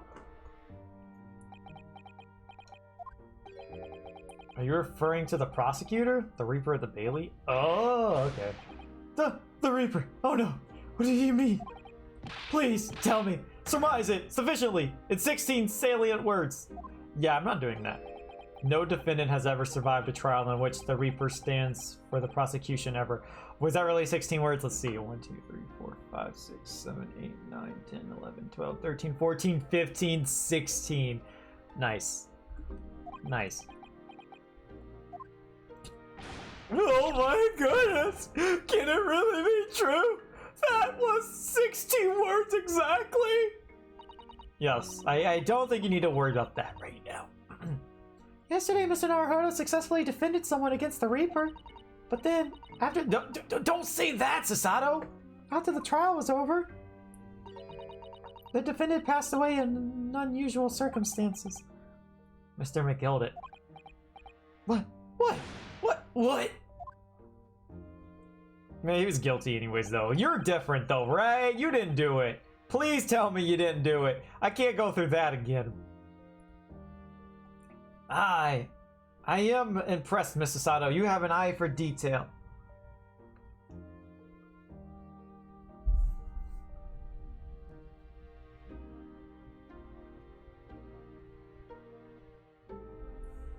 Sorry.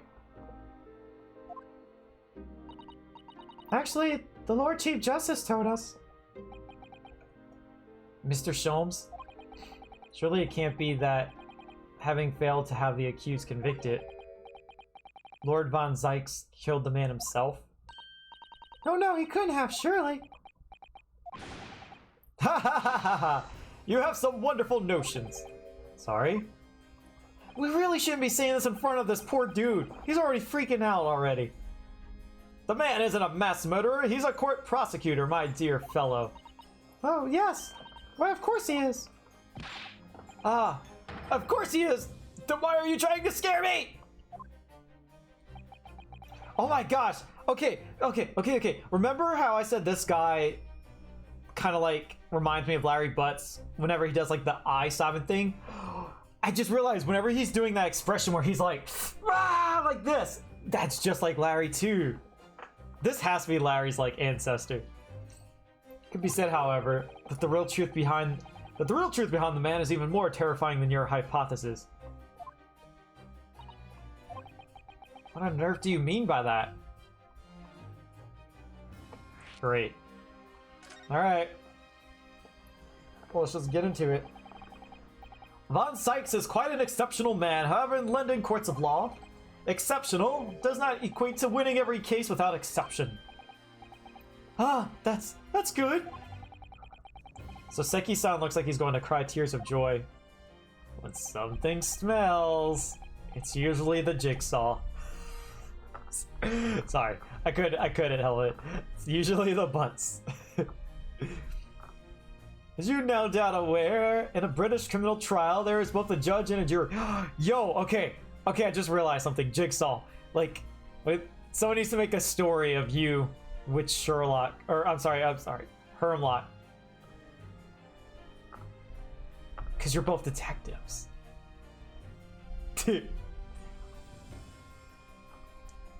I don't know if I read this or not. As you are no doubt aware, in a British criminal trial, there is both a judge and a jury.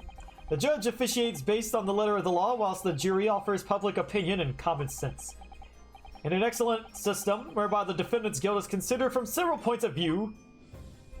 However, public opinion in particular is somewhat easily manipulated. Right. Criminals and corrupt lawyers, for that matter, can use it to their advantage. By any means at their disposal, contriving evidence, calling imposters as witnesses, and so on. By such underhand means, those who would want to are able to sway the jury, which means that even in the light of irrefutable evidence, the prosecution can fail. But it means the wrong verdict can be passed. Because you're simping for him. I didn't even mean it like that.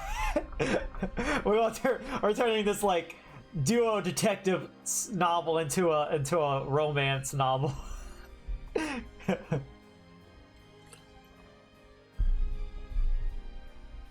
And sadly, is from time to time, my dear madam, it is simply the reality of the situation. And that's alright. And that's alright. However, those indicted by Lord Von Zykes cannot escape justice. Their fate is sealed. Oh my. Though the education may see them leave the courtroom with their freedom, within months they all disappear. It is most okay. Let's get this man acquitted, and then immediately let's ship him on a boat away from Zykes back to Japan. I think that's safe. That's as the detectives can work. I think it'd be really cool. Disappear? But how? By all manner of misfortune, sir. Yeah, I'll be honest, Zykes is very scary. Like, not even just his, like, appearance and all that, but, like, just the fact that even if you win, do you truly win? It's not like any prosecutor we've ever come across. Perhaps they are and I think that's what's kind of cool, because like in the last trial that we had with him, like, yeah, like he had his little moments, like we got to see a little bit of his personality, but not much. And then I was kind of like siding with him because like McGilded was definitely like guilty, but like we couldn't do anything about it, and I was like really on his side. But like, I don't know, whenever we find out he just killed McGilded like that, I'm like, I don't know what to think. Although we could be extremely wrong. Case 5 can come around and like show some new information, and like it wasn't Zykes who killed McGilded but someone else. We could be completely wrong on that. I don't know. We'll have to wait and see though. It would be funny if it was like the judge or something. Anyways. Perhaps they are trampled under a passing carriage. Perhaps they fall into the Thames and drown. Perhaps they are suddenly overcome by a raging fever. Or perhaps attacked by highwaymen. I still want to know if that lady from the first case is going to play a part in case 5. I don't know. This game is like so interesting because like there's so much going on, and like I don't know. Maybe we'll see a lot in case or the second game. Oh no. All examples of the reality of events here in London, I'm afraid, Mr. Naruhodo.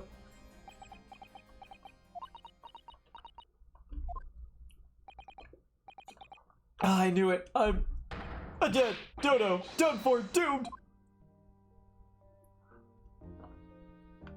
All right.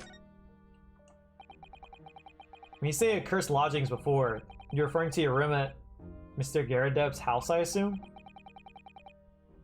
You never know when someone's gonna come back. True. AKA Miles Edgeworth always coming back. That man has got to show up in every game, except Paula Justice. He was like, "Yeah, I'm doing my investigation right now. Come back later." Not really, because that took place before the time skip. Anyways, do you mean to say you believe the place is cursed? I wonder if that's even his cat. It's been a year now since I came to Great Britain, but I only been in London a week before I started to notice strange feelings in myself. That didn't take long then. Everywhere I looked, there were foreign faces staring at me, laughing behind my back. I was sure people were talking about me. I started to become nervous about going outside. They were always staring at me all the time, from dawn to dusk. So I shut myself away in my room, but even that didn't help. The fear wouldn't go away. You must have been very lonely, having been away from your homeland for such a long time. I've had to move a number of times, most recently to that room on Briar Road a week ago now. Okay. So he was only recently there. Yes, why did you choose there? It seems a little inconvenient. When Phoenix needed him the most, he disappeared. He being miles away. I like it. I do like it. Oh, that's still hot. Ow! That's burning my hand. Gotta wait for that to cool off a bit more before I grab it. The rate is cheap. I have so little money, it appealed to me straight away. Of course, I asked why it was so affordable. Hang on. My wire's getting caught on my controller. My headphone wire. Okay. The landlord just simpered and said, "The room is cursed." Oops. He quickly tried to cover his mistake, but it was too late, so I told him, "If you have something to say, then say it, but if not, don't mention it in the first place." Yes, well said. But it was true. It was all true. You mean the room really is cursed then? Ever since I moved into that windowless hellhole, my sleep has been plagued with nightmares. No, your sleep has been plagued because you don't sleep on a proper bed or anything. I always feeling as though I'm being choked to death. Maybe it's from the musty smell of books. And in my waking hours, people are stabbed in front of me as I walk down the street. Okay, I'm sure it was only one lady. I'm branded a killer, thrown in prison. Nobody wants to know me. Hey, at least this prison has a better bed than what you're sleeping on. I'm surrounded by scary, sinister spirits. If only there was someone, just one person on my side. You should get nationwide, sir. nationwide is on your side. Can no one find it in his or her heart to believe in me? Really, no one at all? To believe? Yes, to believe. To believe. To believe. To believe! Mr. Sholmes? Ah, me, Mr. Naruhodo, pray, what can I do for you? It's about the case on the SS Bureau, if you recall. The Bureau. Ah, that case. The one with the snake. Well, yes. At that time, I was a suspect, but you believed in me and listened to my side of the story. And you helped us to investigate. I did I? Interesting. What I want to know is, why? Why did you believe me? I see, yes, you mean... because you were a grimly dressed, shady Eastern fellow found with the victim in a locked room? That's exactly why. Well, if you like, yes. I'm a little surprised that the answer requires explanation, my dear fellow. It's quite simple, really. You said I didn't do it. But I could have been lying. Surely you must have had your doubts. You must have suspected me a little. I think perhaps you have misunderstood. I neither recall believing in you, nor in that which you were telling me. What? You see, the only things I believe in are those I choose to believe in. Sorry. What? What do you mean, Mr. Sholmes? I make up my own mind about what is to be believed and what is not. If I should like to believe in something, I do. The circumstances can hang as far as I am concerned. But I could have betrayed your trust. Ha ha ha ha ha. In that case, I should have made an elementary error of judgment, nothing more. Betrayal of trust is an overused excuse, in my opinion. Meaning? Whether or not one should trust another is, in the final analysis, down to oneself. It is a matter of whether or not one can trust oneself. Yes, he's right! He's right! Welcome, student Mr. Naruhodo Esquire! Whether or not I can believe myself. A defense lawyer is only as good as his faith in his client. And that comes down to how much faith he has in himself. Man, I like voicing Cosmo because he was so cool. You're so right, Cosmo. Bam, bam, bam, bam.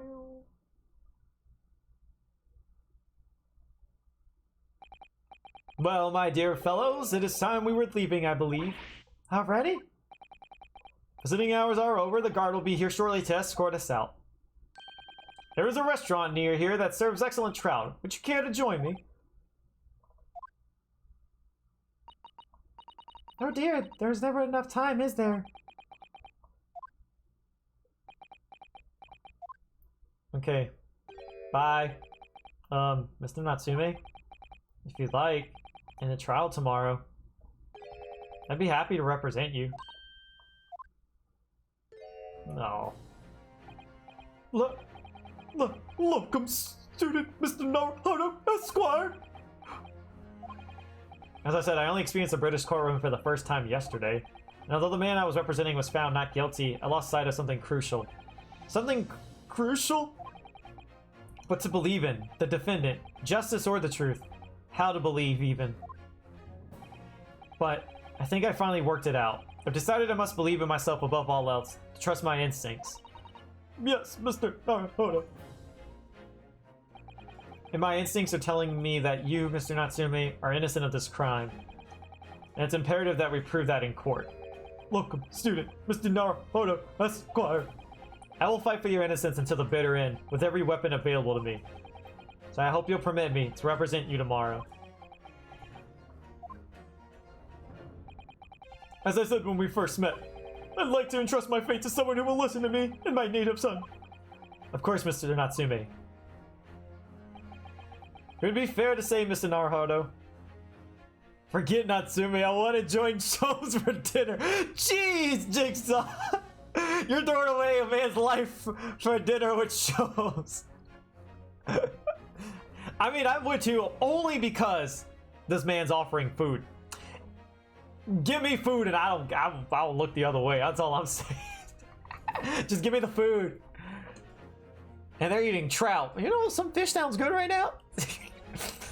All right, Jigsaw, you need it. You're a terrible simp. You're letting your simp blind your ways of justice and defending clients. It'd be fair to say, Mr. Naruhodo, that your mind was in many ways made up from the outset. You merely needed the events of today to fully realize it. Yes, I think you're right about that. It's been a roundabout journey, but I got there in the end. If they claim that that couple there is the witness, they didn't see anything though, so we can like refute them. Mr. Sato? Yes? Would you be willing to stand by my side tomorrow and help me in court?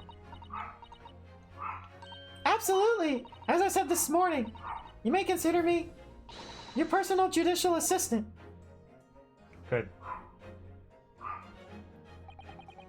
What do you mean? Prison visiting time is over anyway. I hate that I can't argue with you about that.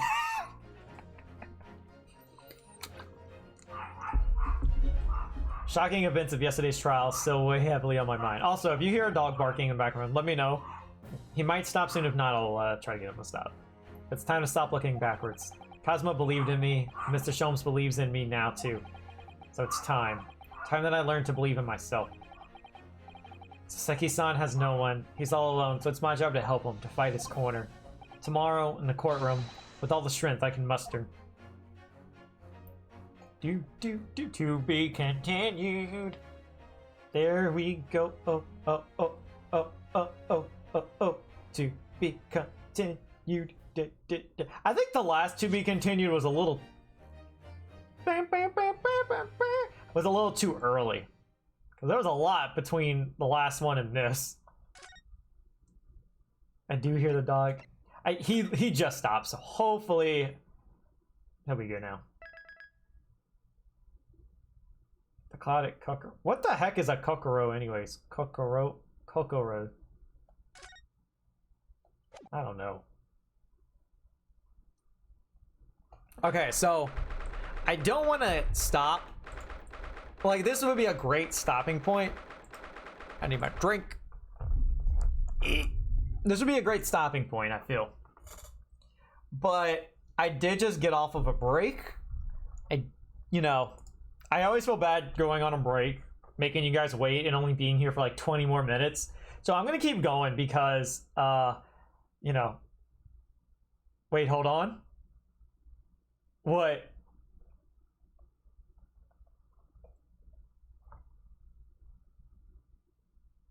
Okay.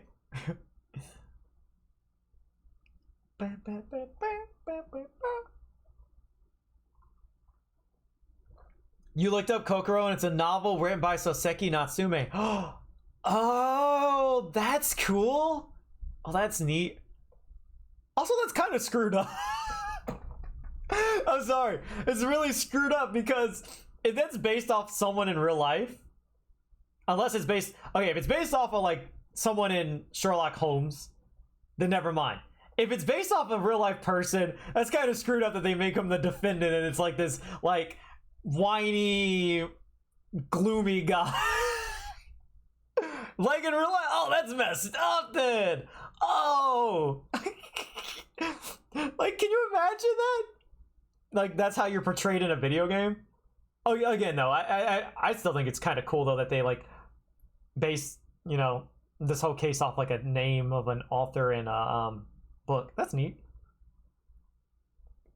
So, like, Kokoro probably has nothing to really do anything in this case at all. It's just another one of those, like, hey, it's a title. We're just kind of pulling it from there. Okay. So, yeah, we're gonna keep going. I don't know how much longer. Who knows? I might get invested and go on for, like, the rest of the case. I doubt it, but we could try. Well, let's go ahead and make some progress, though. Plus, your boy got a nice, like, hot drink here, so he's got to drink all this anyway, so we're here for a while at least. Never expected this. Who'd have thought we'd be back here again so soon? It felt like it was only yesterday. Kokoro means heart. Oh, okay, the clouded heart. I like that.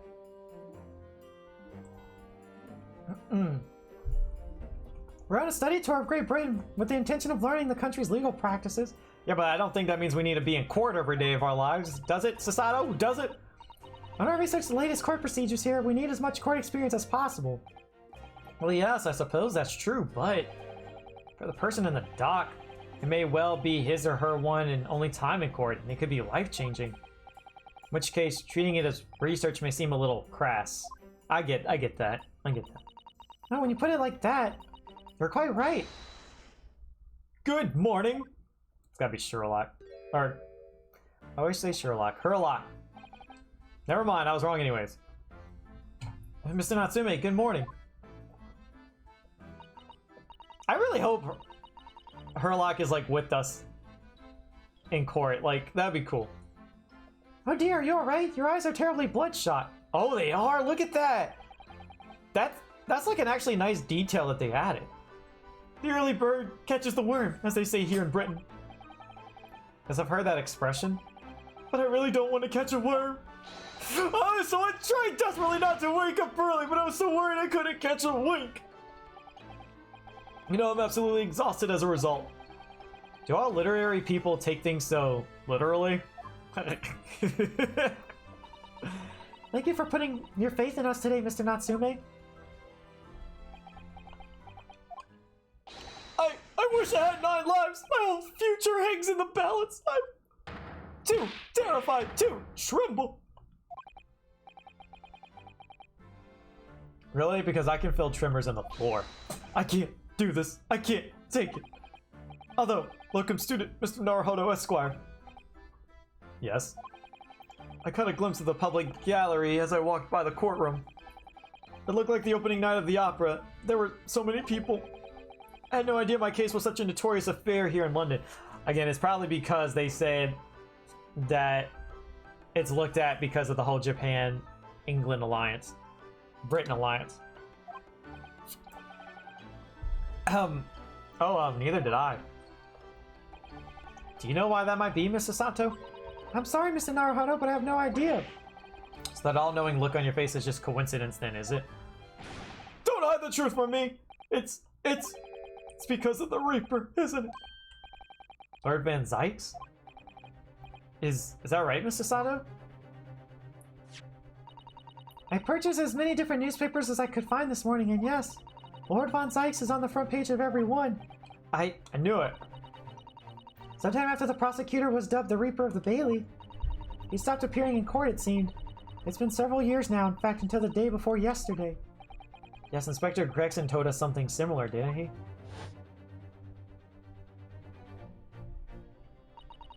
The trial 2 days ago marked Lord Von Zykes' return to the courtroom after a very long hiatus.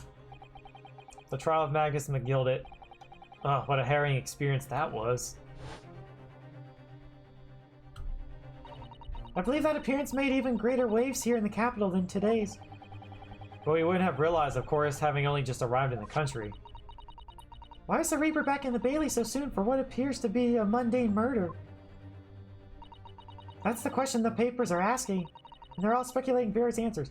You know what's interesting is we haven't even solved the victim. Mundane! Mundane! It's the most significant saga of the century to some of us. Oh dear, I meant no offense, Mr. Natsume.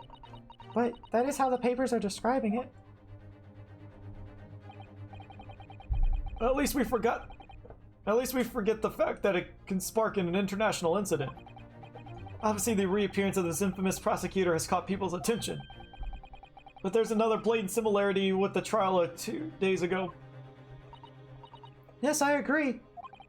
Locum student Mr. Naruhodo Esquire. It's you! Me? Well, I suppose that's true. Both times it is you who stands against this legendary prosecutor. It can only mean that you're friends with the Reaper! Please, I don't rub shoulders with Deathbringers. I'm afraid that there's really only one other explanation. It can only be another example, Mr. Naruhodo, of your uncommon bad luck. Oh, gee. Thanks for that.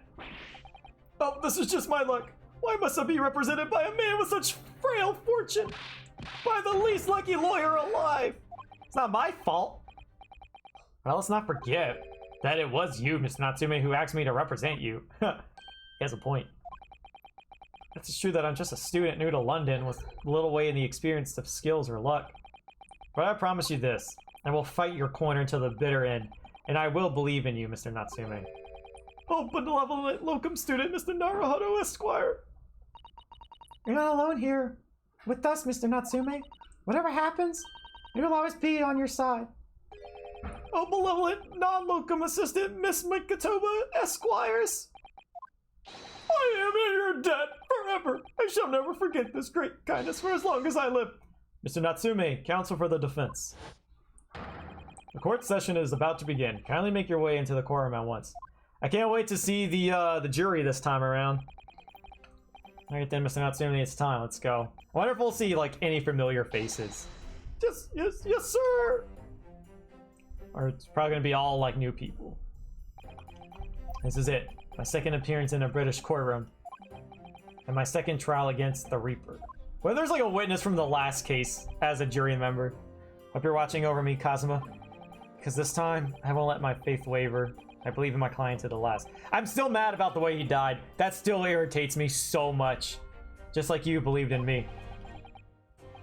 I believe I can do this now. I'm ready for this fight. Like, at least Mia died for, like, an actual reason. Oh, that's, like, the only thing I hate about this game so far was that. That and then, the deductive reasoning logic thing. Just because it's so slow. Oh, okay. Wait. Who was that first guy in the jury? I didn't get a good look at him, but it looked like the witness from the last case. In the name of Her Majesty the Queen, I hereby declare this court to be in session. I now call upon the counsels for the prosecution and defense to declare their willingness to proceed. The prosecution is fully prepared, my lord. The defense is ready, my lord. The Nipponese are a truly fascinating breed. Sorry, what? Lord Strongheart has told me all about you. That you are a student who arrived in London but 2 days ago. A mere amateur. Well, look at these totally random jurors. I didn't really get a good look at the others. I only saw the first one. Do you have a point? Sorry, I gotta wait and see the others too. Being a compatriot, you feel compelled to try and help the accused, I suppose. Typical Nipponese arrogance. Forgive me, but I do not believe arrogance is an appropriate description. Sasato-san? After all, at our previous encounter, the defendant was found to be innocent. Yeah, we beat you. I mean, I agree that he was guilty, but, you know, I beat you. That's all that matters. It's like Mario Party. I had a fun time playing with you. You were a formidable foe, but I still win in the end. I had the most stars. I am the superstar. Very true. And the most fascinating, if dark, trial it was, too. The tragic conclusion came later, of course. Here's to the acquitted, and his unfortunate violent end. Alright, who we got here? I still can't see the other people, but the first one, that's definitely the witness. Thank you, counsels. I see both sides are in fine fettle. Now, ladies and gentlemen of the jury, are you ready to carry out your duties here in court as impartial members of the public? Oh, yep, hello there. You never know when you might be down on your luck, but I believe in fair play for everyone. Well, I must warn you. Wait, okay, hang on. I gotta think of a voice for her. I know she's not a Southern Belle. Like, we're in like London, but I always want to give her Southern Belle with her bonnet, you know?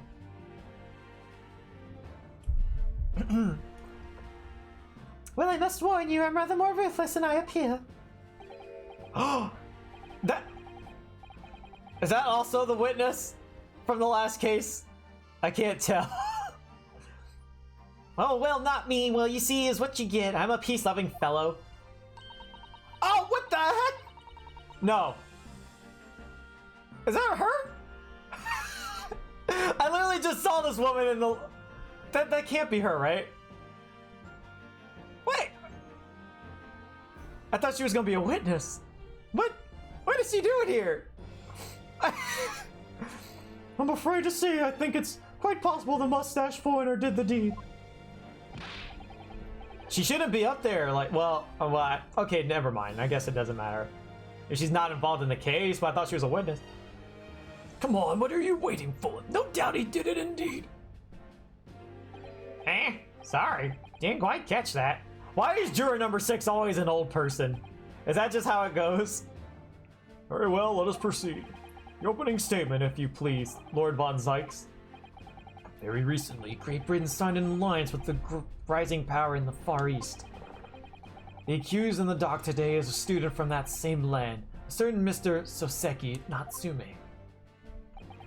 And while our country has extended this foreign student the warmest of our welcomes, regrettably the kindness has not been returned. In fact, the student is accused of a most sinister act. Do you guys like how I'm in character? Okay, well, I'm not gonna do that with my drink, but you know. Of plunging a knife into the back of an innocent woman who was doing nothing but walking down the street. A knife crime. I'll tell you from bitter experience, those are the worst. Bloody oath they are. Just look at that swallow complexion and short stature. He's the one of the dreadful Japanese. Come on, let's get this over with. With me now, everyone. 1, 2, 3. Sorry, didn't quite catch that. Pray, forgive the discourtesy of smashing my hollow chalice here in this great chamber. Allow me to call the first witness to the stand. Very well. Bailiff, lead the inspector in, please. Hello. Your name and occupation, please. Yes, sir. Tobias Gregson, Detective Inspector at Scotland Yard. Would you please surmise the events of the case for the court, Inspector? The victim is thought to be a young woman in her 20s by the name of Olive Green. Olive Green. Just like, are we just, so just like olive green like the color? That's the pun? Okay. I beg your pardon, Inspector. Thought to be? Yes, haven't been stabbed in the back. Wait, I missed what he said? It's thought to be. Was it not her? As having been stabbed in the back by her attackers' knife, the victim fell unconscious. That was 3 days ago now, and she's been comatose ever since. What? So they didn't even know who she is for sure?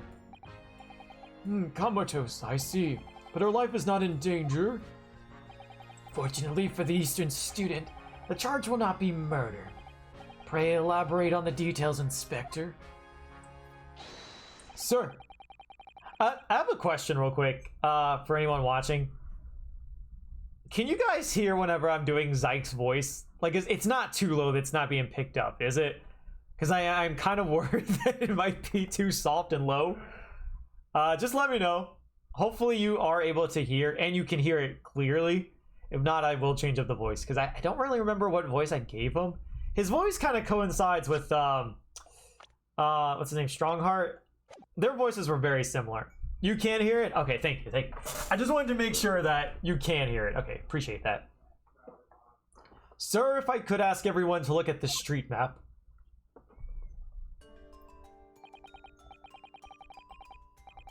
As I mentioned, the incident took place 3 days ago, at around 5 in the afternoon.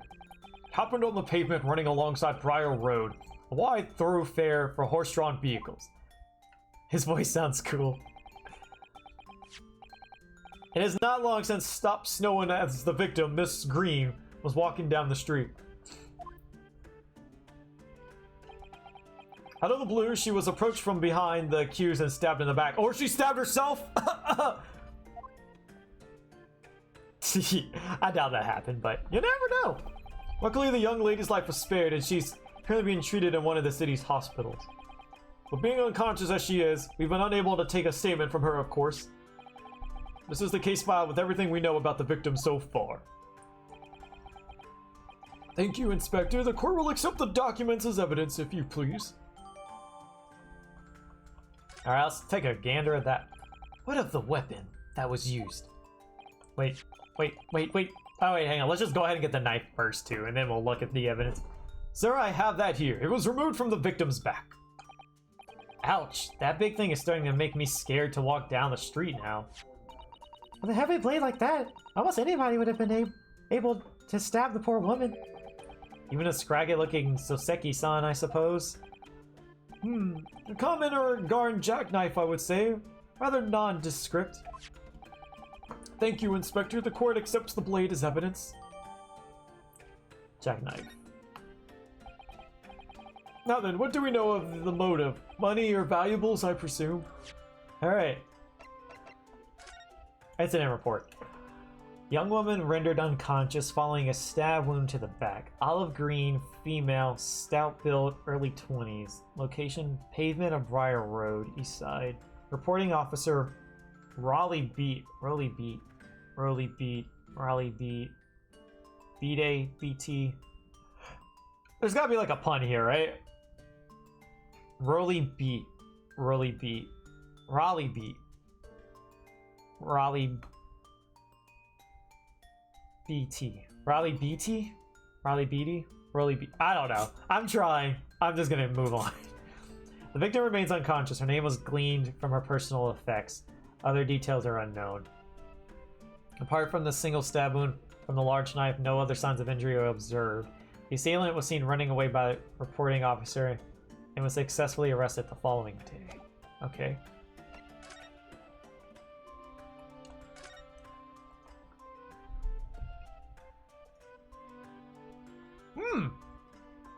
It's missing the tip.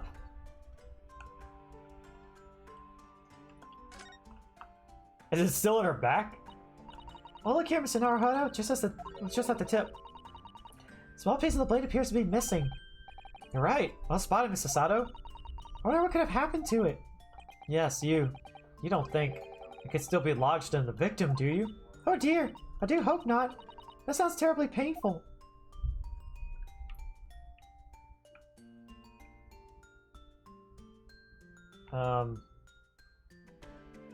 I think it's probably just going to say the same thing, but just in case, let's see. Oh, no, you just put it away. Okay. Is that just going to open it up? Okay, my bad. I'm just trying to see if there's anything else to investigate. Anything hidden in the knife? Alright. Do we have her age? I know they said expected to be in her 20s. Wait, how old is he? Oh, he's 32. I keep forgetting that. Yeah, I know. Okay. From what we can tell by looking at the woman's possessions, it seems like she's a poor student herself. Hard to imagine she would have had anything much worth pinching, my lord. I see. Well, in that case, are we looking at some deep-seated resentment toward the victim? I'm afraid I couldn't say. Apart from visiting second-hand bookshops, the defendant, Mr. Natsume, doesn't appear to get out much. At this moment in time, we haven't been able to establish any sort of connection between him and the victim. Yes! If theft and grievance have been ruled out as the motive, what reason could Mr. Natsume possibly have had for stabbing the young woman? Yet you arrested the man in spite of that, in a totally unjustified and heavy-handed way. Objection! Saw the way he picked that up with his fingers, like that. Whoosh. Pray, forgive the discourtesy of flinging a freshly uncorked bottle into the public gallery. Yeah, if I was in the gallery, I would not be sitting behind this guy or around him. I'd be on the defense side. But your words have soured its hollowed bouquet. Okay. For it is you, my learned friend, who's being heavy-handed here. What? Scotland Yard does not arrest people without good cause. That should be beyond question. Inspector Gregson, the prosecution calls for your formal testimony. Explain to the court precisely why the constabulary come to arrest the Nipponese student. Yes, sir. Let's go. I'm assuming we're gonna have to press everything because we have like no evidence. As I said, it was 5 o'clock in the afternoon when the incident occurred, and there was an unusually light fog. Visibility was reasonably good, and there was no one else about but the victim and the accused. Out of the blue, the victim was stabbed from behind and subsequently collapsed on the pavement.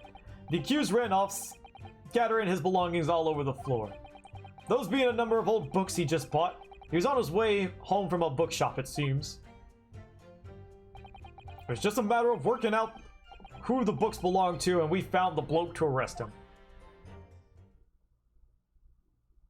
What if the killer is that Josh fella?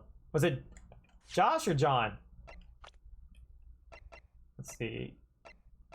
Okay, Josh, right? What's his name? Josh? You know who I'm talking about. Yes, my lord, I have a photograph here of the scene of the crime taken immediately after the incident. Oh, it's a lot of books. Oh, yes, I can clearly see the books to which you are referring. I will take that photographic print as evidence, please, Inspector. You know what I'm surprised at? That they're able to print in color. And not in black and white. You Nipponese are a spineless breed, too cowardly to admit defeat. Denying everything despite overwhelming evidence to the contrary. Well, Josh. Yes. Yes, Josh. Thank you. I knew it started with the J. What if he did it? I don't know. We just haven't met him yet. I don't know. I'm trying to solve it without knowing all the facts yet, you know? I do that in every single one of these games. Forgive me, Lord Von Zykes, but the defendant is not denying everything as you put it. What are you doing, Mr. Sato? Do you go on? I try to figure out who's the killer before we even meet the killer. like in some cases you get like 1 or 2 witnesses. I'm like, it's gotta be this guy. And then there's like a witness you meet on like the final day, and I'm like, oh, okay. No, you have no clue who you're talking about. Yeah, the guy from the letter, in that bookmark. Mr. Natsumi has admitted to playing some part in the incident. Isn't that right, Mr. Naruhodo? Well, now you mention it. When we visited him in the prison yesterday, he did tell us what had all happened.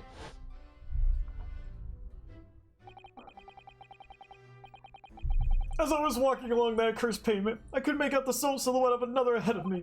A woman wearing a green overcoat she was, and just as I was to overtake her, she suddenly let out a little scream and collapsed into the cold, hard slabs of stone at my feet. I was terrified, had to get away from there. So I ran, as fast as my legs would carry me back to my accursed lodgings. A green overcoat.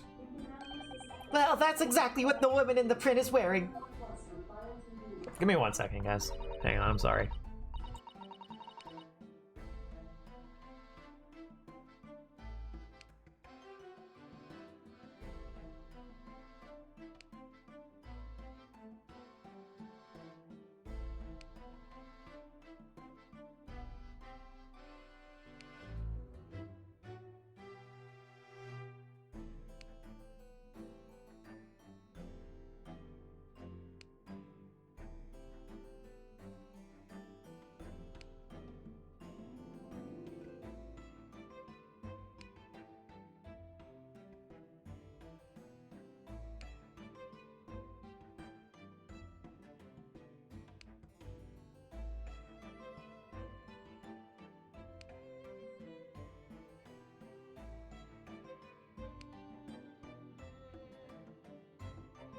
Okay. Sorry about it.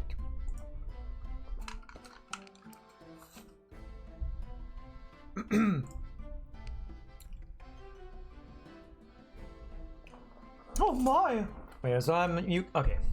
I was making sure my mic was on mute. Oh my, photographic print in full color. What will the world come up with next? The defendant has done nothing more than admit he fled the scene of a terrifying incident. That does not mean he's guilty on the heinous crime of stabbing the woman in the back. Oh, anyways, my mind was just thrown everywhere as earlier. She can't be a jury member because she knows the defendant. That's one of her tenets. Whatever. There was nobody else there at the time, just the two of them, the victim and the accused. In other words, there was nobody else who could possibly have stabbed the woman. A fact that the accused concedes. Seems this cross-examination could prove to be pivotal, Consul. Proceed, please. Yes, my lord. Nothing for it. I have to use this cross-examination to turn the tables here. It's our only chance.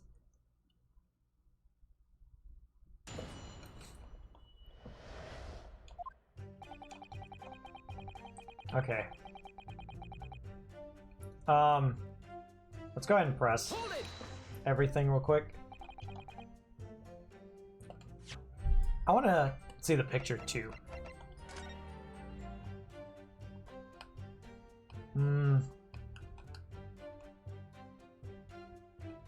How do we know she was even stabbed? What if she had something underneath? Yeah, like there's no blood, right? There's no blood, so it makes me think, was she really stabbed? What's under her like overcoat, you know? We don't know what's under her overcoat. She could have something like between her skin and this and put it in there, and like she placed the knife on her already, was just walking and then tipped over and just screamed. Why? What's the motive for all this? I have no idea. It's just a crazy theory.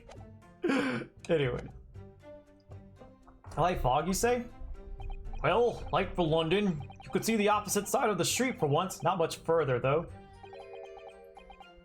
That's light, is it?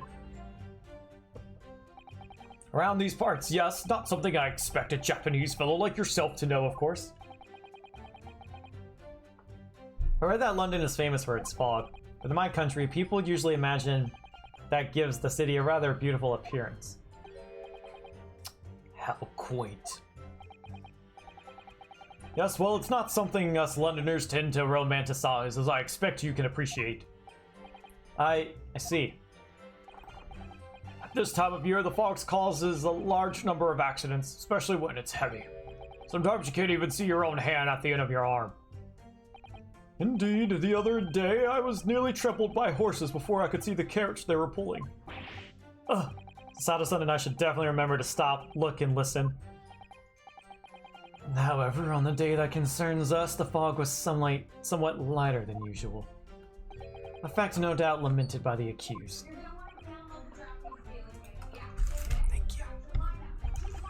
Visibility was reasonably good, and there was no one else about but the victim and the accused. Oh wait, gotta press that.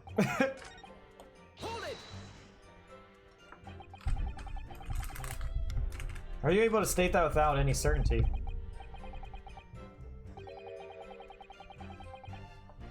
Quite simply, my learned friend, because that is what the witnesses to this crime have told us. Ah yes, Inspector Gregson mentioned the witnesses yesterday, didn't he? That's right. One of them is a policeman, I believe, from Scotland Yard. That is correct, ma'am. Stop doing the weak slap, sir. We must hear their testimony. Prosecution will, of course, call them to the stand, should it be necessary. But wait a minute. At 5 o'clock in the afternoon, in the middle of winter, it would have been dark already. No matter how light the fog might have been, no one could have seen. I'm unaware of the situation on your tiny island in the east. But here in the capital city of Great Britain, all main roads are illuminated in the night by gas streetlights. Prosecution believes that there would have been ample light by which to witness the crime. Quite. Here in London, for the first time in history, mankind has completely conquered the darkness. Which means we really need to hear those witness statements. If I could just get through the fog of this cross-examination, maybe we'll be able to. Seems the counsel for the defense is taking stock. Continue with your testimony, Inspector.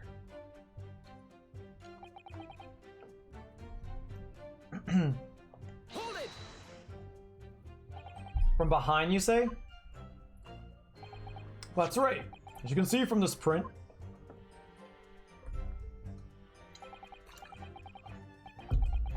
yes, quite so, Inspector. The handle of this weapon is clearly protruding from the victim's back. You say this poor woman, Miss Green, remains in a critical condition? Comatose, no less? I'm afraid so, my lord. Yes, she's been treated at Bart's. I was hopeful that she'd come around before the trial started so I could take a statement, but it wasn't to be. Yes, that is indeed a pity. Would have been most illuminating to hear the victim's own account of events. Luck is on your client's side, it seems. On the contrary, my client has been exceedingly unlucky. Your force of tone is seriously undermined by those undisturbingly wide eyes, I'm afraid.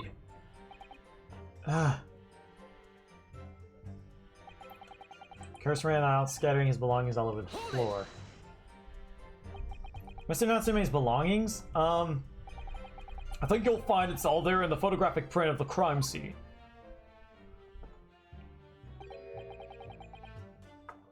Yes, the 3 books on the floor. That's right, my lord. Oh, here we go. We're gonna get testimony right here. The name of the books. That's right, my lord. Secondhand books they were. Irreparably damaged after falling in the snow, of course. The accused could easily have carried all 3 books in one hand, which means his other hand would have been free to wield a knife, for example. He's very clever, isn't he? What do you mean? He's made it extremely hard for you to assert that Mr. Natsume had his hands full with his books. He's managed to close the one avenue of escape we might have had before we even knew it was there. You mean to say that the defendant was holding his belongings as he thrust the knife into the woman's back? That must be what happened, my lord, yes. Those being a number of books he just bought. He was on his way home from a bookshop, it seems. The defendant apparently visits a second-hand bookshop on a daily basis. Yes, so I understand. A shop full of old English literature. I commend the accused on the lofty subject matter of his scholarly attention. The bloke's room was stacked full to ceiling with those musty old books. Can you tell us more about the bookshop in question, please, Inspector? Well, if I must, I have to ask you to look at the street map again, I'm afraid. Up, here we go, against some info. Bourbon Books. The closest secondhand bookshop in the accused... Wait. No, not this. Gosh darn it, get out of here. He went to your books. Alright. Little place on the corner of Briar Rose and Meerschaum Street. As it happens, the accused is currently living in lodgings on the other side of Briar Road at the opposite end. Which means it didn't take a genius to work out the route he would have taken home. Something like this. Okay. Cool. Yes, I concur with your conclusion, Inspector. The defendant would certainly have passed the scene of the crime on his way home from that particular shop. Mr. Naruhodo, I think that what the inspector just told us could turn out to be of vital importance. Yes, I agree. The most important point that the inspector just made being the bookshop's name. Inspector Gregson, may I ask you a favor? Oh, almost choked there for a second. What? Would you kindly add the name of the bookshop to your formal testimony, please? I believe it may be of vital importance. Maybe. Oh, well, you know, I mean, yes. It could be a very important clue. Very well, not that I can see it being of any great significance, but please revise your testimony accordingly, Inspector. Yes, sir, my lord, whatever you say. Can the man be any more sardonic?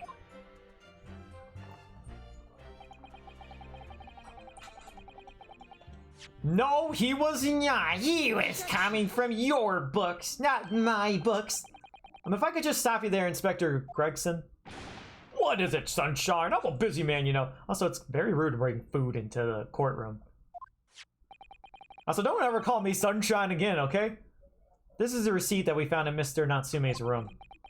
It was issued on the day of the incident and details the purchase of 3 secondhand books. Hang on for a second, my dog is like crying real quick. Let me see if he needs to go out. I'm not gonna take a break. I'll just hurry up real quick.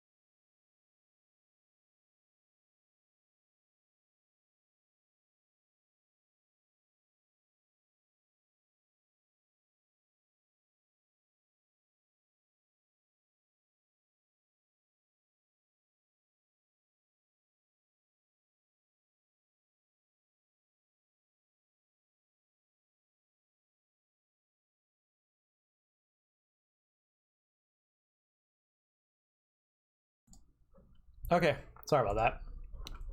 I just had to take him out.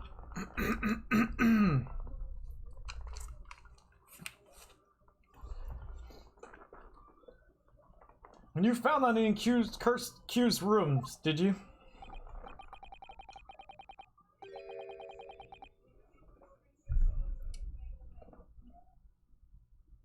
Yes, but the point is not where the receipt was found, but the name of the shop printed on it. Go on. This receipt was issued from a bookshop called Your Books. Your Books? Y-O-R-E, I presume. Yes, my lord. So Mr. Natsume did indeed purchase a number of books at a secondhand bookshop that day.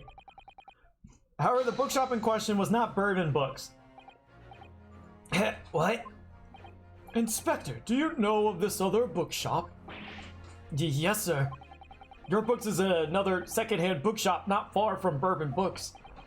It's just that, well, it's such a small place, I didn't think the accused would have known about it. You're terrible at your job. But in fact, that is the bookshop which the defendant visited on the day in question. And the receipt proves it. Objection. Yes, for what difference it makes. Wherever the man purchased his musty tomes, it makes no difference in the final analysis. I disagree. I mean, after all, I have the street map here, if that might be of help. Oh, yes, thank you. Have a look at this, please. If the defendant had been returning from Bourbon Books, then yes, he would almost certainly have passed the place where Miss Green was attacked. However, if we take into account the fact that he was actually at another bookshop, Your Books, it may very well turn out that he wouldn't have passed that location at all. Could that be true? My, it rather depends on whether this bookshop is, but I do declare it may be a possibility. Is that right, Mr. Lawyer, sir? What you just said? Absolutely. It absolutely could be right. Bum, bum, bum, bum, bum, bum, bee. Bee, bee. Inspector Gregson, where is this Your Books establishment? Well, obviously we looked into that. Turns out that Your Books... Okay, so they're gonna kind of like paint it that he went down Meersham Street and then Briar Road. They're not gonna believe us that he went to down Calabash Road and like was heading that way. Well, great. It's just here on the next corner of Meersham Street going east. You posted your Susato drawing on Discord? Oh, ooh, hang on, I want to see that. Let me pull it up on my phone. I can't pull up Discord on my computer right now.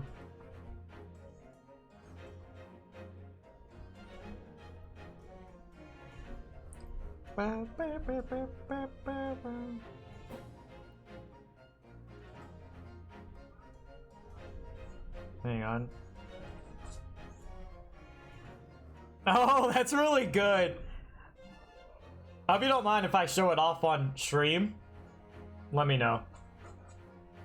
And that's okay with you.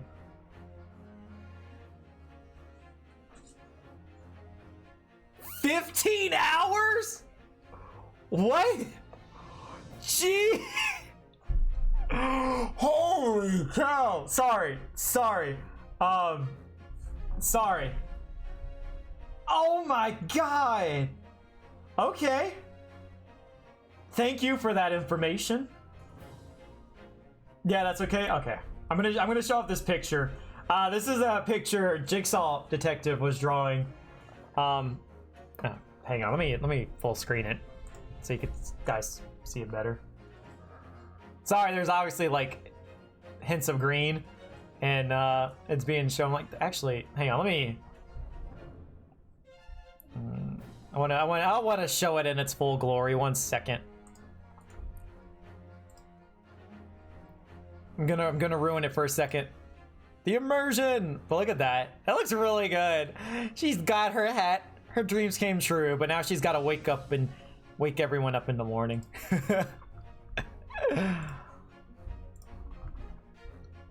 Some of the squares look kind of spacey. It kind of looks cool though.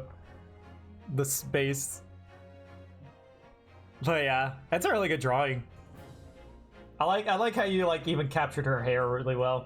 Even though not all of her hair is visible, but like the bottom part. God dang. I can't get over that Jigsaw, the 15 hours. Sorry about that. Hey, that's a really good drawing. Okay. I don't know what to do now whenever I get to that part. Okay, local map updated.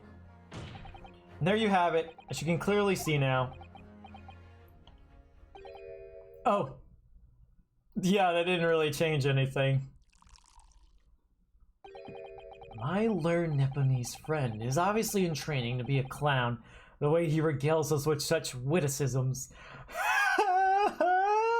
Naruhodo, you are not a clown, but the whole circus itself. We said the thing, guys! We said the thing! Would you really enjoy the case? Thing is my voice is not gonna enjoy it! But I can assume it's gonna be a really good case, though, if it's that long. To your future career in the circus! Oh! Did they know? Did the translators know? Whoever translated this, like, know of the meme? Oh, that's funny. You are not a clown, but the whole circus. You put that glass down now, or I'll put it down for you. Her voice just changed. Oh, I gave her a completely different voice there. I didn't think I need to spell it out, but here we go. The accused was coming home from your books instead of urban books. Yeah, I know. There's no doubt he still would have passed the place where the victim was stabbed. It was worth a shot though, right? Yes, thank you, Inspector. Allow me to reiterate for my learned, if somewhat slow Nipponese friend. How much wine do you weigh, sir? And wine glasses. And also, are you not scared of getting glass shards in your hand? Okay. Wherever the man purchased his musty tomes, it makes no difference in the final analysis.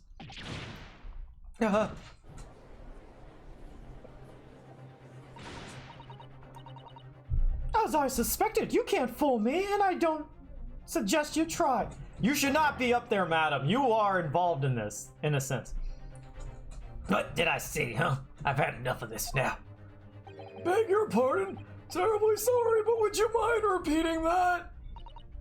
Mr. Naruhodo, we mustn't give up. What? What do you mean? If the prosecution's assertion is correct, the members of the jury may very well decide that Mr. Natsume is guilty. You know, you tried to give some girl a British accent, but you ended up forgetting what voice you gave her, so you ended up with the weird southern accent. If it was for that jury number 2 chick, that's perfect, because she looks like she would be like southern, especially like Southern Belle southern. There's definitely different types of southern accents, believe me. But yeah, I can't really do British accents. I don't even think I really even attempted it that well. Except like stir 2 people maybe. I don't know. You can't tell me who it is. Oh, okay. Someone coming up. Members of the jury may very well. Okay, I already read that. She's absolutely right. So we must consider the assertion just put forward by the prosecution very, very carefully. They claim Soseki-san must have passed the location of the incident on his way home from the Your books, but I mean,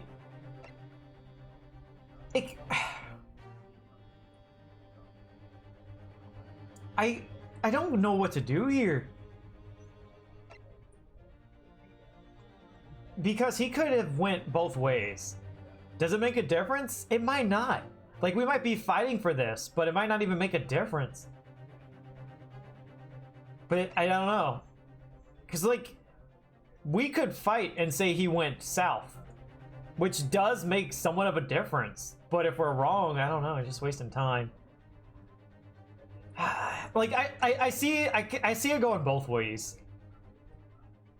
we're just gonna raise an objection and say that for whatever reason he went the other way. The assertion just made by the prosecution is fundamentally flawed. Okay, like, don't say it like that, because I know that means we probably just chose the wrong answer now. Explain yourself, counsel. Yes, my lord. You can see what I mean on— oh, we messed it up. All right, please tell me you're gonna fight that we went down. We're returning from your books to his lodging. You try to give everyone with the Japanese a British accent, although you tend to not do that with Von Sykes for some reason. He doesn't seem British, right? Like, I don't know, just like I tried not giving him a English accent either, just like a low, dark sounding voice. Mr. Natsume could have followed the route suggested by the prosecution. However, that isn't the only conceivable route to take between the two places. Yeah. If the defendant used these streets, look what happens. He arrives back at his lodgings without passing the location where the victim was attacked. Objection! Talking back to a clown is a fool's errand, of course. However, I feel compelled to point out that The other way's quicker? that route is what is commonly referred to as the long way round. Well, you know what? Maybe he wanted to exercise. On a cold winter's night, why would any man choose to take a longer route home? Well, The answer is extremely simple. He wouldn't. In other words,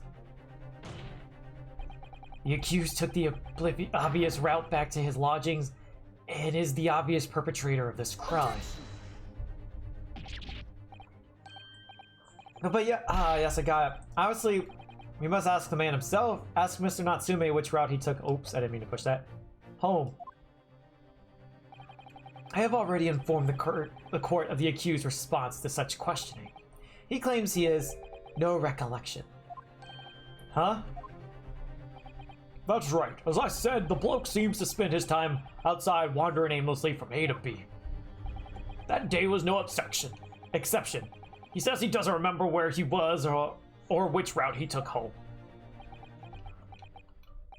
I don't believe this.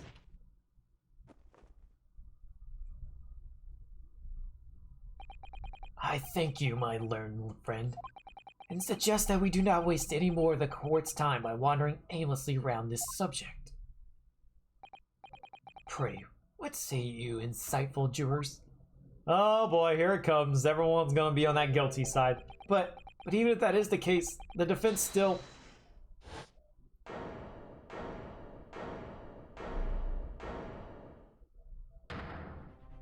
Here we go. I agree with Lord Von Sykes, wholeheartedly in every way.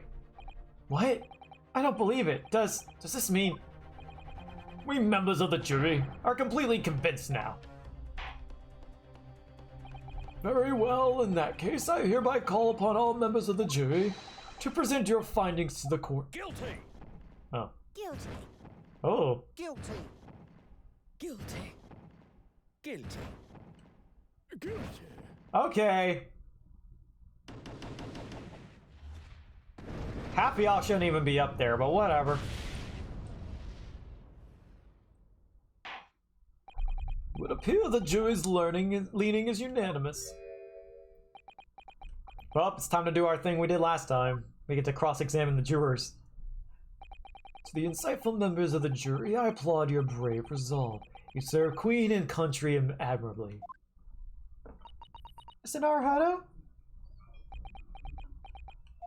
No, not yet. This isn't over yet. I still have one last chance to sway the opinion of the jury. I have to tip the balance of those scales the other way. I have to turn this around. Somehow. Observation examination time. Those are the eyes of Quarry not yet willing to give up and die. So I presume you intend to wield your rights again in this trial. Rights that the defense written into Antiquated British law that should have been buried long ago. Call it antiquated if you want. but it's the defense's prerogative to carry out a summation examination if it so chooses. Very well, counsel. In accordance with the letter of the law, we shall proceed with the summation examination. Are the members of the jury ready, Mr. Foreman? Of course we're ready. I'm all too familiar with that Nipponese whippersnapper and his Ognis refusal to throw in his alley. Very well then, ladies and gentlemen of the jury. You will each explain on what grounds you have determined the defendant to be guilty.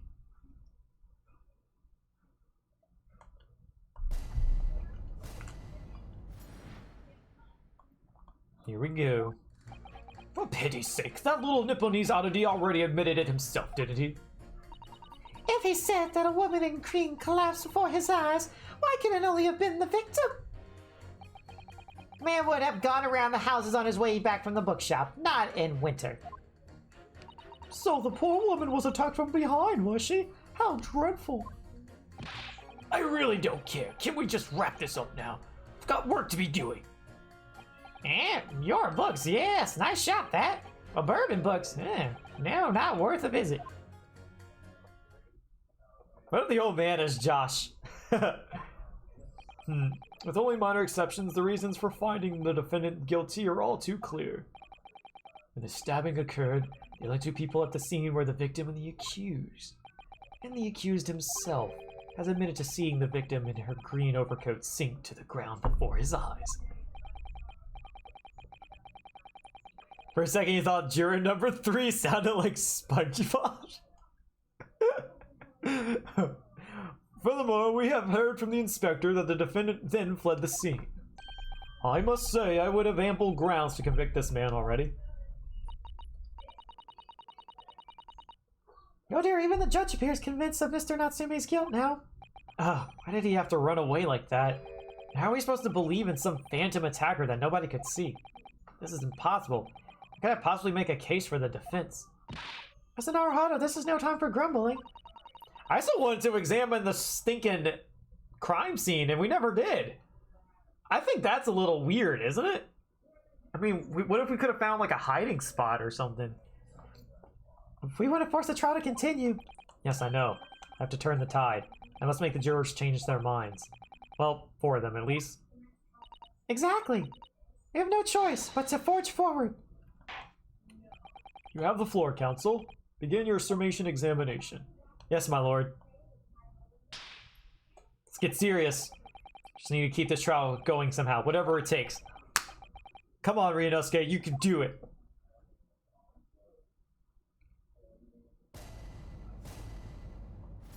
Here we go.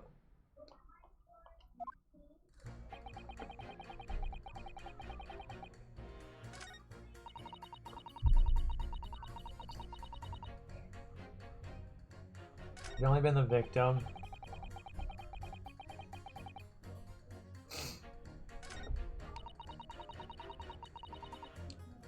I think we might have to press these people because I'm not seeing anything we can pit against anyone else yet.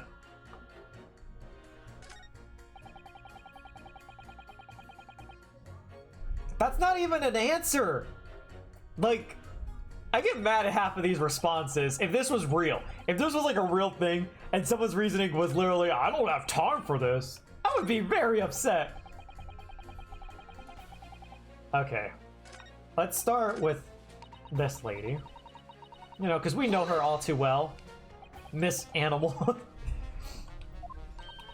Whatever is the matter, young man? You're the wife of Mr. Garadeb, aren't you? The landlord who rents Mr. Natsume his room? Oh, you kind of just spilled the beans there, sir. The master's wife? Where do you get your ideas, sir? I'm the maid. The maid, you understand?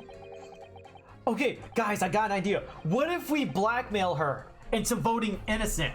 We say, hey, look, we'll tell your secret if you keep going guilty. She's keeping up that charade? Oh, this is gonna be awkward. Why didn't you mention this yesterday? That you've been selected for the jury in this trial, I mean. Well, I was told not to mention it to anyone until the day of the trial, you see. It was in the letter I received. The instructions were very clear, so I'm afraid I have no choice. I see. Anyway, Mr. Natsume, the defendant, takes lodging in your master's house, doesn't he? Yes, that's right.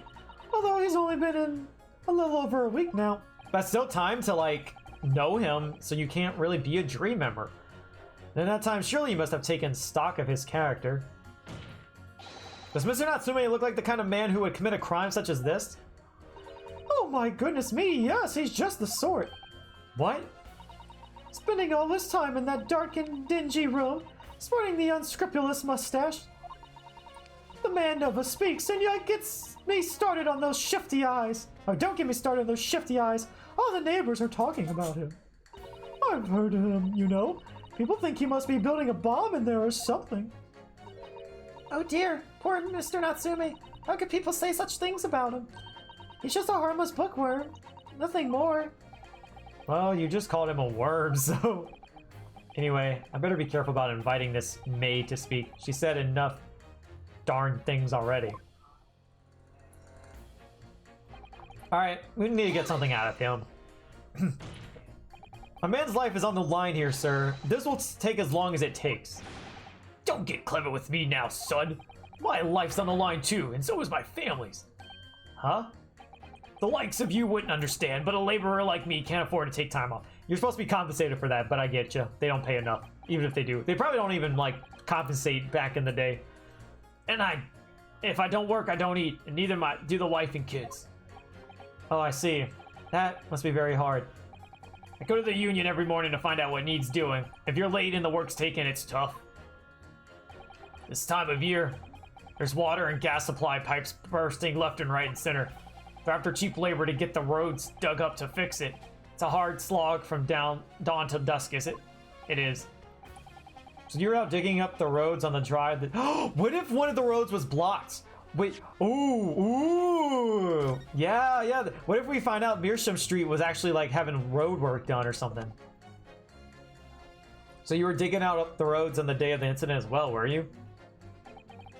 That's right. In fact, if I remember rightly, it was just round the corner from where it all happened. By that old bookshop it was. What? Another coincidence. That's right. Meerschaum Street it was. Oh! Meerschaum Street? On the map, Mr. Naruhodo, there are only 3 named streets. Juror number 5, I need you to add that information to your formal statement, please. What's the point of that? Can't we just get this business over with now? Please, sir. It's important. Fine, I'll do it then. Well, the day it happened, I was digging up Meerschaum Street from dawn to dusk. Let's just hear this, but we're gonna probably pit him with jury number 3. If I understand correctly, you're a day laborer and you were doing road maintenance that day? That's right. Like I said, you get a lot of burst gas and water pipes underground in the middle of winter. It's the only time of year fellows like me can actually make a few bob, and I'm missing out today. And when you say from dawn to dusk, well, the work has to be completed within the day, see? No coaches or pedestrians can pass while it's happening. I wonder if I could trouble you, sir, to mark on this street map the exact location of the works you were carrying out. Give it here, then. Let me have a look. Right, let's see, then. Oh, there we go. Here we are, Meerschaum Street. So it was just here, like, it was a tiny dig, I can tell you. We had to get through all the drifts of snow that have frozen solid. And at what sort of time did you finish the work? Well, we started in the morning and we can't have finished before gone 6, I'd say. So I'd stopped coming down, but it was still long past dark for sure. That means the road work was still going on when Miss Green was attacked at around 5 o'clock. Road work on Meerschaum Street, huh? I like how we find out a lot of information from the jury.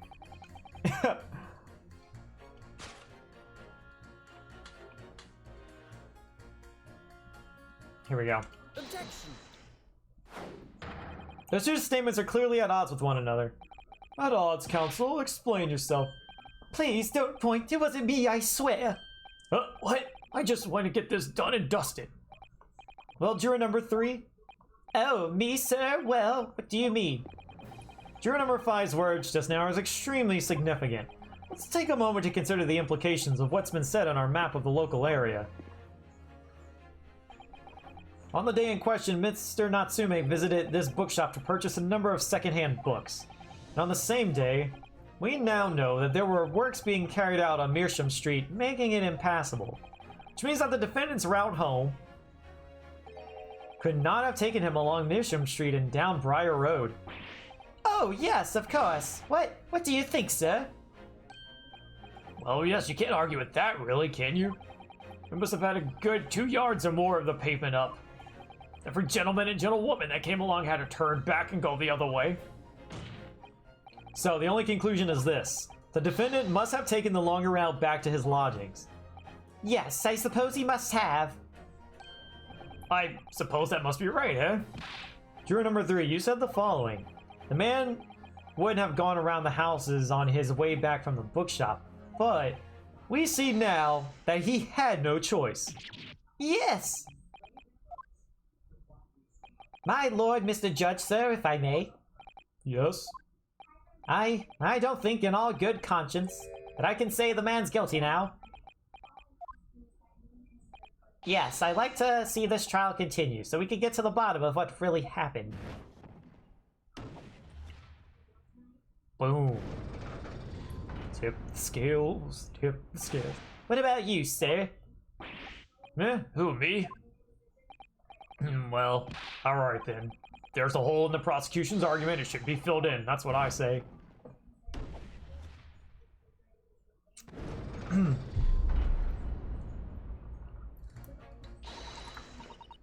Oh, well done, Mr. Naruhodo. That was wonderful. Well, we managed to change a couple of minds at least, strengthen our position somewhat. Yes, and it will prompt the other members of the jury to reconsider their stance as well. They'll be asking themselves if their current leanings are really right or not. Now, if only we could just identify one more clue or discrepancy that would make them stop doubting Mr. Natsume. We might be able to tip the balance completely. Yes, that's exactly what we've got to do. Von Sykes is looking to bring this trial to an early conclusion. That's what we have to prevent by whatever means we have at our disposal.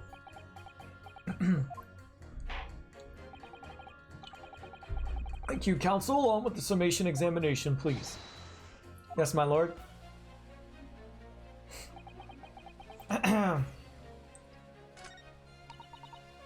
Okay.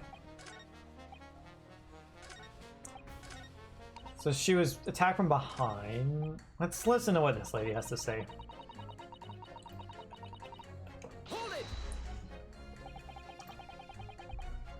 You're right that at the time of the incident, the defendant admits to having seen someone wearing a green overcoat walking ahead of him.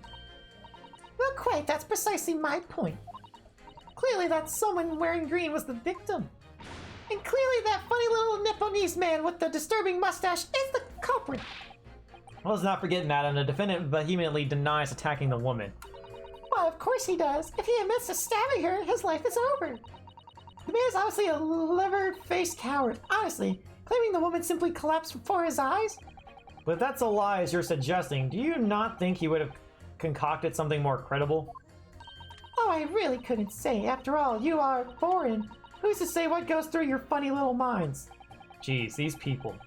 That was going through my funny little mind right now, but you wouldn't like it. I do declare the man has already made the admission. He himself has stated that there was nobody else around. Surely the conclusion is obvious. No one else could possibly have committed this awful crime.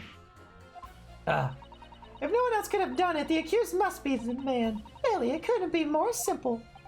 The argument is compelling in its simplicity, I must admit. Oh my, you are too kind, my lord. That went well for her. Okay, well that was like a dead end. What about him? What did he say? Okay, yeah, you're not actually giving us any info, so let's try to pull some out from you. Excuse me, but aren't you... Yes, that's right, I was in the witness stand myself just 2 days ago. Yes, I had a feeling I knew your face, or the side of it anyway. If I remember correctly, you're a banker, aren't you? That's right. After the gold rush down under, I came back to London to work. It was all going swimmingly until you started fossicking around. Bruce Fairplay was a man of repute. Sorry? Don't think I've forgotten how you treated me the other day. You had me and that young hatter pegged as criminals. Oh well, you know, water under the bridge. Now there's all sorts of rumors buzzing around, and the police have been badgering me non-stop. If I could just turn back the clock. Well, anyway, I don't know about the hatter, but at least I'm in the clear now. Is that other guy the Hatter or am I? No, I don't know. Free to make up my own mind about who's guilty and who isn't. Ah, thank goodness. Alright. Maybe I might struggle to change this man's mind given our awkward history. Oh dear, I wonder what's become of Mr. First now. Is this not Mr. First? I don't remember. He kind of looks... I can't press him, so... Alright, well... Time to press this guy now. Sorry. Fold it, you say? Fold what? No. What I said was hold it. I ship him with the granny juror from the last case. What I wanted to ask you was, do you visit your books often? Yeah, I like the old books they have in there, yes. I enjoy reading them over a nice cup of old tea. That's my daily routine, you see. Same thing every day, including the day you're all talking about. And at what time did you visit your books on the day in question? Well, I was picking out books in there all afternoon, and it would have just been before 5 that I left. That's my daily routine, you see. Same thing every day. You'd be keyed together. Just before 5, you say? Exactly when the victim was attacked. Are you sure about this time? Oh, yes. No mistake up there. I remember it well. I'm not about to forget that day in a hurry. Not after that dreadful time I had. What do you mean? This guy's wearing green! Sorry. Oh, he's wearing green. I'm gonna have to like pit him against juror number 2. Well, I was walking down Calverdash Road when I slipped on the ice and donked my head. It's always worse after the snow stopped falling. That's when it's most slippery. Knocked myself clean out, I did. I really thought my number was up.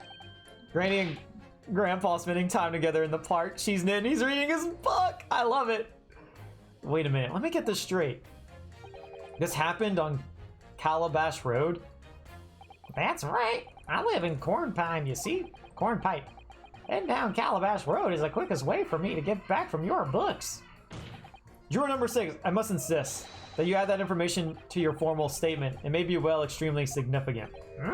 Sorry, extremely sick? No, I'm quite alright now. Oh my gosh. You changed 2 of the jurors? Okay, yeah, this is just like end of the thing. Come on.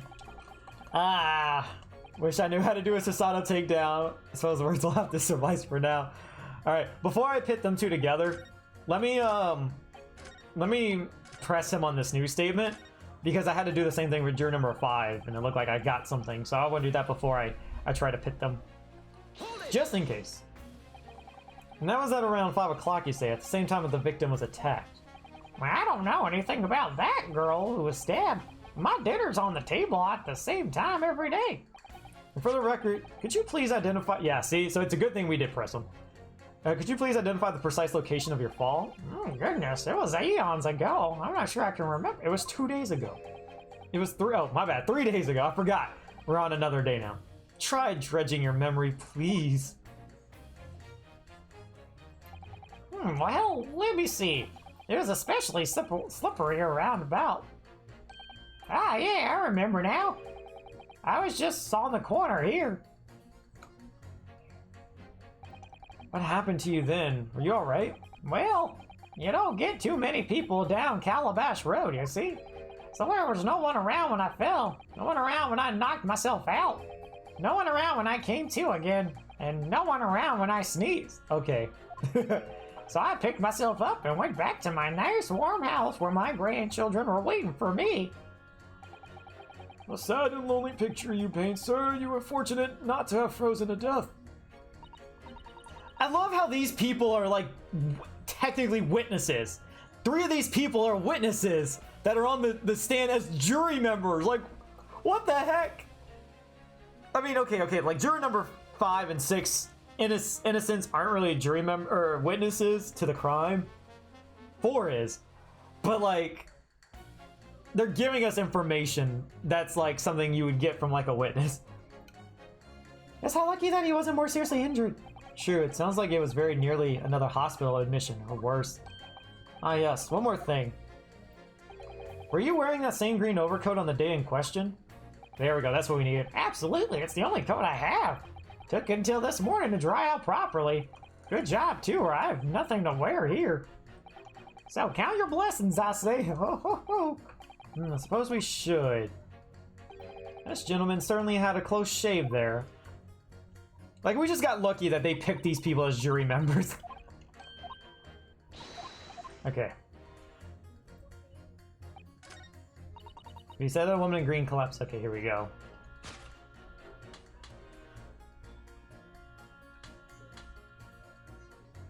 Objection! Objection!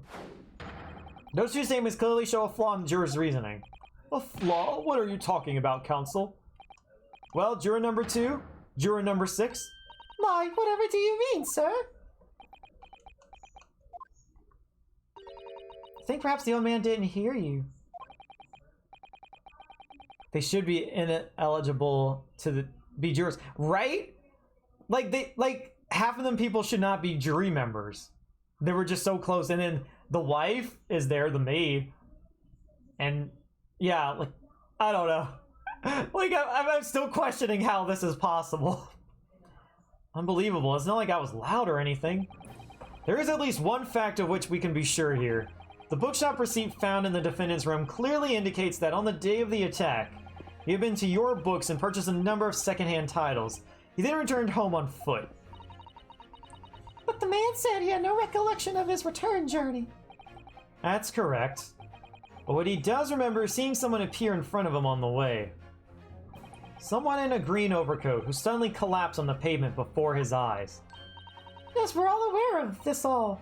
The poor young woman who was stabbed, obviously. Can we really be sure of that, madam? My, whatever do you mean? I like how he just went back to his, like, side of the courtroom, even though he's just walking in the middle, like, a second ago. I'm sure you heard juror number 6's account of what happened to him that day. That same afternoon, there was somebody else apart from the victim, who was wearing a green overcoat, and who fell over on the icy streets in the neighborhood. Oh my! My goodness, you mean... That's right. I'm referring, of course, to hard of hearing juror number 6. Are you really suggesting that the person in the green overcoat whom the defendant saw collapse in front of his eyes was the jolly old gentleman at the end of the bench here with me today? That's entirely possible, yes. After all, the old man has a somewhat similar build to the victim. Look at that! My goodness me! Sorry, you need a pee. And crucially, we know precisely where the old man in the green overcoat... It's kind of funny, I'm sorry. Because he said you need a pee, and then, like, it almost looks like Ryunosuke is responding to that saying, and crucially, like, yes, I have to pee right now.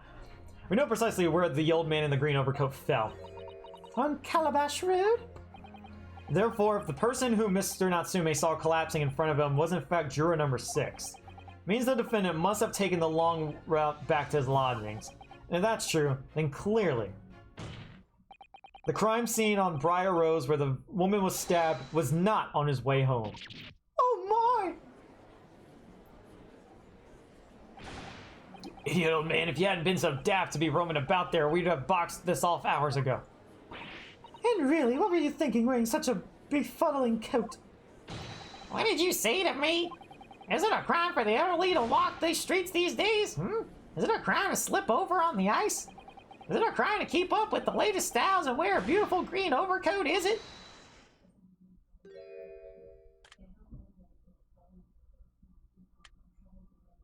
My lord, I do hope it won't cause any inconvenience, but...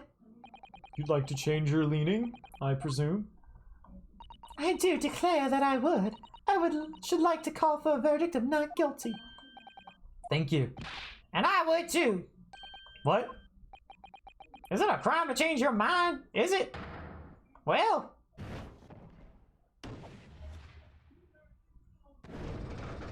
It's balanced. And... it's in our favor.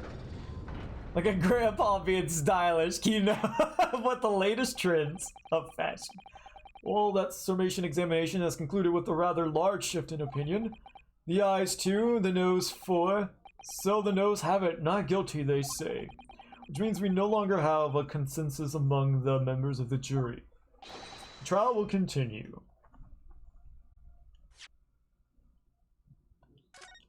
Okay, let's save there.